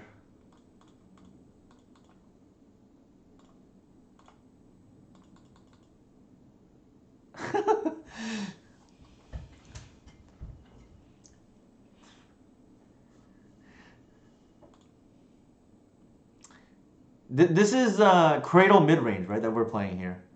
Believe it or not, I posted out on Twitter. I don't even know what the results are at the moment. I should check. Is Glimpse untouchable in this deck? Force of Vigor here is good. Trophy's obviously good. Actually, this is the combo version. What am I doing? This is probably not what we want to be doing. I think we want to seize them, like, This game is not gonna go long, so I'm just gonna like cut the.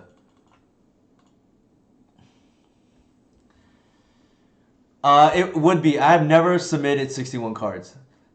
So the only time I did not, sure, I'm not a purist, I guess, in quotations.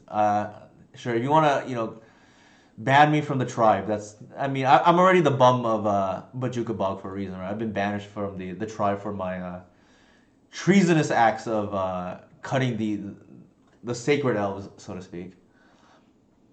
I think trophy's like pretty good again if we need to deal with like a Karn for some reason. So let's do that. We could probably just go down to one. The Caracas, probably not.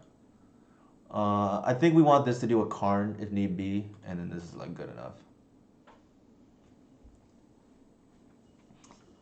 If you want to get cute, you board the progenitors so they can't lattice you. But then that only matters if like you have an oof out. Ugh. Believe it or not, this is a keep because of the Thoughtseize. Sure, if we want to be traditionalists, we should bring back. Actually, Jack is playing Land Worlds. To be fair. Yeah, that's fair. They sometimes have creatures like this though, so maybe I just misboarded against them. They have manifold keys, so I just assume they have the like Turbo Karn.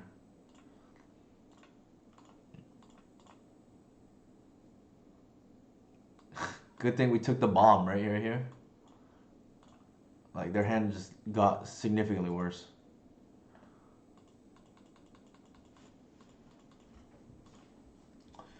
Vault of Whispers. That is so ratchet. That's a good one. I like that. Alright, they are doing something here. Don't tell me that they just top deck the salvagers. That's what I was gonna say. Man. Alright. We still have a decent amount of time, I think. Their hand is pretty garbage at the moment.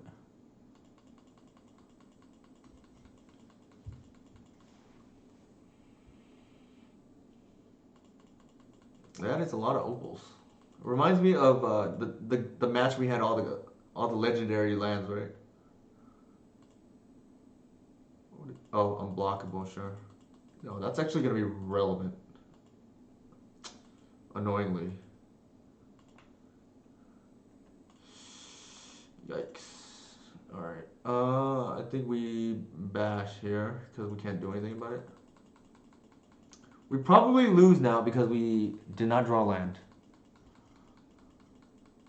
Because they can just like do this 2 more times. Sure.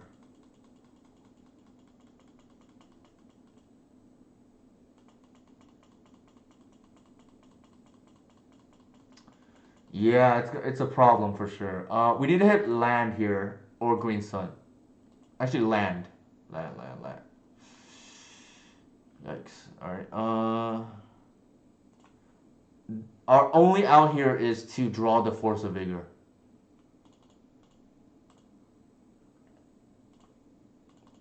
Land is okay too. Or I should have specified. When I say land, I meant cradle. Mm-hmm.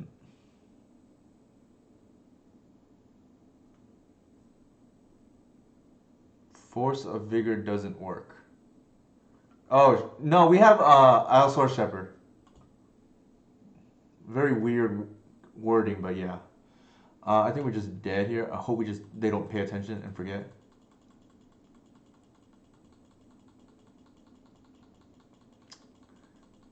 If we had drawn that second land in the at least one of the first 3 turns, we'd probably win, but it happens.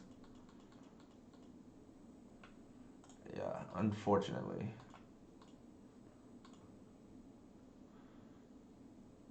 All right, on to game 3. I think what is going on here? Like, are they just an aggro deck then? If so, I'm just gonna board out Seas.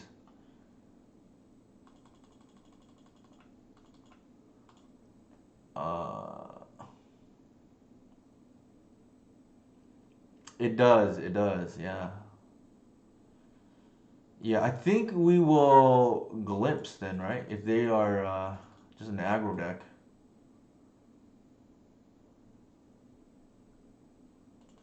Take that out, put in the visionaries. And yeah, I think we want to do maybe not that.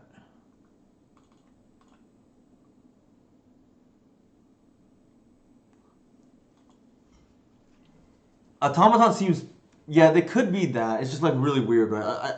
These strategies that have like play on different axes is like harder for me to gauge what to do. I've only played against a turtle like once so far. I think the matchup is like really good, so I'm not too concerned about it. We drew our Haymaker here. This card is like quite unbeatable for them.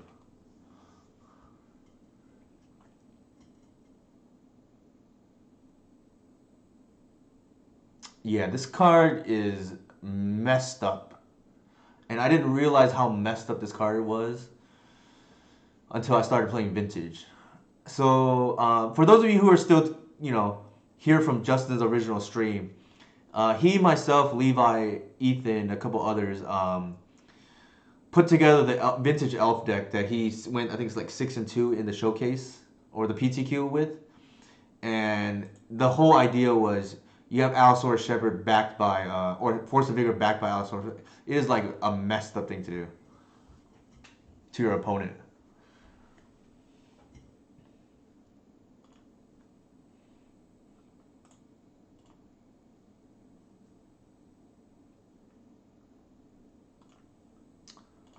I think here we just ramp.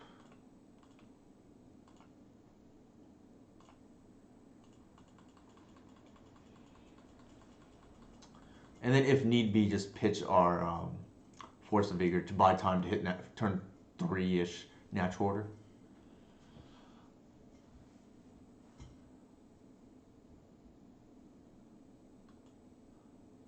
Flyabolic Edict.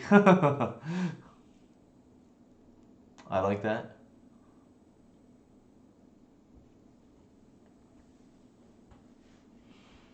Yeah, I think Fox is referring to Sudden Edict when he says that. I think the Ratchet, honestly, we don't even really care. Like, I'm not gonna waste my force here on that when our plan is to natural order them.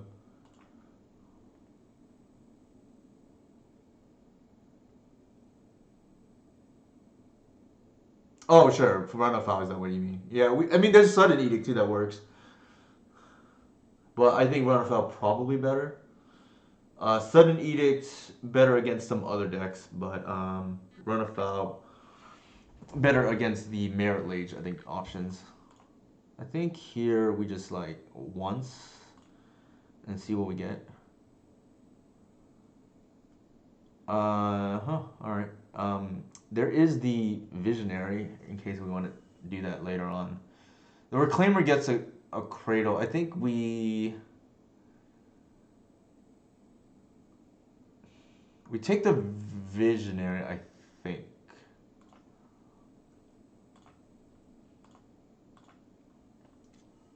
Because we're gonna let them blow up our Heritage if they really want to. I don't think we care. Or if they don't, we're gonna pitch the natural order. I'm not gonna jinx ourselves and say we're gonna draw a certain bad card right now. Our natural order target.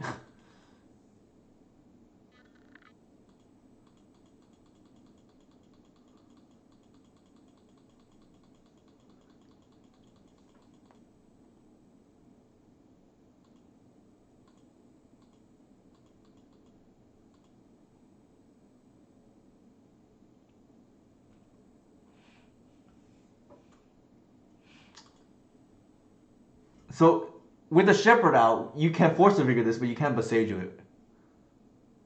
Yeah, let's not jinx ourselves this time and just like screw ourselves. Come on, let's go. I'm gonna yield turn. Actually, I should not do that with a Force of Vigor in hand.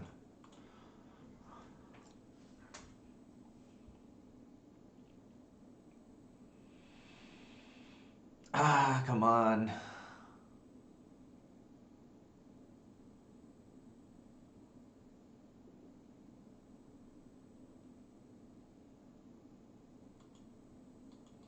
All right. Please do not screw me up right now.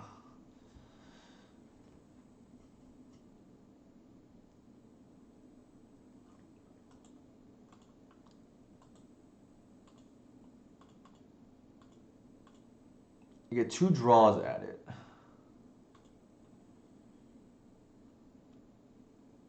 All right, that's reasonable.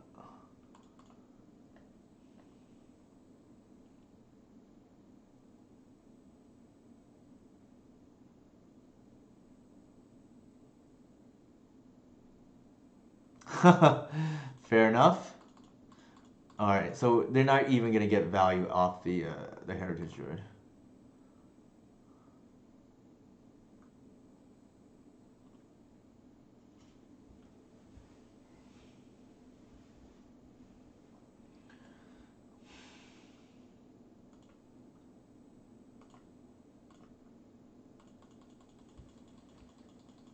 That just might be game.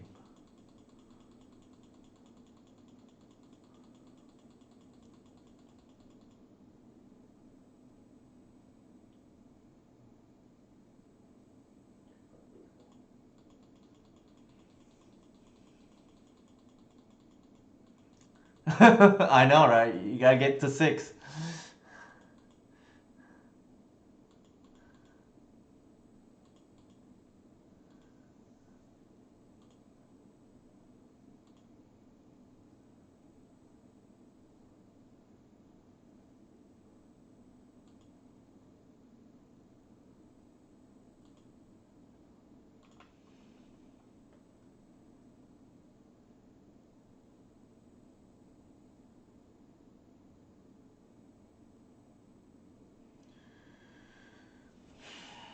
It should be over, but I'm trying to see. Maybe my opponent thinks that they can like saga me out or something.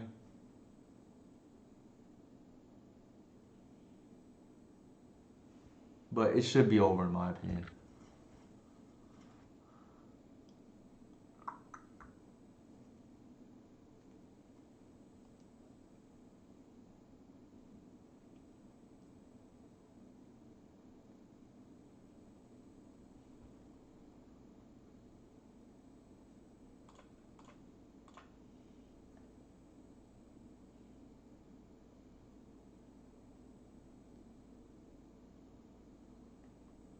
Yeah, for sure.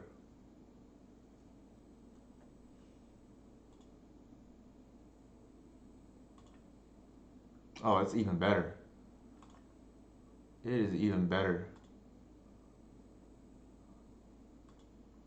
We're gonna, create more obstacles for our opponent right now.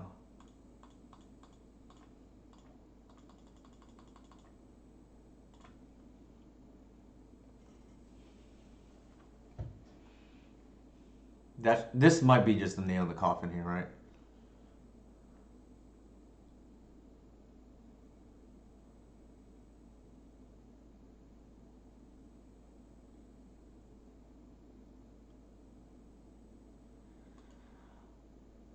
If you're referring to the Aether Spellbomb, I don't. I mean, having blue mana is pretty hard, right?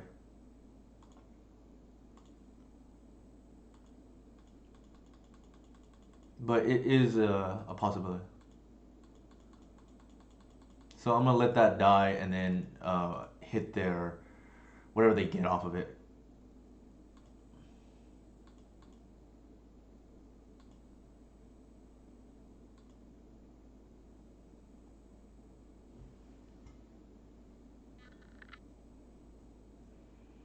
Yeah, it just seems inconsistent, right? I mean, these like it would be really hard otherwise. I don't think cage matters at this point.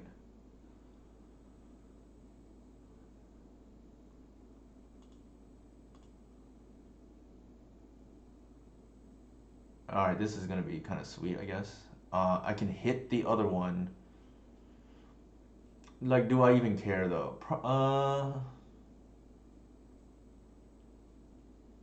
Probably not. Actually, I'm gonna hit whatever they get off the saga anyway, so might as well do it. Yeah, they probably just straight up scoop here. Save everybody time.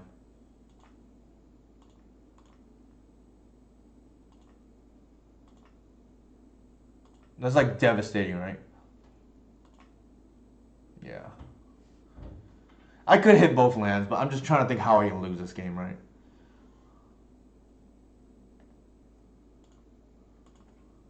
I mean, it was they called. I mean, let's see who called it out in chat. Yeah, so John Kasari here called it out in chat. Like they straight up just probably just scoop, right? And we force a Vega there. I'm gonna just put them out of their misery, so to speak.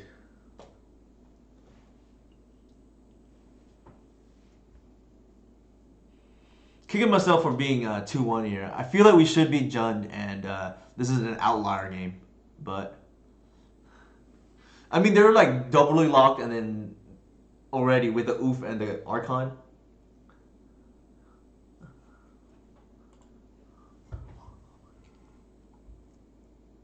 We are playing against Tarksar, which is usually on Cloud Posts. I think we definitely keep here. This is one of the matchups. I'm sorry, John. Has completely been flipped because of a Seiju. If they are on Cloud Posts, I don't know if they are or not. Oh, there you go. So our opponent says, finally, I meet elves. So I guess they know what we're on. Here, I'm going to take the Birchlore Rangers because it's acceleration, right?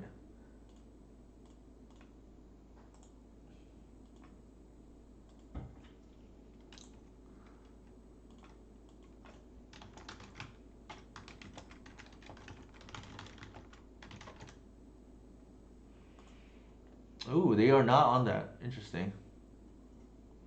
That is okay. I think what I want to do here is Reclaimer into Wirewood. Actually, I screwed that up.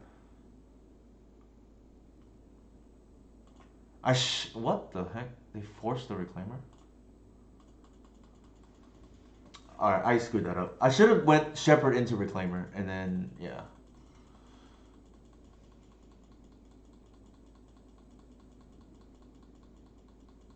I cannot... It's like really strange when people like force that, but... I guess I can't assume that they're not going to.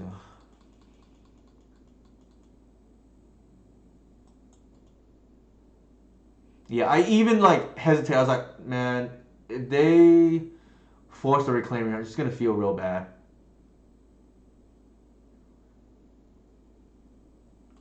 That's true, Jason, yeah.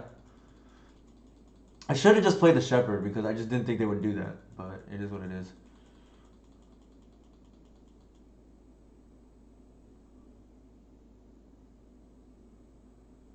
Here, I think now I have to like do it correctly. And I'm hoping just to hit a land here. Okay, so to me when people do that, the first thing I think is this person is just it doesn't have anything in their hand. Like that's a sign of weakness to me, HC Fox. When people just force the first thing they can. Like that's telling me you don't think you can beat me in a real match, or in any kind of like grindier match.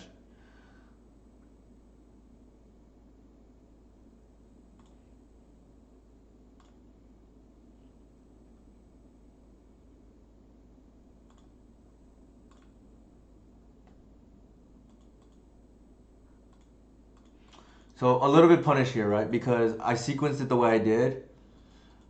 I can't cast a Visionary now, right? Well, in this case, it didn't matter because they could have dressed down in response to the ooh. No, I'm like very tempted to like bounce to pitch the Reclaimer for the endurance, right?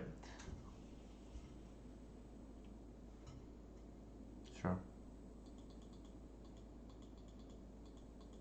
So it did. My misplay didn't matter or missequencing because what they could have done was dress down in response to the Visionary, right?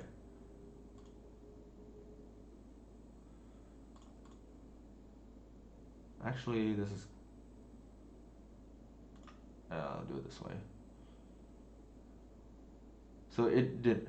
The one thing it could have done was I could have left the visionary. I could have left the visionary. What's it called? In on the battlefield though, it would have kept that option open. And now I'm getting punished from that, right? Like they're like super aggressively forcing whatever I do, which is like kind of annoying, I guess.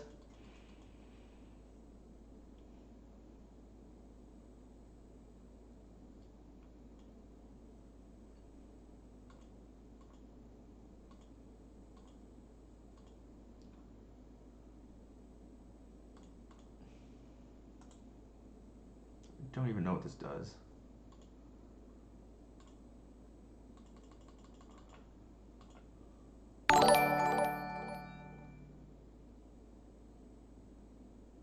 Actually, I probably just get.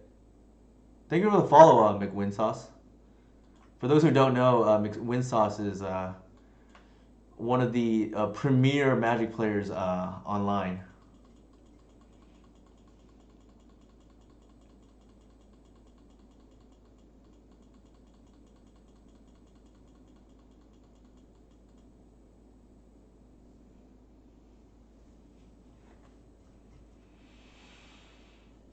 I thought about getting rid of the Reclaimer there, but I was like, we're kind of short on mana right now.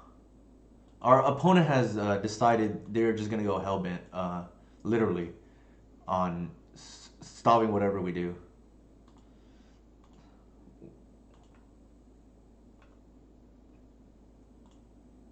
All right, this is kind of cool.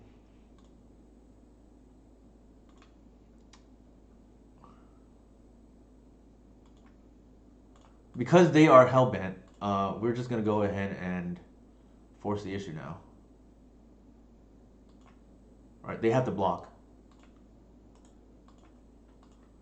This is why I don't advocate the blindly force whatever you do, because your opponent will now know, oh, you don't have anything.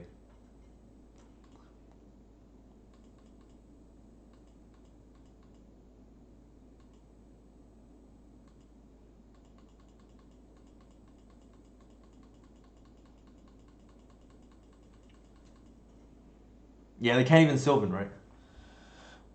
What did they do there? I don't even remember. This like brings back lands or something? 3, sure.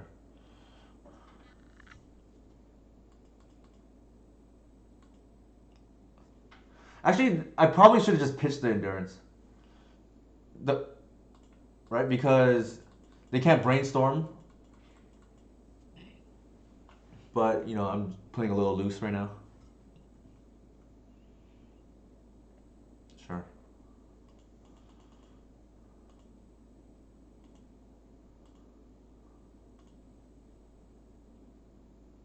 Huh.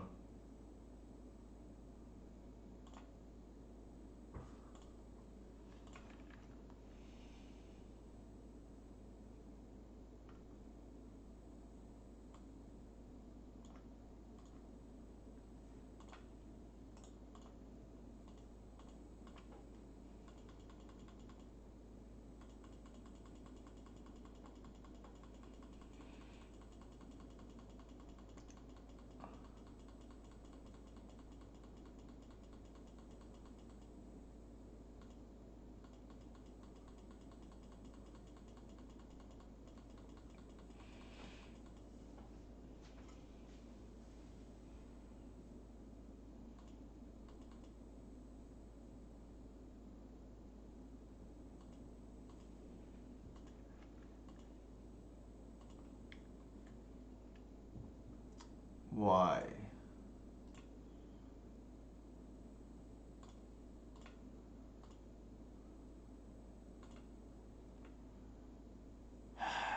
All right.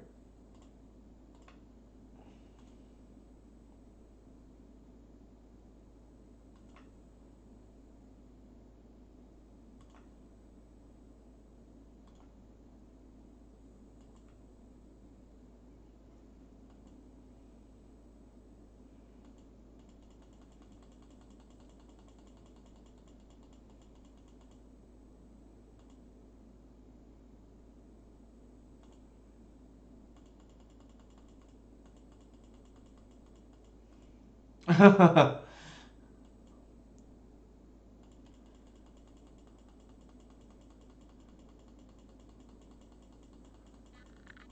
if we draw a land here, I think we might be okay. We'll see.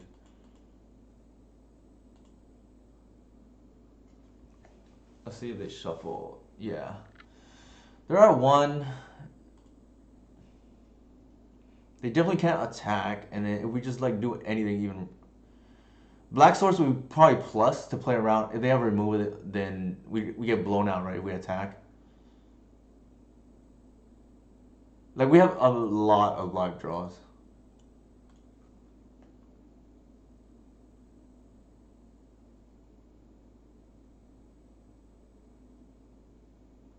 Sure. That unfortunately was not one of them.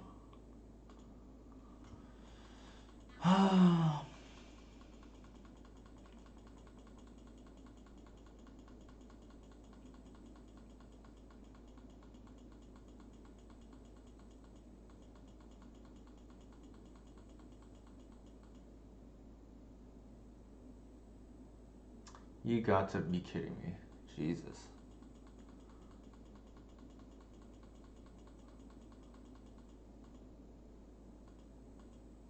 Well,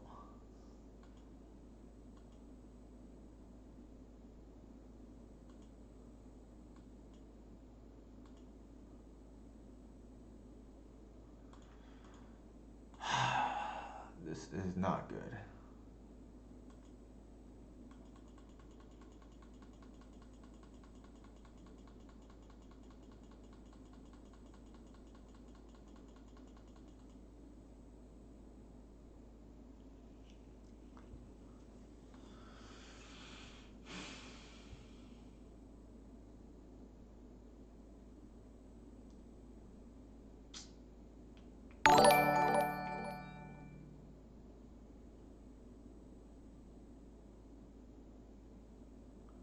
Thank you for the follow, Noodles.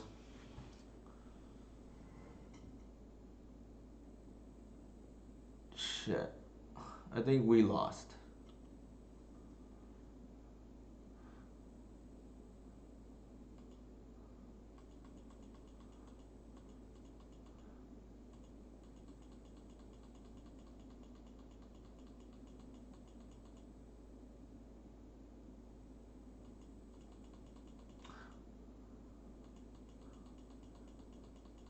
Yeah, we drew it too late, unfortunately, right? Also, oh my god. I thought we were gonna win this comfortably, and we just drew super poorly.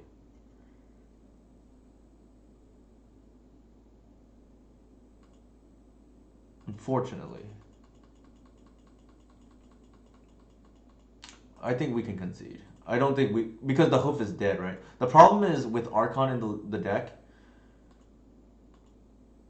Yeah, I don't think that we can win from here. The exception is if we draw up our entire deck, but I just don't think that's happening, given what's happened here. Unfortunately.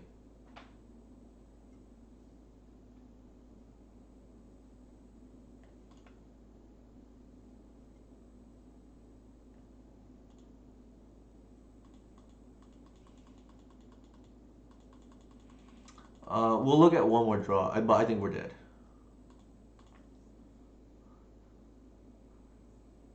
Well, that's a hell of a draw, at least.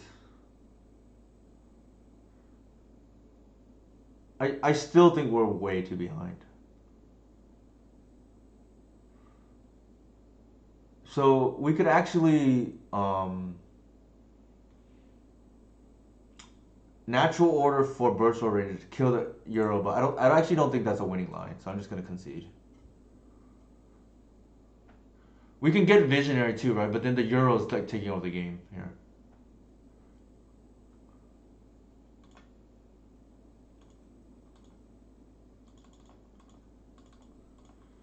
We'll just give the opponent the benefit of the doubt that they know how to kill us from there. I think in a bigger event, I'd probably play it out, but I think this is like for the streams purposes a solved puzzle. I think, speaking of the Caracas, right? We'll board it in here.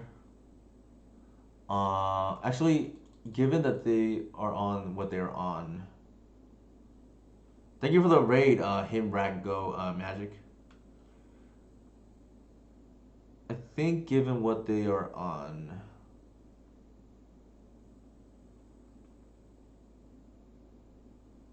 this is probably okay.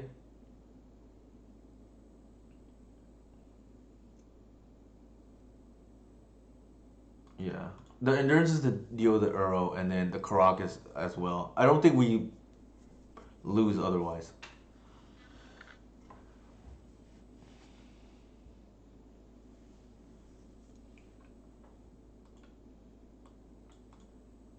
Very awkward for sure. I thought we would not lose that game.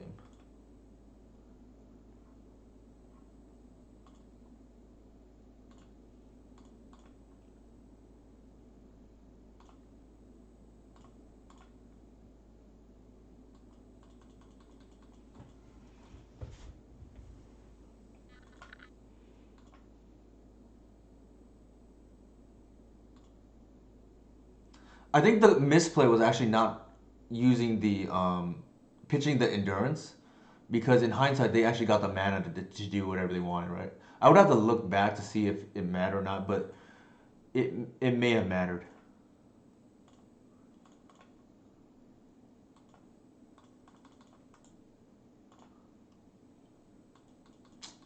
Two, one subpar, one really bad draw.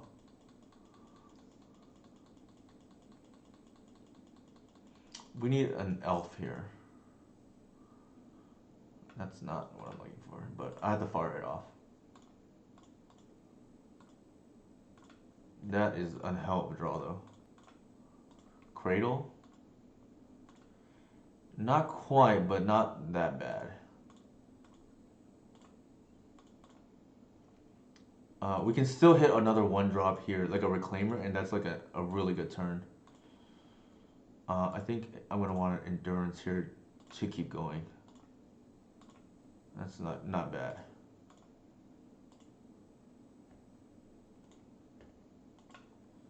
I'm not going to run into the Containment Priest here, in case.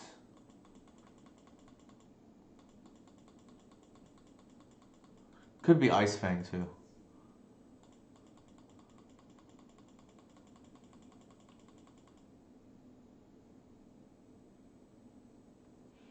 I think given that they're not on black, this should still. I still feel good about winning this matchup, despite being down a game. Sure.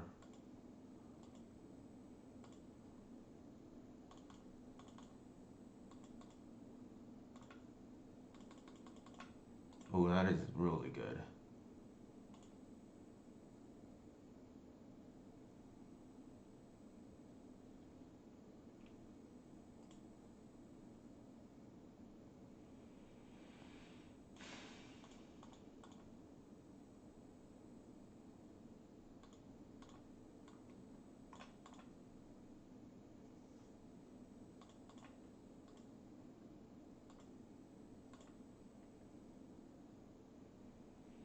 Do we just jam natural orders here? I feel like we don't. And just play it safe. This is a must force, anyways. Otherwise, we minus.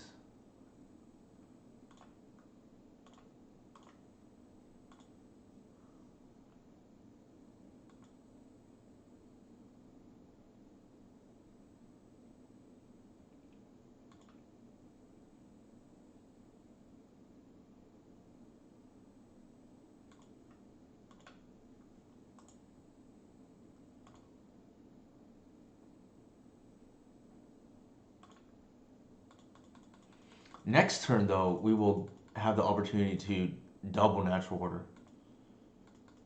Because we have 2, 3, 4, 5, potentially double natural order. Depending what we draw. They probably have to deal with this, like, now. I could have jammed the natural order, but I wanted to be patient. If they force it, it's like worse for us. Sure. but we should be pretty ahead.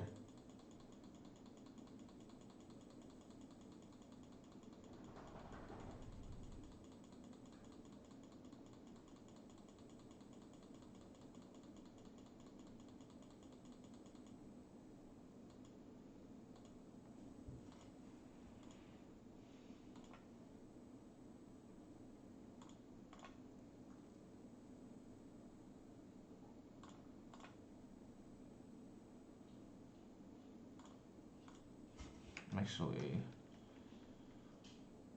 let's do it this way.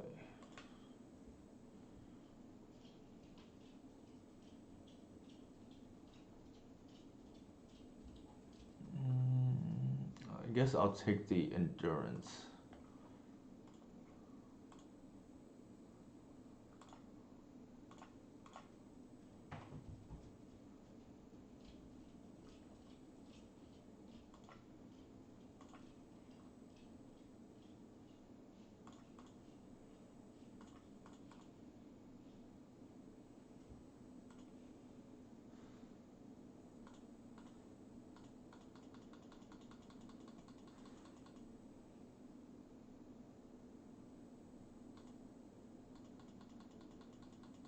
Maybe they have a prime time coming down.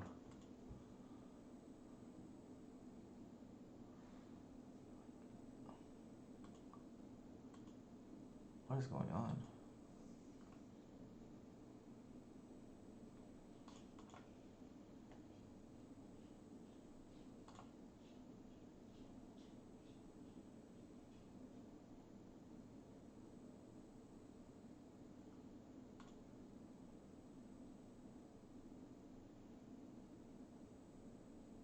It could be, yeah. It's one of the weird things going on right now. I'm gonna bounce right now. Could be a swords right now. That would make sense, I guess.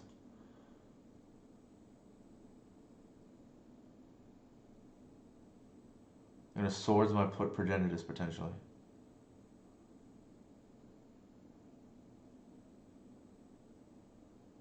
Oh, I guess there's that, yeah. That's a thing.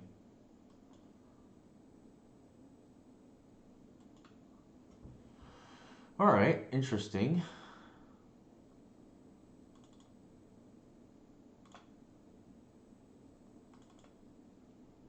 Ironically, that would have been nice. Oops.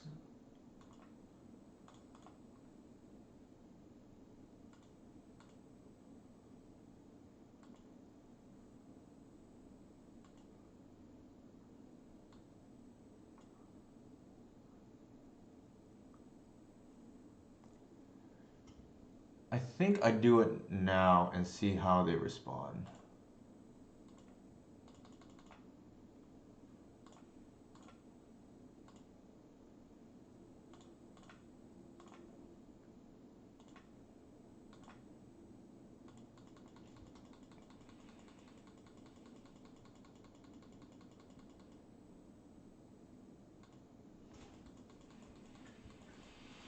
I think the line now is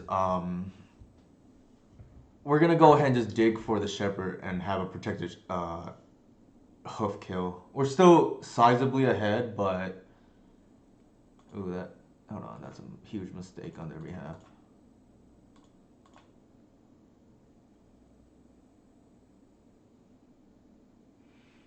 I think we get the Caracas actually. That's like pretty good here, and then I'm gonna bounce. Like we can deal with the Uro now.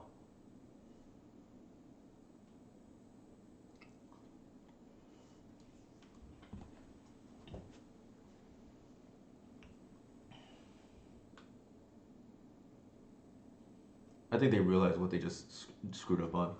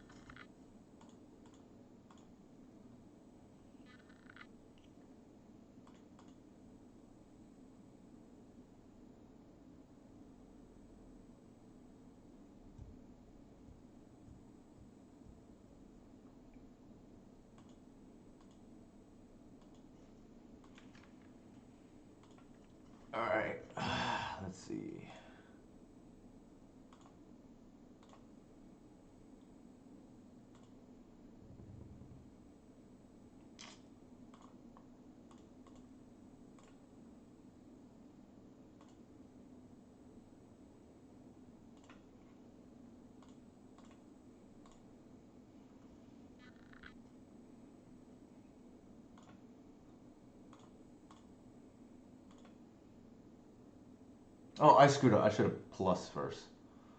That was a mistake. No harm done though. I can wait a turn, I think.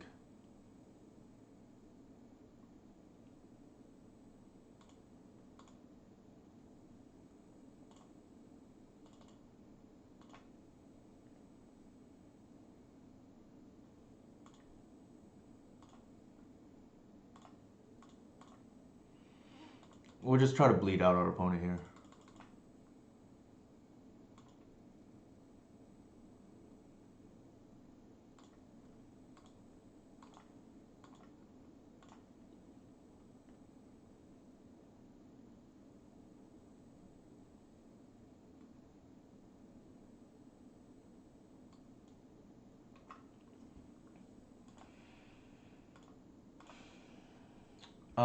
They could have endurance, so I'm not gonna attack.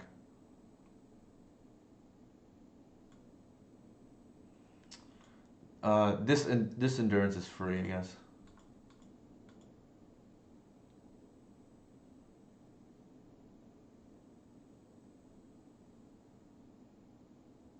Yeah, okay, so they conceded.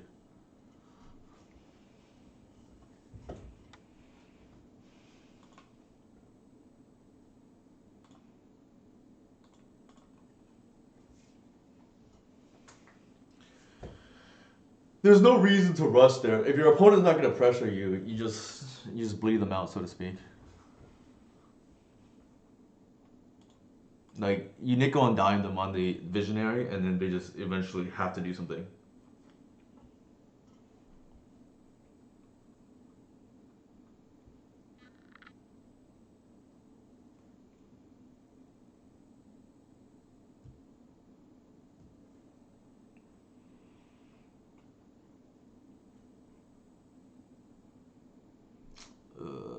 Nope.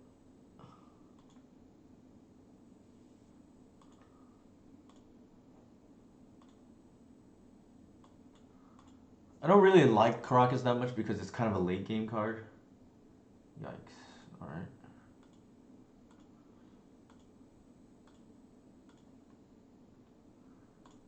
Fortunately, our natural orders are dead for now. I say for now because Boseiju being a printed card is really, speaking of the devil, really insane.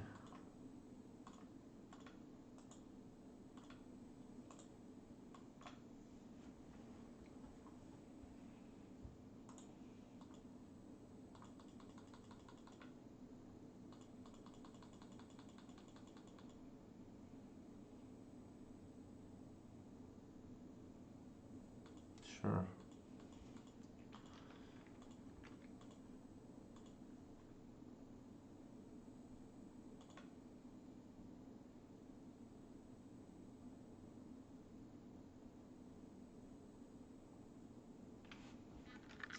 Hmm.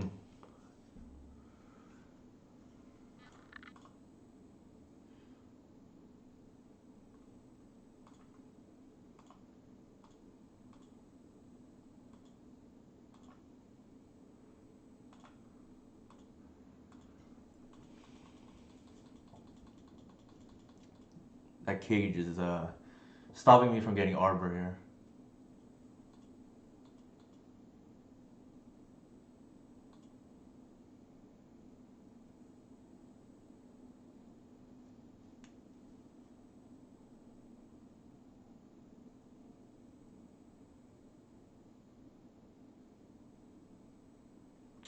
I'm gonna bounce because I want to Glimpse next turn. I think they were, and it also looks like to me they're dressing down main phase so that they can ending my Shepherd to turn on the prismatic ending. Yeah, sure.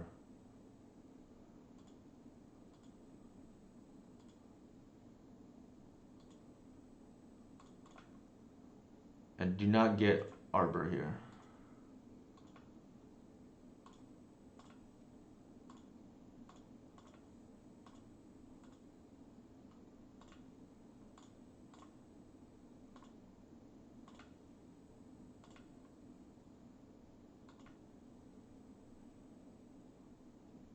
Wait. Oh, I see what happened. I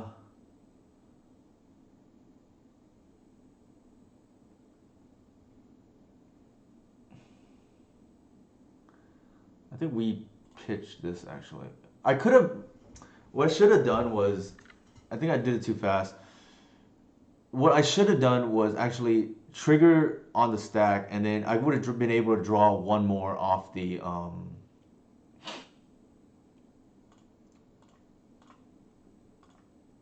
glimpse chain.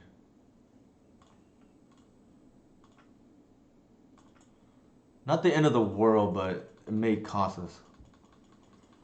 Yeah, I sequenced a little bit poorly there. I should have went Shepherd second, and then pitch the Arbor with the Endurance, dig one deeper, and then create an extra mana.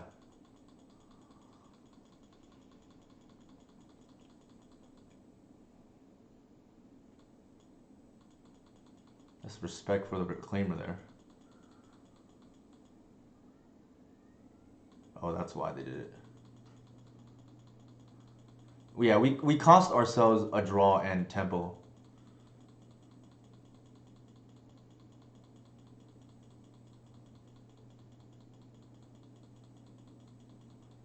I'm a little bit nervous now.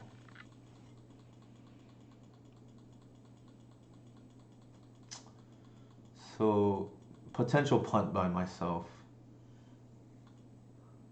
Like, I didn't realize already.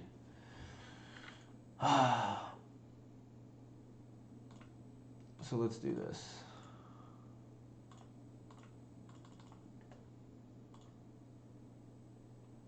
That doesn't work.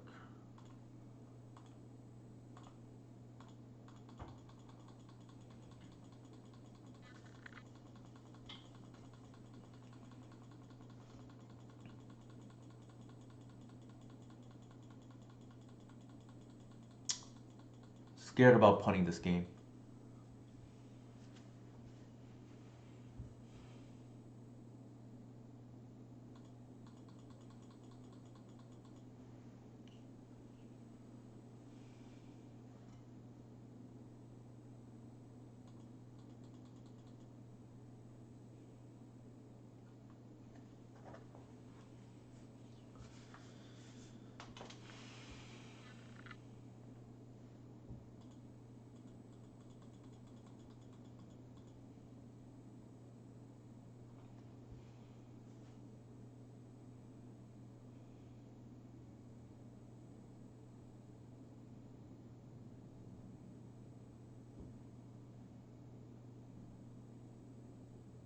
Oh, I think it might be game now. Barn removal spell.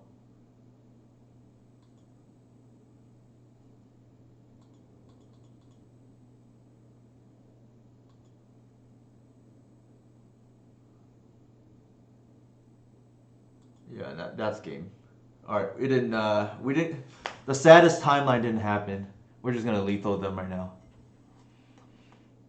Oh, I take that back. I guess they had not made a land drop yet. Oh, awkward.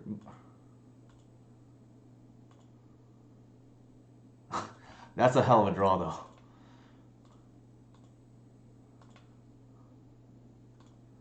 That is a hell of a draw.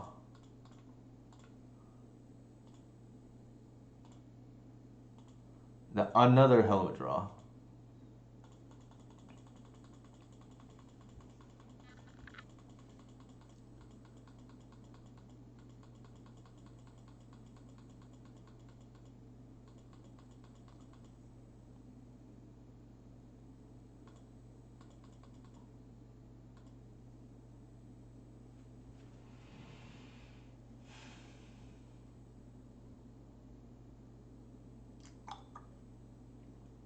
We can turn back on our tutors.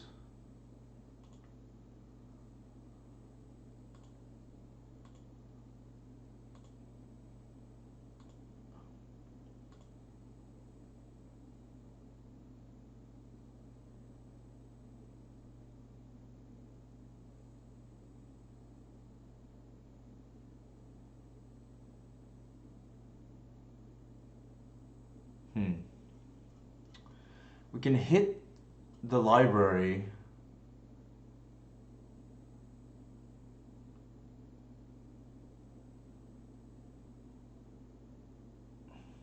I think we hit the cage and then we green sun.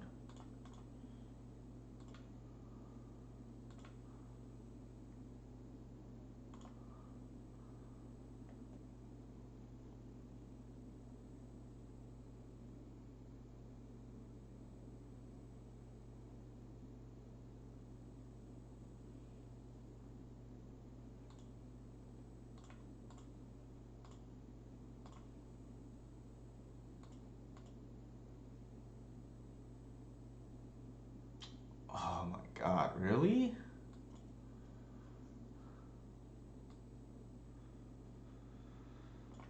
Alright.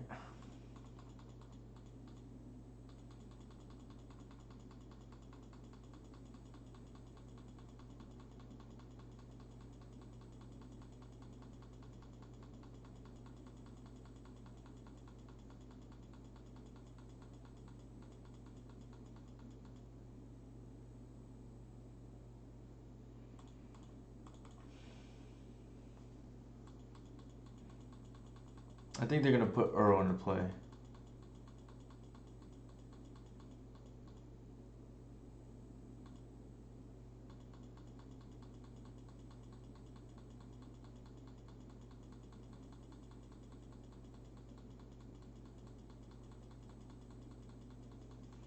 Now they needed the draw.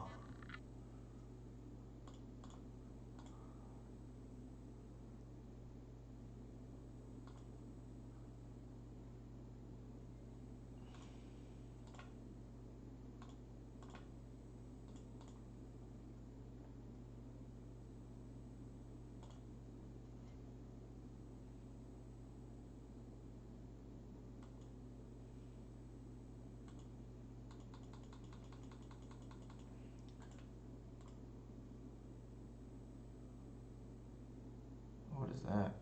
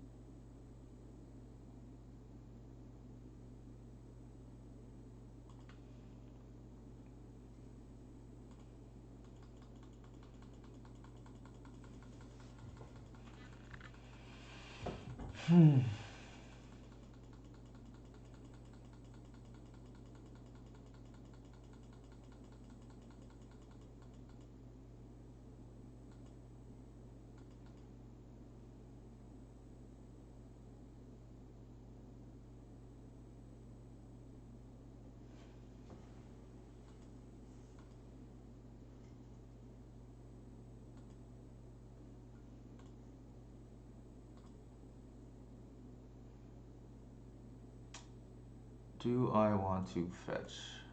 Probably.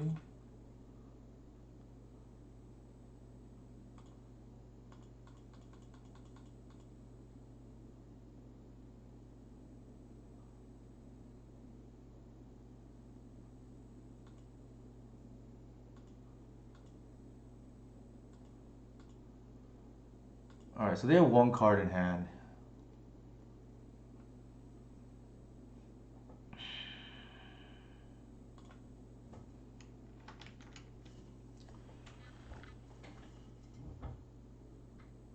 Could be a permission spell.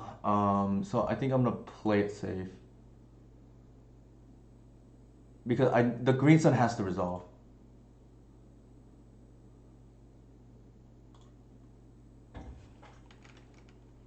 And I think we can do both. And that's still enough mana.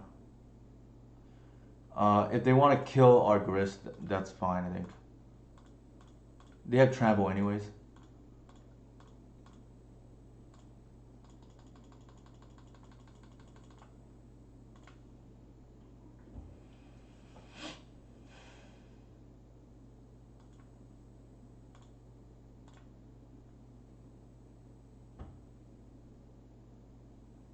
Get the Containment Freeze off the board.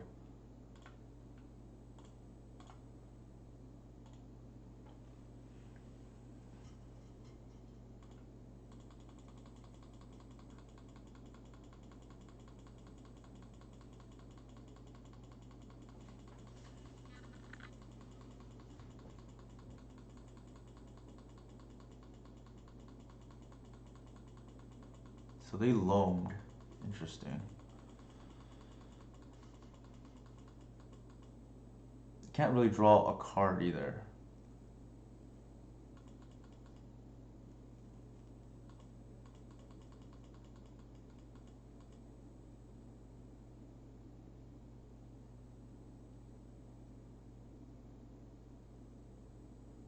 Sure.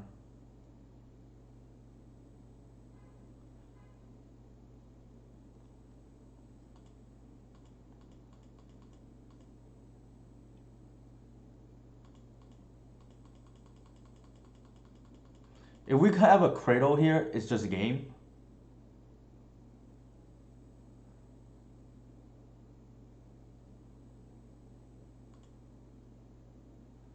Hoof is a little bit more dangerous.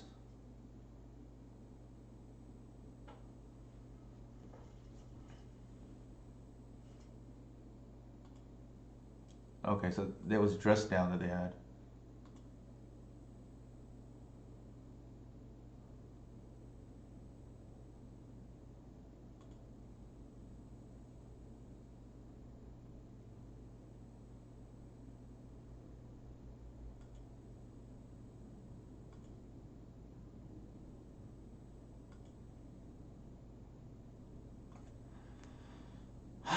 Alright, what do we do here?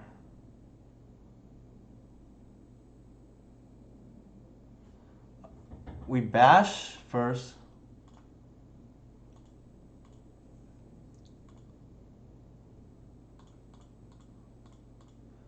And then we get Progenitus.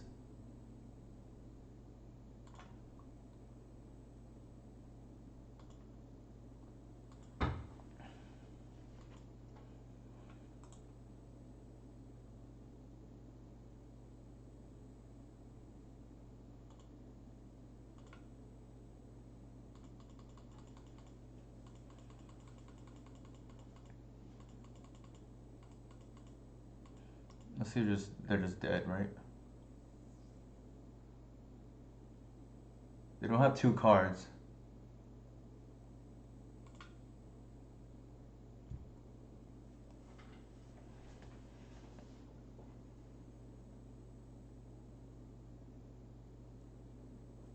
Alright, we got it.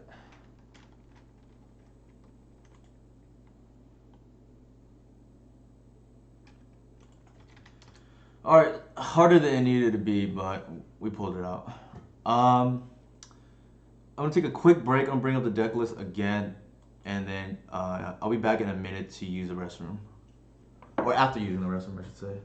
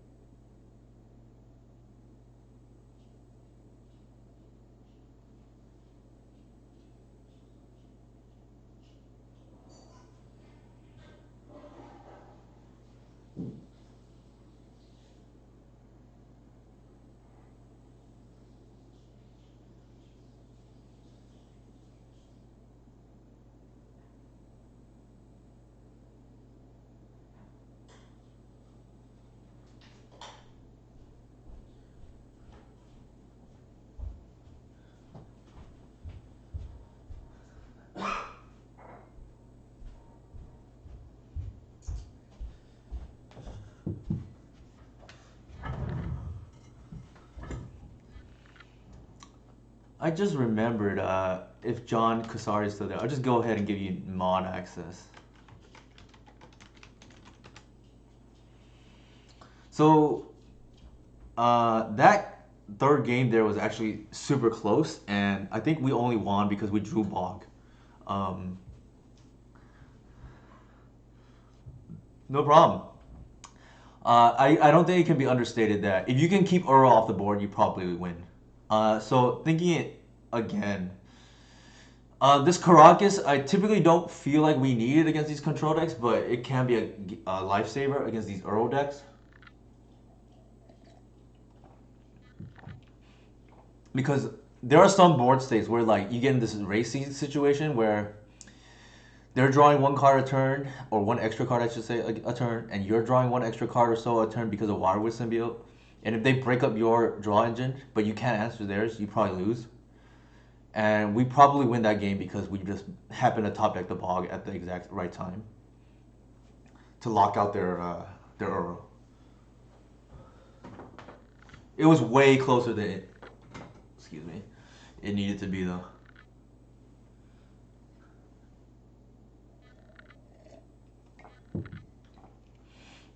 I don't remember what we played. I'll bring it up actually. I don't remember what we lost to in the first league. I know. I just remember it did not go well. We went 2-3. I think that first league. Unfortunately, we all right. We lost to. Okay, that's right. We punted against Cephalid Breakfast. We lost to Delver, which meant that you can't even give an inch. I cut one removal spell and suddenly it felt like I was behind. And then we lost to this weird Jeskai like control-ish deck that I don't think we should have lost to. But redeeming ourselves here for sure.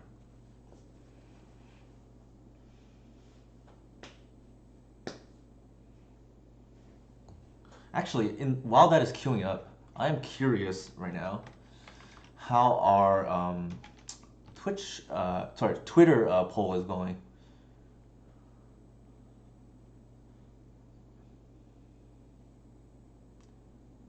All right, here is our Twitter poll.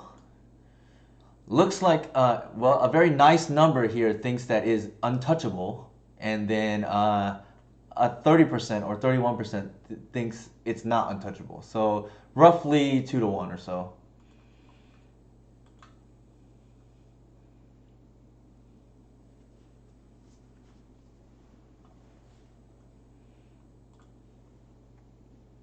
All right, pretty good. Let's see if we can end on a very strong note.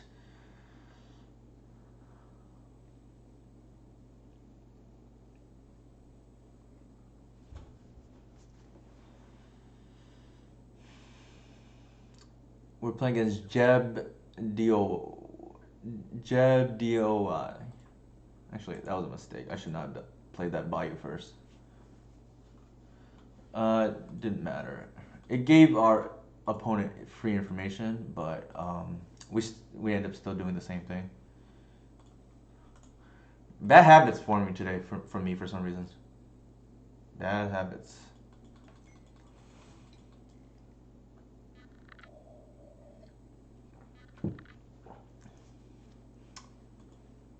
Uh-oh, we're playing against combo. It's a non-snow island.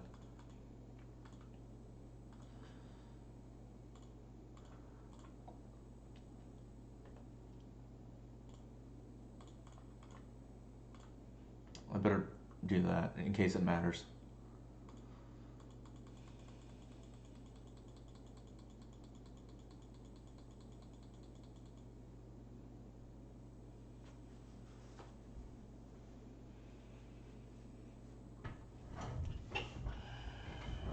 I think they are on green, blue, Omni, is my guess.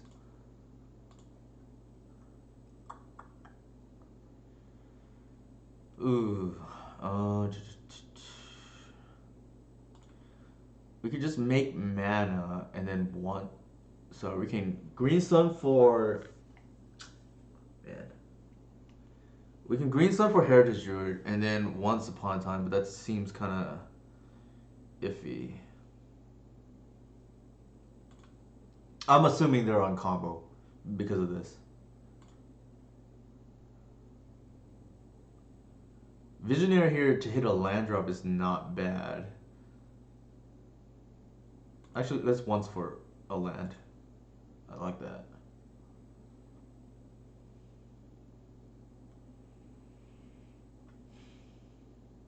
The Birch Lore is actually almost as good as a land here. So I'm going to go with that.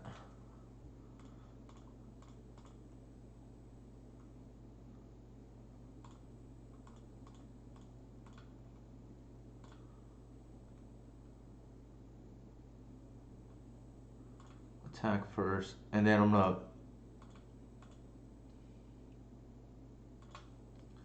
bounce the Birch Lore to play the Reclaimer so I can Cradle.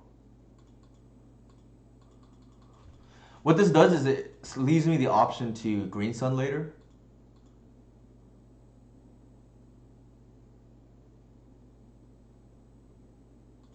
What is going on?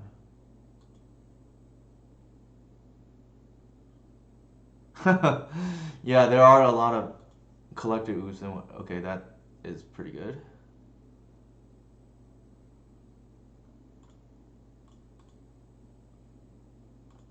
That helps with the natural order there. The Green Sun too for Heritage Druid.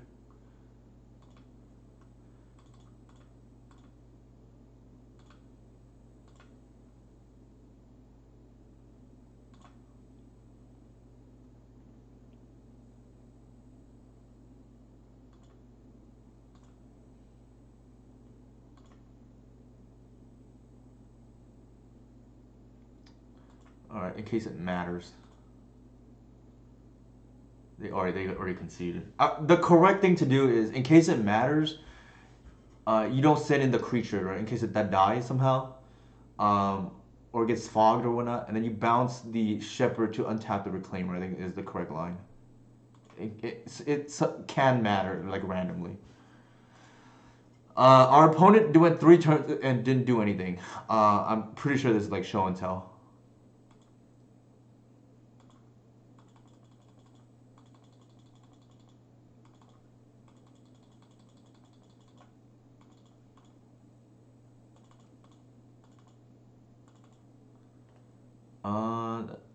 What am I doing wrong? How come I feel like I have too many cards? So Omnitel, I think I board out Grist, right? Because they're on green. Unless they didn't do anything though, Jesus. So yeah, I don't think Grist is probably good there, but maybe it's good to have the option.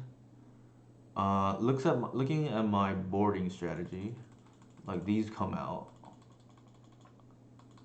Trophies are in, and so are the Force of Vigors. I'm still too many cards in. I think I probably just, if I'm down too many cards here, I probably just want to cut the glimpses, right? And I can just bring back this, I can bring back this, and then keep the Grist as a random target in case it matters.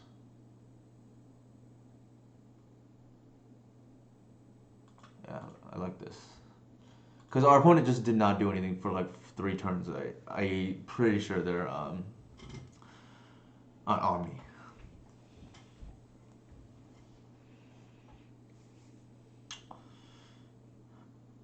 Let's see. Our opponent kept. We boarded in a bunch of cards. Discard, Force of Vigor, and like I think we want Disruption. Having played the other day, we kept like kind of a whatever's hand, and I think this is not gonna cut it. Significantly better. Keep, and I think we probably just put back a Reclaimer. Argument to be made, actually, we put back the trophy, but I think we want just like a lot of disruption in case we need to use it as a land drop. It definitely feels like combo though. So if you are on the fence, if you're combo blue player, I would probably play the snow because at least I would think you're in combo. So, and I don't think I would be the only one to think that. Unless you just don't care about people knowing what you're on.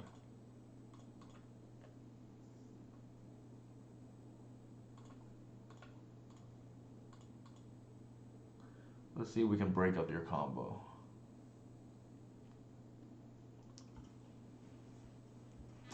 There it is. All right. EE, which we probably don't really care about. I think the sneak attack. Oh, we have the funny thing is we have the reclaimer for the Caracas. Did we? Oh shoot! Did we boarded that in? We did. Okay, so that's good. I think we take the sneak attack because that's we can't really beat it.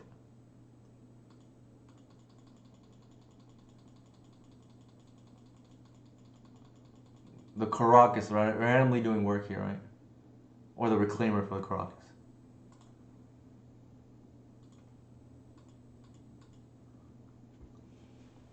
I don't think we really care about E. We can play around that pretty easily.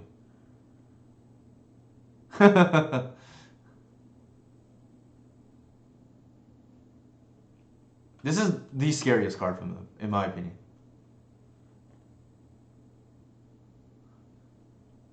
And if the opponent is even like half competent, and isn't backed into a corner, you wait until you can do it all in the same turn, right? So you don't blow yourself up to like trophy or whatnot. Two top is a little scary. They may EE on one preemptively here to be mana efficient. Is my guess. Yeah, it looks like that's happening.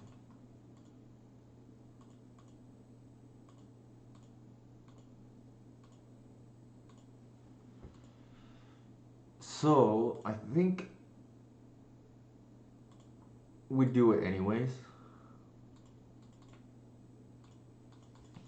And then if they want to blow up my reclaimer, like, be my guess.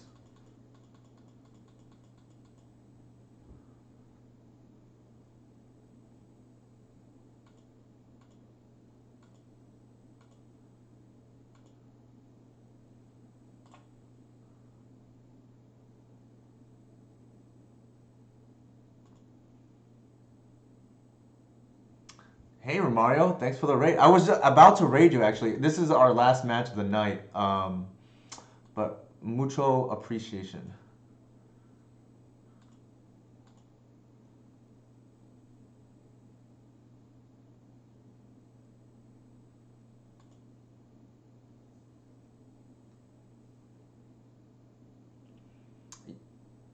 Yeah, I was looking over there on my like, cause I had Twitch up. Uh oh. Sure.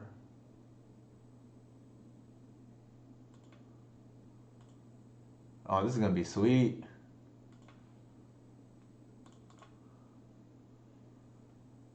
So a couple of things here. I can just trophy this. Actually, it's much safer to get the Caracas now.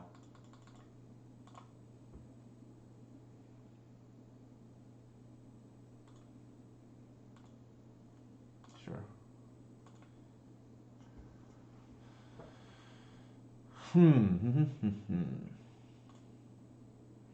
So if I trophy this, I can save the Boseiju. Yeah, let's do that. I can't do everything I want on the same turn though. 3, 4, yeah.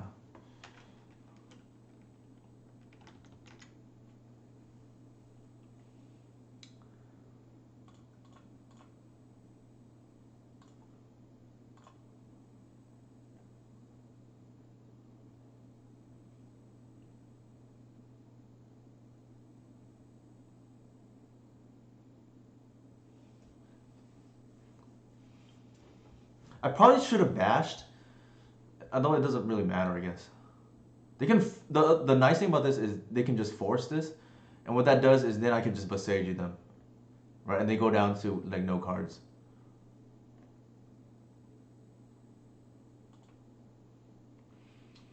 I don't think there's a reason not to attack now, given that we have the Boseiju.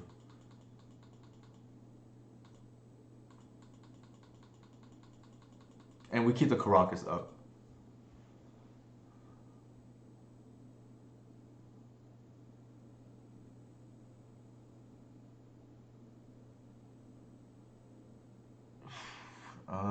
Do we put in the Reclaimer?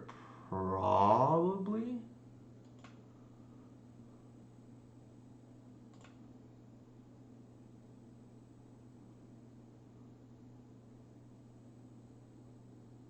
Oh, that's annoying.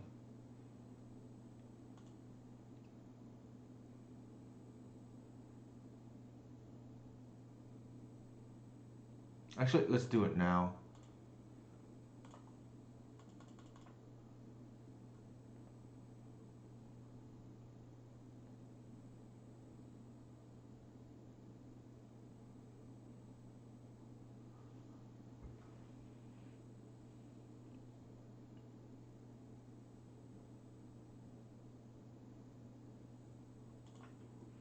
They blew up our Reclaimers, but it is what it is.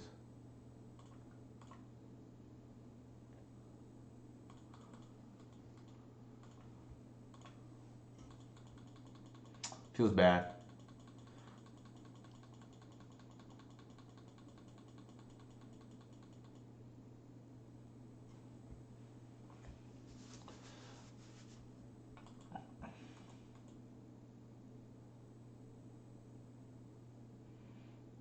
I would have to imagine they're gonna blow up our thing right now.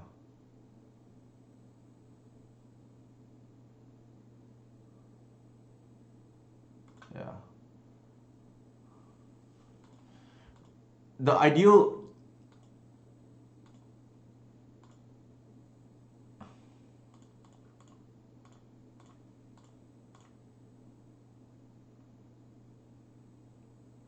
I think we get Archon and name enchantment. Because I think that's the only way we lose now. We can be a show and tell.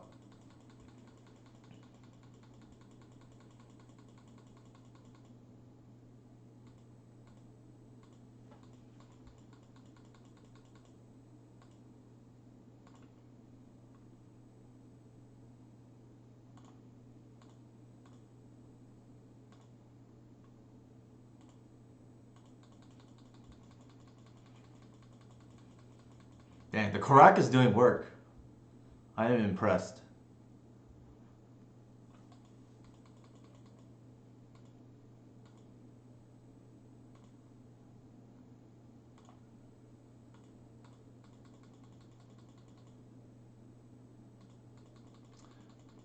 This Force of Vigor even beats the Omniscience here.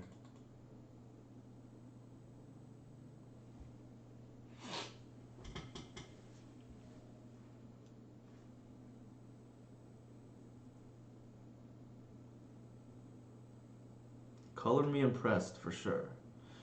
All right, this earned its spot today with this. It pretty much won the game, right? Like us dealing with the Omniscience and Emrakul. But really nice recovery, I will say, in this second league. We went 4-1. I'll bring up the deck for those coming from your Mario's stream. Uh, yeah, for sure. And the one match we lost here, our opponent, I don't know if whoever was tuning in earlier, we literally drew the Progenitus as we called it. Oh, we're gonna have a Progenitus next turn, and we had a Progenitus, but in our hand, right? Like against this Jund player. This match here, we probably got a little bit lucky because we drew the bog when we needed. And then Wordy, I think there was on the combo deck, or like the artifact deck, and then DNT. This was like a tough, really grindy game, a match that we played against, and then Show and Tell. I think very obvious game one since they didn't do anything. They played 3 lands. So maybe I don't know what's going on there, but Nonetheless, I'll bring up the deck for those coming from Romario's chat. I was gonna raid Romario, but now I gotta find somebody else to raid. I think definitely tonight, like, this was very impressive. So the Caracas won a match. I think we adjusted for the first league, right? We cut the crop rotation because we wanted another removal spell in the form of trophy instead of the crop rotation because we lost to Delver in the first league, and I haven't lost to Delver in quite a while. And I can't even give an inch against Delver, right? Like, I thought I had margin, but maybe not. So I went back to 4 removal spells in the sideboard, 3+1, right? The reason why it's not 4 trophies, even though it's more flexible, is twofold. One, this gives me an out to Merit Lage. And two, I really, really don't want to have to fetch black mana, especially since I'm using some of the slots for Boseiju now. So for those of you who are curious, here's what I cut for Boseiju. I cut rest in peace, Lair of the Hydra. I cut 1 fetch, and then I cut a Birchlow Rangers. But the main deck hasn't really changed in a bit. It's more or less the same main deck that we played at Eternal Weekend, Yerg and myself. The only difference is we swapped the 4th Shepherd for the 4th Once Upon a Time. I think this card is absolutely broken in my opinion. So that was one change, and then we cut the Birchlore. This from Eternal Weekend. We cut the second Birchlore to make room for the Boseijus, right? But more or less, the payoffs are the same. It's just the mana base is low. You have extra land, but then you have more flexibility with whether you want to save the Boseijus as a spell. So I think overall a huge boon to the deck because we care a lot. Like we killed I think a sneak attack there. We killed a omniscience. Like I don't think we beat that sneak and show player otherwise without the robust flexibility of the Boseijus, right? And so yeah, the Boseijus being a huge addition to the deck. I do think this is like better against lands. Like we have the 3rd trophy here, which may be just ultimately better against lands anyways instead of the crop rotation. But nonetheless, we have to have the 4th or so removal spell, right? I think 2 force is probably the sweet spot. I don't think we want 3. It's kind of overkill. 1, we probably don't see it enough, and we kind of want to see it against lands, in my opinion, at the moment. It kills Saga, which is big. It kills against the 8 mulch version, Mana Bond, which is like the most explosive card in their deck, and it kills some of the hate like Cage and whatnot. Randomly tag Exploration, but Exploration is not really the card that we care most about unless they have a loam. We didn't face lands today, and if you told me I run this and I don't have to play against lands, I'd probably take it every day of the week. But we didn't get to test our theory, but I think the list is pretty good. It's more or less the same list, except I cut ley lines for the Caracas, the Force of Vigors, and the Force of Vigors. So, did anybody have any questions for me? I think like very respectable 4-1, like Kasari said. I also had fun, to be honest, this league because we were learning, right? Like we got to these scenarios where we hadn't been in before. Also, I think we just played a bigger variety of decks, which is pretty cool. I'll bring up the Twitter poll again. Just see where we're at on that. Here's the poll. So yeah, still a very nice number. Only 13 votes though, to be fair. But so far the early data says that they believe Glimpse of Nature is untouchable. I forget who it was earlier. I think it was Jason that said there's no such thing. We have to kill our children if need be. But for now, at least the list felt pretty good this second league. The first league, I mean, some of it was on me, right? Threw away that Cephalid match. I also lost to... Who did I lose to? I'm going to bring it up again.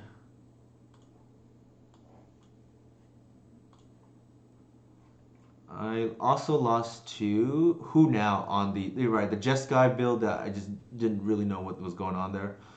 And then the Rug Delver, sorry, the Delver play that we adjusted for in the second league. So I think that was okay. I'm okay with that. Yeah. So again, here are my socials.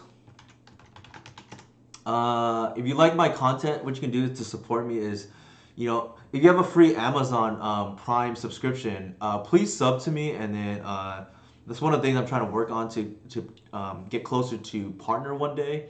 That's like the long term streaming goal. So that a subscription, whether it be Amazon Prime or whatnot, would go a long way towards that. And then other ways to support me is on Patreon, or if you just want to check out my stuff, there's YouTube, Discord, and then Twitter. I think YouTube is probably and Twitter. Sorry, not Twitter. YouTube and Twitch are probably the two biggest, depending on which one you like better, because the videos help learn the deck. And then I have my updated sideboard maps and like 2 articles a month on Patreon, or every other week essentially, right? And then the weeks where I don't post an article, one article of the month would be like the metagame update, where I talk about what's different in every deck, and then it's unique in the sense that, in addition, actually, I'll just bring up an example. Okay, so here, yeah, I'll just bring up straight up an example from like last month. So this is one way I can advertise, I guess. Here is the February one. So of course, whoever oops, whoever has access to my Patreon has already seen this, but I talk about like the top 10 decks. So last month, according to Goldfish, it was Delver, Reanimator, Death and Taxes, Doomsday, and I list the date that it was published to. Jeskai Control, Elves, 8-cast, etc. Right? And then I go over, let's just say, like, for instance, the big thing that happened last month was the Ragavan banning. So I talk about the impact to Elves and what it does. So namely, I think the Delver matchup got a little bit worse because I think Ragavan is pretty bad against Elves, because we just don't block, right? We just ignore it. Other things I talk about, like for instance, Death and Taxes, something to be aware of is like Ijanyo. If your opponent is attacking for no reason, you might want to not block. I talk about Max and his like Tempo Doomsday Shell. Jeskai Control, no new developments because they're still playing the Undoing combo. I talk about Boseiju and Elves, so pretty good. And then Kappa Cannoneer from the 8-cast deck. So coincidentally, in the eighth spot, right? So this is like a brief preview of what goes on in one of my metagame updates. For those of you who are just interested in that, right? Like you don't even need elf content. This just like goes on overall, pretty basic development standpoint. So that is one article a month. The other article a month will vary depending on like what's out. Like one of the new cards that was out was Boseiju, so I talk about how to play it in Elves and the impact. If there is no new card, I will go over like various other things. One article that is on my to-do list, I know that a lot of people have been waiting for, is the how to play against Days from the elf perspective, and that's probably useful just in general too. But I have not gone around to it because I suspect it's going to take me a while to finish because it's going to be a longer article. But yeah, if you like my content, and I have 2 articles a month, one being the metagame update. The other one is what I'll do on the weeks where I don't post is I will update the sideboard map. So for those who are curious, I will give a sneak peek to the current latest sideboard map that I had printed out. Here it is now. So this is the sideboard map that I developed. I've since then changed it because I changed the sideboard, right? But here's the Turn to Earth that I've been trying, like a 1 copy. This is straight from the last stream 2 days ago. 1 Leyline the Void. This is on my Patreon at the moment already. 1 Force of Vigor and so forth. 2 Assassin's Trophy, which looking at it in hindsight, probably a little bit light, but you know, it is what it is. I do think that the Turn to Earth is like decent against Delver, but I think to be safe, probably just want to play 3 removal spells. Um, but this could be, a way to keep off Murktide, but so maybe instead of the Assassin's Trophy, play a Turn to Earth. But I think as we saw, the trophy was quite good in the Sneak and Show matchup. So with that said, I'll just leave it a quick round of questions. Does anybody have anything they want to ask me? Almost, I think almost pretty much anything is fair game. You want to ask me whatever, it's fine. I don't really duck questions for the most part. Well, or if you have any feedback, feel free to let me know too. That definitely will work on things I need to improve on. I think today I did a better job of like keeping my composure, despite misplaying, so to speak. I think there were some streams in the past I might have tilted for a game or two or whatnot immediately after. So I think today I did a better job of that. And yeah, did anybody have any questions?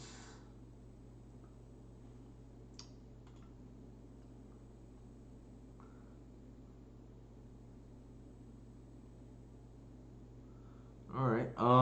I think if there are no questions, then I will just go ahead and raid. Would have been Romario, but I will go ahead and raid what looks like PT bench playing modern. Let me see if there's anybody else. Yeah, it looks like PT bench playing modern, so I'll do that. And thank you, Romario and Justin, for the raids earlier. There was somebody else, I think. I just don't remember off the top of my head. But yeah, thank you for everybody who tuned in tonight.